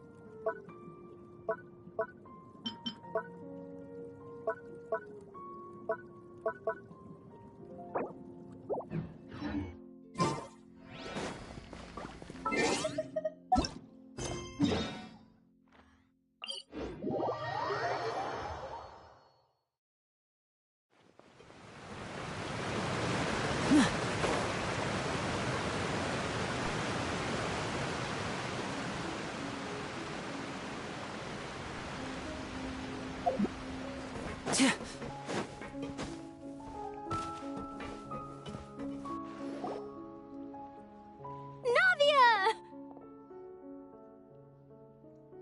Oh, it's you. What brings you all here? Hey, we're just having a look around. I'm here to update myself on how things are going here. Oh, the Fatui are here too! Let me introduce you. This is Mr. Garunt Snežević. He represented the Knave in sending us a large amount of supplies, and is helping with our work. Our residents are hard at work as well. Thanks to everyone, work is progressing nicely. We've lost a lot of people, but we're moving forward. That will have to be enough. Hello, Miss Charlotte. I'm a big fan of yours. I especially like that article you wrote last year about Fontaine's stray cats. But if you don't mind, could you not emphasize our role too much in your report? It's not charity we're doing here. We just happen to share the same interests as the Spina. I get where you're coming from. I'll keep it as simple as possible. Or would you be willing to feature as friendly neighbors? That would be fine. Thanks! Oh, you're back too. how are things? We finished laying down the construction materials. It'll be another hour before the workers are able to go over there. Huh? You're here too, Clorinde? Well, her reputation's greatly risen after that whole duel business with Miss Farina. So she's here in Poisson to wait out the heat. All right. She really came here to help me out. There's too much to consider in the reconstruction of Poisson. The Spina has need of more decision-makers. And, well, I do already happen to be connected to Mr. Callis. Oh, wait just a moment. Do you mind me asking a few questions? You know, about how you felt before the duel, about what it was like facing down a god. There's lots of exciting material there, I bet. Forget it. I'm sure you can find a better theme than that, Miss Charlotte. I see you're the same as always. Couldn't you do me a favor, for Navia's sake? Well, if we're talking about doing things for my sake, you might as well just take a few more photos of me. Or of the Traveler. It's better than wasting time persuading Clorinde, at any rate. Of course I will. I'm not gonna let her off that easy. All right, then everyone who wants to be in the photo, gather up. And smile!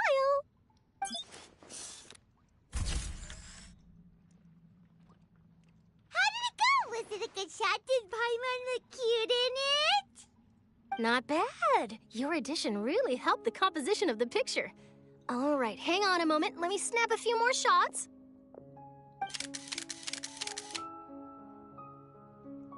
All right, that should do it. I'll be back here later anyway, so let's call it a day.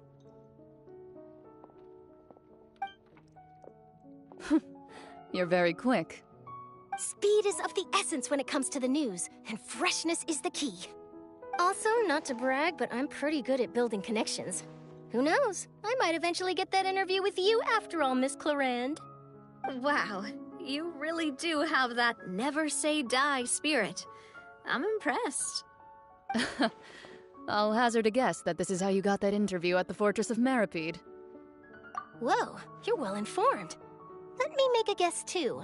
I asked Sijuin, who told Monsieur Neuvillette, and he told you, right? That's a very complete information chain. In truth, all Monsieur Neuvillette asked me was, when did the Fortress become so friendly towards the media? I told him that it was best not to speak too soon. There's no guarantee that Ridsley will make a personal appearance. You're right. I've got to treasure every moment I have with them. In which case, I'll be making a move first. Stay safe now. And tell me if you hear anything interesting. I'll treat you to afternoon tea in exchange.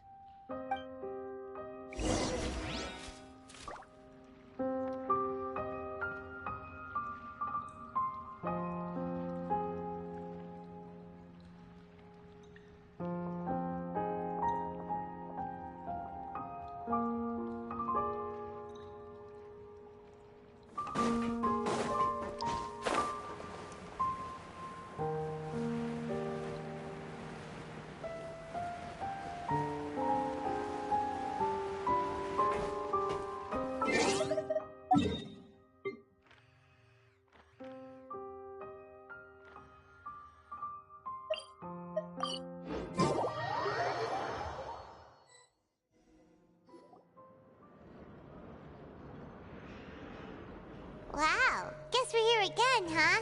There's a real nostalgic feeling to this place. Looks like you've been missing us. Duke! Did you come all the way to the entrance to greet us? Of course. I'm here to welcome you and our dear Miss Charlotte, whom our good head nurse recommended to me. It's an honor to finally meet the much-rumored Duke. Thank you for consenting to my visit to the fortress, sir. No need to thank me.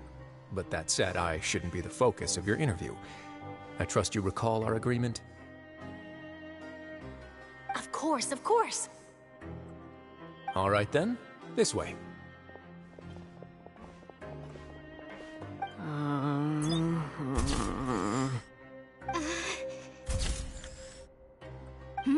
Hey, no need to be so nervous. I've already taken all the photos we need. Miss Charlotte, do these pictures really need to be published on the cover of the Steambird? It would seem that Miss Lorvine doesn't want her face to appear beside that of Mr. Jurier, hmm? Sir, please don't say things like that. But it looks like dear Mr. Jurier denies it. Might this interview be very important to you, then? No, I just... This is my first time being interviewed, and I'm very thankful to the Steambird for... Now, I might not look it, but I actually did meet Mr. Edwin once. And I'll be honest, I enjoyed chatting with you more. You've definitely got more of that genius vibe going on. The boat that brought about a miracle, the ark that saved the people. Why, you recreated a myth back there, like an emissary of legend. Still, if I might ask, where's that flying ship now? Huh! Looks like Charlotte's trying to get herself another exclusive scoop. I have to apologize, but that ship is presently in the bowels of our factory. I'm afraid it won't be easy for you to get a shot of it. Really? Well, then in that case, could I have an interview with you to make up for that loss?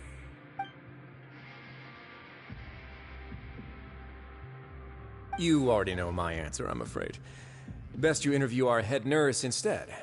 Or perhaps you'd like to take another photo of this couple of researchers? Did you really have to use the word couple? Well, then, 2 solo photos will do. Is my hair messed up? Please, someone help me have a look. Things sure are getting pretty lively here. We've seen this kind of thing before. Oh, seems like everyone's here. Would any of you like to try this new drink I came up with? Ah, Sigewinne. Hey, Miss Charlotte. Why don't you, take some pretty photos of our head nurse? Sure. Come on, Miss Sigewinne. Over this way. Let's find a brighter spot. Sure. Do I have to smile? So, how have things been at the fortress?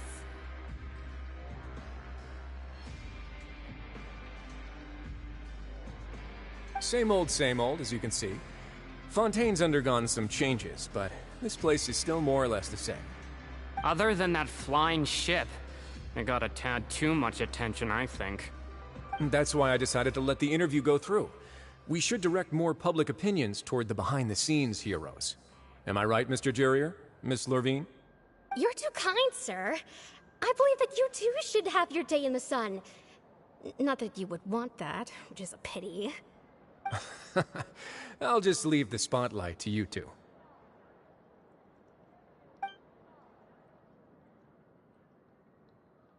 I see. Lots of things happened that day, huh? Anyway, regarding that Harbinger, I'm not sure you remember, but his 3 young followers are still waiting for his return. He sure did win them over, huh? I'll tell them that there's good news and bad news. The good being that their boss seems fine, and the bad being that they must face extended sentences for abetting his escape. Oh, actually, what about you? Are things gonna change for you too? What change can there be? The fortress will keep chugging along, and so will my duties. As to what Miss Furina's departure will mean for the nation, and if our laws and governance will be transformed, we'll leave those to the folks in the overworld. Hey everyone, the photo shoot's done. Good. In that case, let's call it a day here. Thanks for your cooperation. Come on, Traveler, let's go. Till next time, everyone. There'll be a next time? Maybe. Who knows? I might write a story about the underwater factory next time. Until then. All right. Last stop, the docks.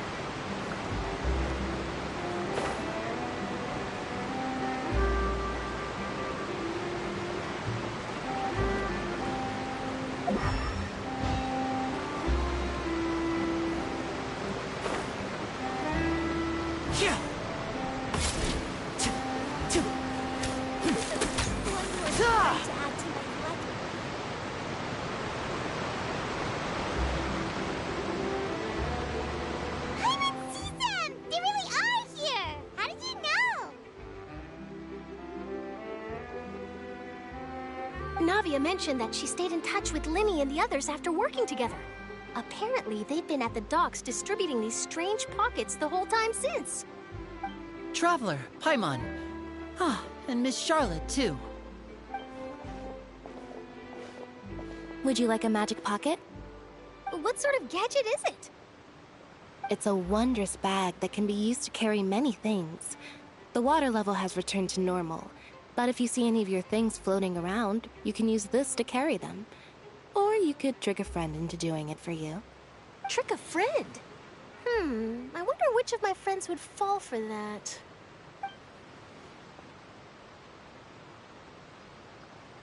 You could just make a friend like Fremine here. Isn't that right, Fremine? Is this what you meant by, I'll help you make some more friends? To be honest, that sounds pretty sweet. Could I have your contact, please? Sure. Please, write down my address. Lynette sure is working hard to help Fremine socialize. He was the one who proposed doing this. He even wants to assist in our magic shows.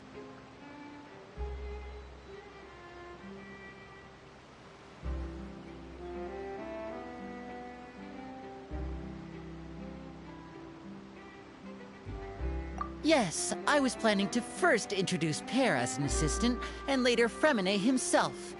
In the future, I think we can leave underwater escape magic to him too. That said, would anyone want to see a diver escape underwater? Oh, it'll work out. Every journey begins with the first step. He'll become a part of our show eventually. Lynette, could you come over? Miss Charlotte says she wants to take a picture of us. Got it. My, that Charlotte is rather perceptive.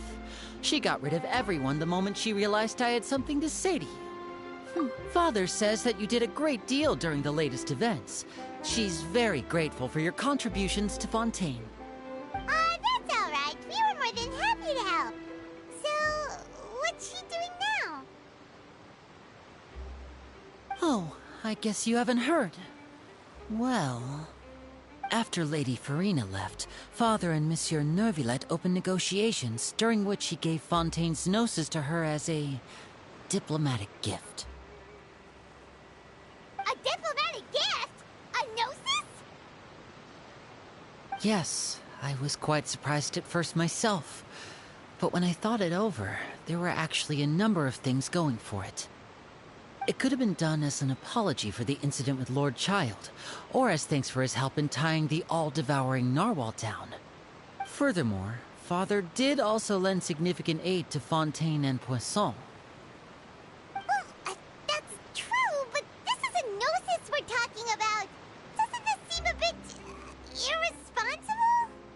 I would agree, but I've also heard that it seems that Monsieur Neuvillette has had a significant change of heart regarding the matter. So there's some reason for this that only Neuvillette knows about? I suspect you'll have to ask him about that yourself. Ah, yes, speaking of which, I did see him strolling around the entrance to the Fortress of Meripede a while back. Isn't he real busy and stuff? Paimon didn't think he'd have the time for that. But back to the topic. The gnosis was given to the knave, right? What about Child? They say that he's returned to Snezhnaya to recover from his wounds. I hear that the recent disaster really did a number on his health. That's true. When you think about it, we've had loads of run-ins with the Fatui. To think we'd be allied with them this time. So shocked by such a simple switching of sides?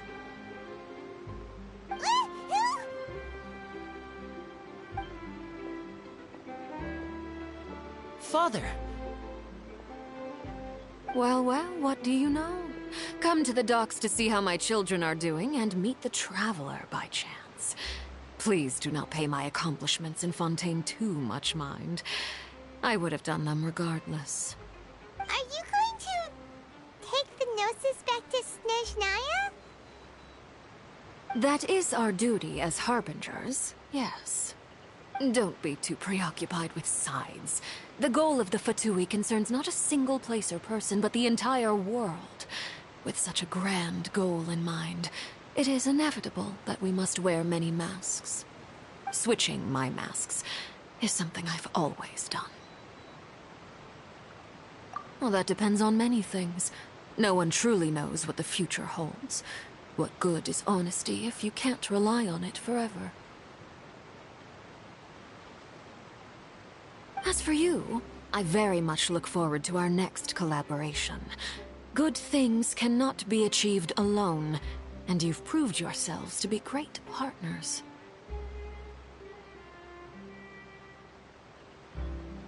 A vision? All right. I'll remember to return it. Thank you for keeping it safe for him this entire time. And that's a wrap for me. Huh? You're... Greetings, Miss Journalist. Hello. If I'm not mistaken, there are diplomatic channels I'll need to report to take a photo of you. That is correct. So forgive me, but I will not be able to serve as a subject in your article. However, feel free to write as much as you'd like about our dear magicians and our upcoming rookie talent. I will. The sea breeze is quite pleasant. I shall continue my walk while the weather remains so agreeable. Farewell. Farewell, Father. Oh, she has such an intimidating presence. I didn't even dare to take a picture. Thankfully, I've already wrapped up all my pre-scheduled interviews. Thank you all. This'll be more than enough for me to write about, I'm sure. Don't be too nervous. Why don't you take a magic pocket before you go? Here, Traveler, Paimon, you take one too. To move things about? That's right. Funny. I was giving out magic pockets when we first met too. And what do you know? I'm doing the exact same thing right now. So many things have happened, but the pockets are still the pockets. I guess this must be life. We will all follow our own paths, and serendipity will lead you to your fated friends. All right then. We'll be handing out pockets in some other districts later, so we'll get going now. Have a good day, you two.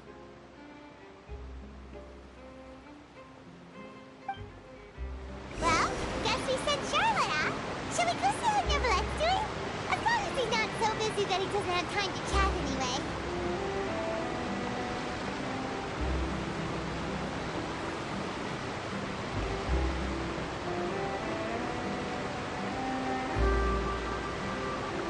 This is no time for distractions. Seriously, you have a great magician standing right here. You don't want to miss the best part, do you?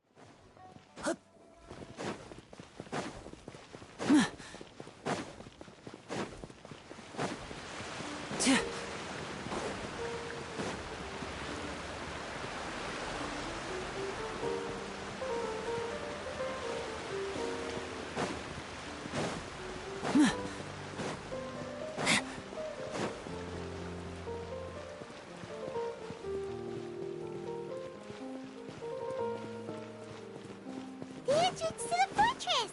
Ooh, he really is there!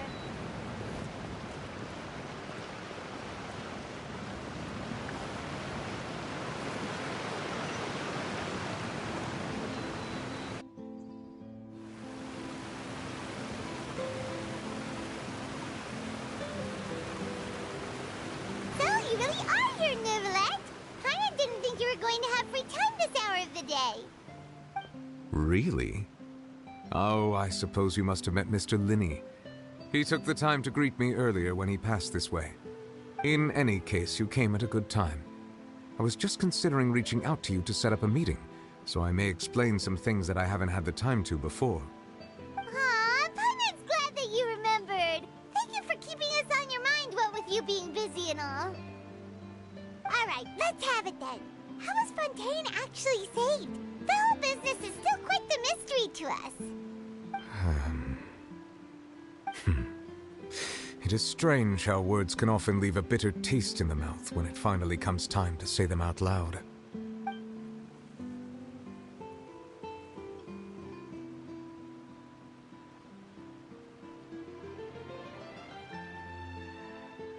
Whoa. So that's what happened?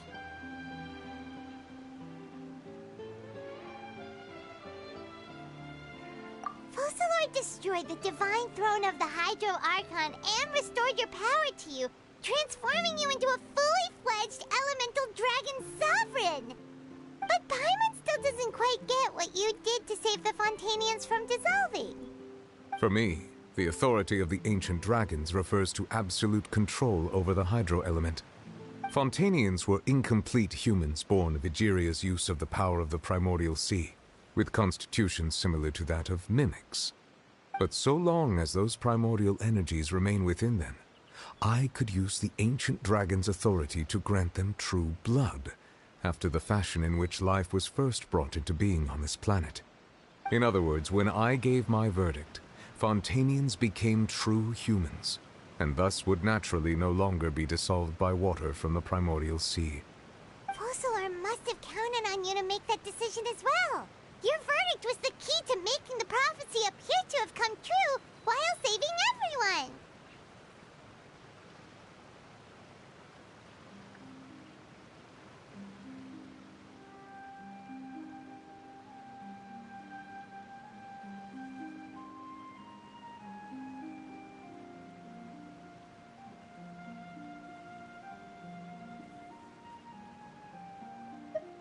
Yeah, and in a manner of speaking, Fossilor finally managed to fulfill the original Hydro Archon's wish to turn Oceanids into real people too! It seems from your expressions that you still have more things you wish to ask. Ask away. I will tell you the truth as I know it.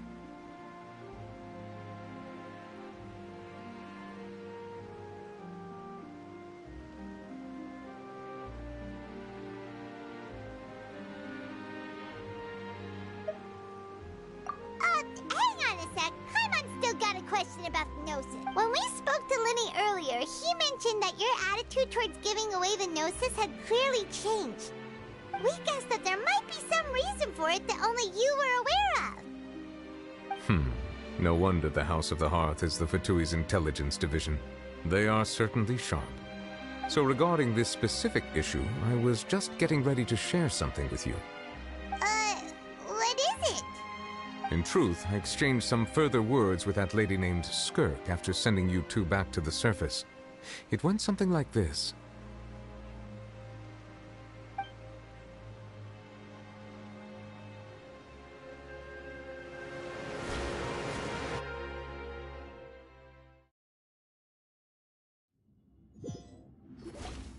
Well, we're going to head topside to see what's going on. You hurry over soon as well, all right, Nervalet? What next? The all-devouring narwhal isn't here, so I'm no longer getting any interference. I can finally catch the scent of your power, what it's made of. It is the authority of the planet's primordial dragons, but with something very similar to a god's curse mixed in. It's quite a novel blend. I'm sure I've encountered something like this before. What was it again? I do not know what you speak of. Ah, of course. How could I forget?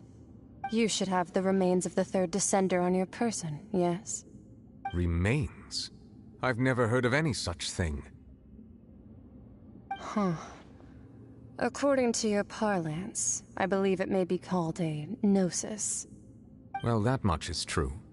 After Fossilor's divinity faded, she handed her gnosis to me. But I fear I have never heard of it described in the manner that you just did.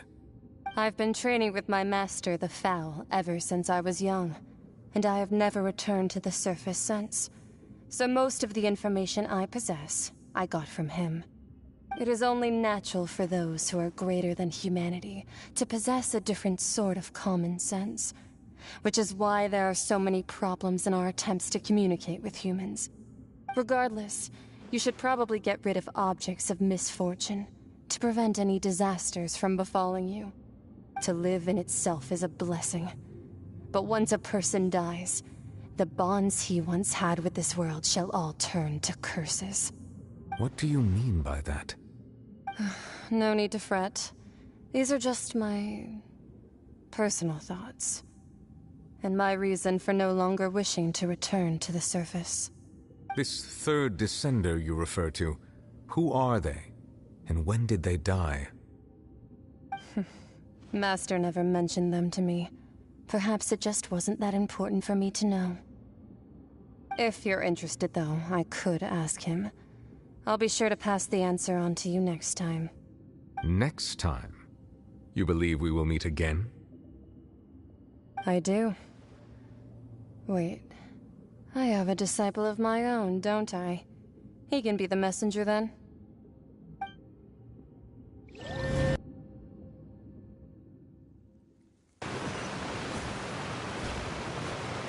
That's what she told me. Whether it would prove useful or not, I wanted to pass that information on to you.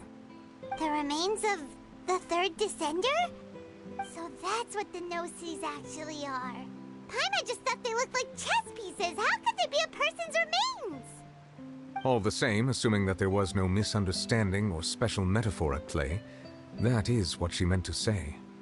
And she said that it would bring misfortune and that you should check it, which is why you gave it to the Fatui. If she speaks the truth, then I would simply be putting Fontaine at unnecessary risk by keeping it here.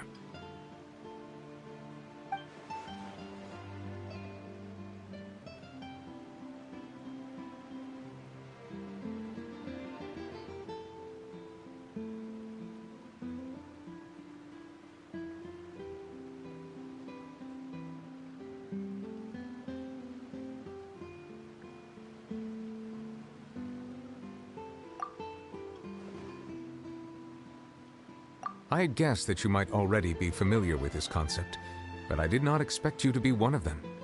That means that the Gnosis, which are exceedingly element-compatible and can even enhance elemental abilities, do indeed come from the third Descender.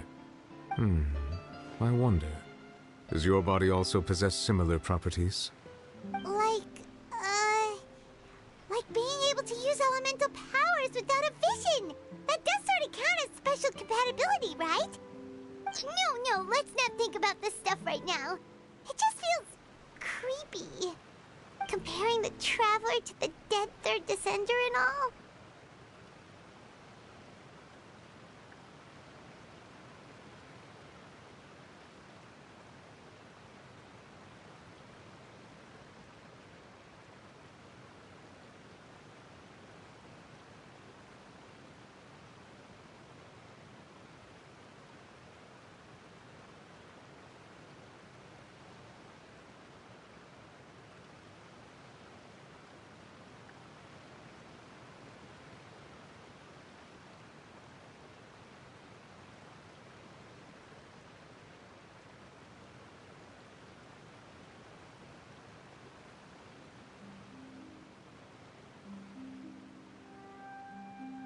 That's what you say, but this topic still feels like bad luck.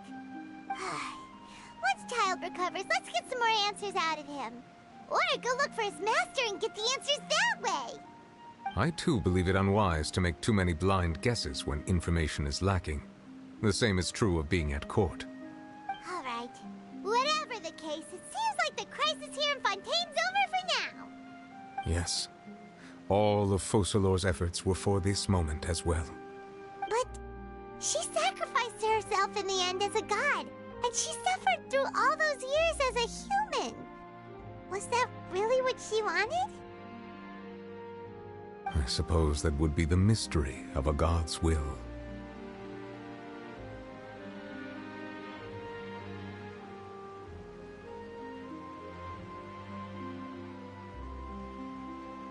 I suspect not. But once in a while, I too would guess that if wishes were like the clouds in the sky, they will one day return to the earth as raindrops. Life flows like water, and rain is the final answer. And what ultimately?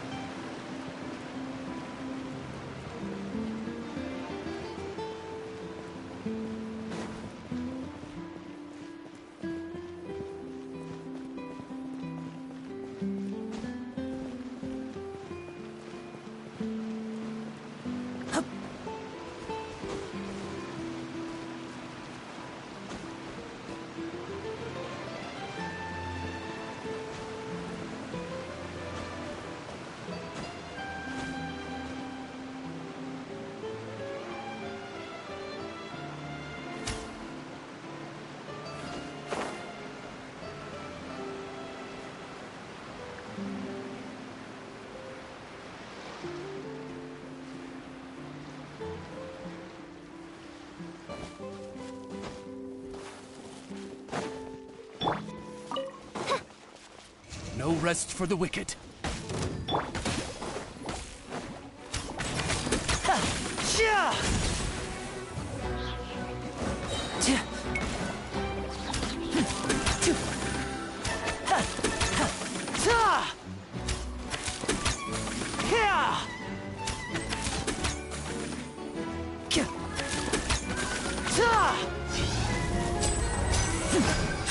Step right up.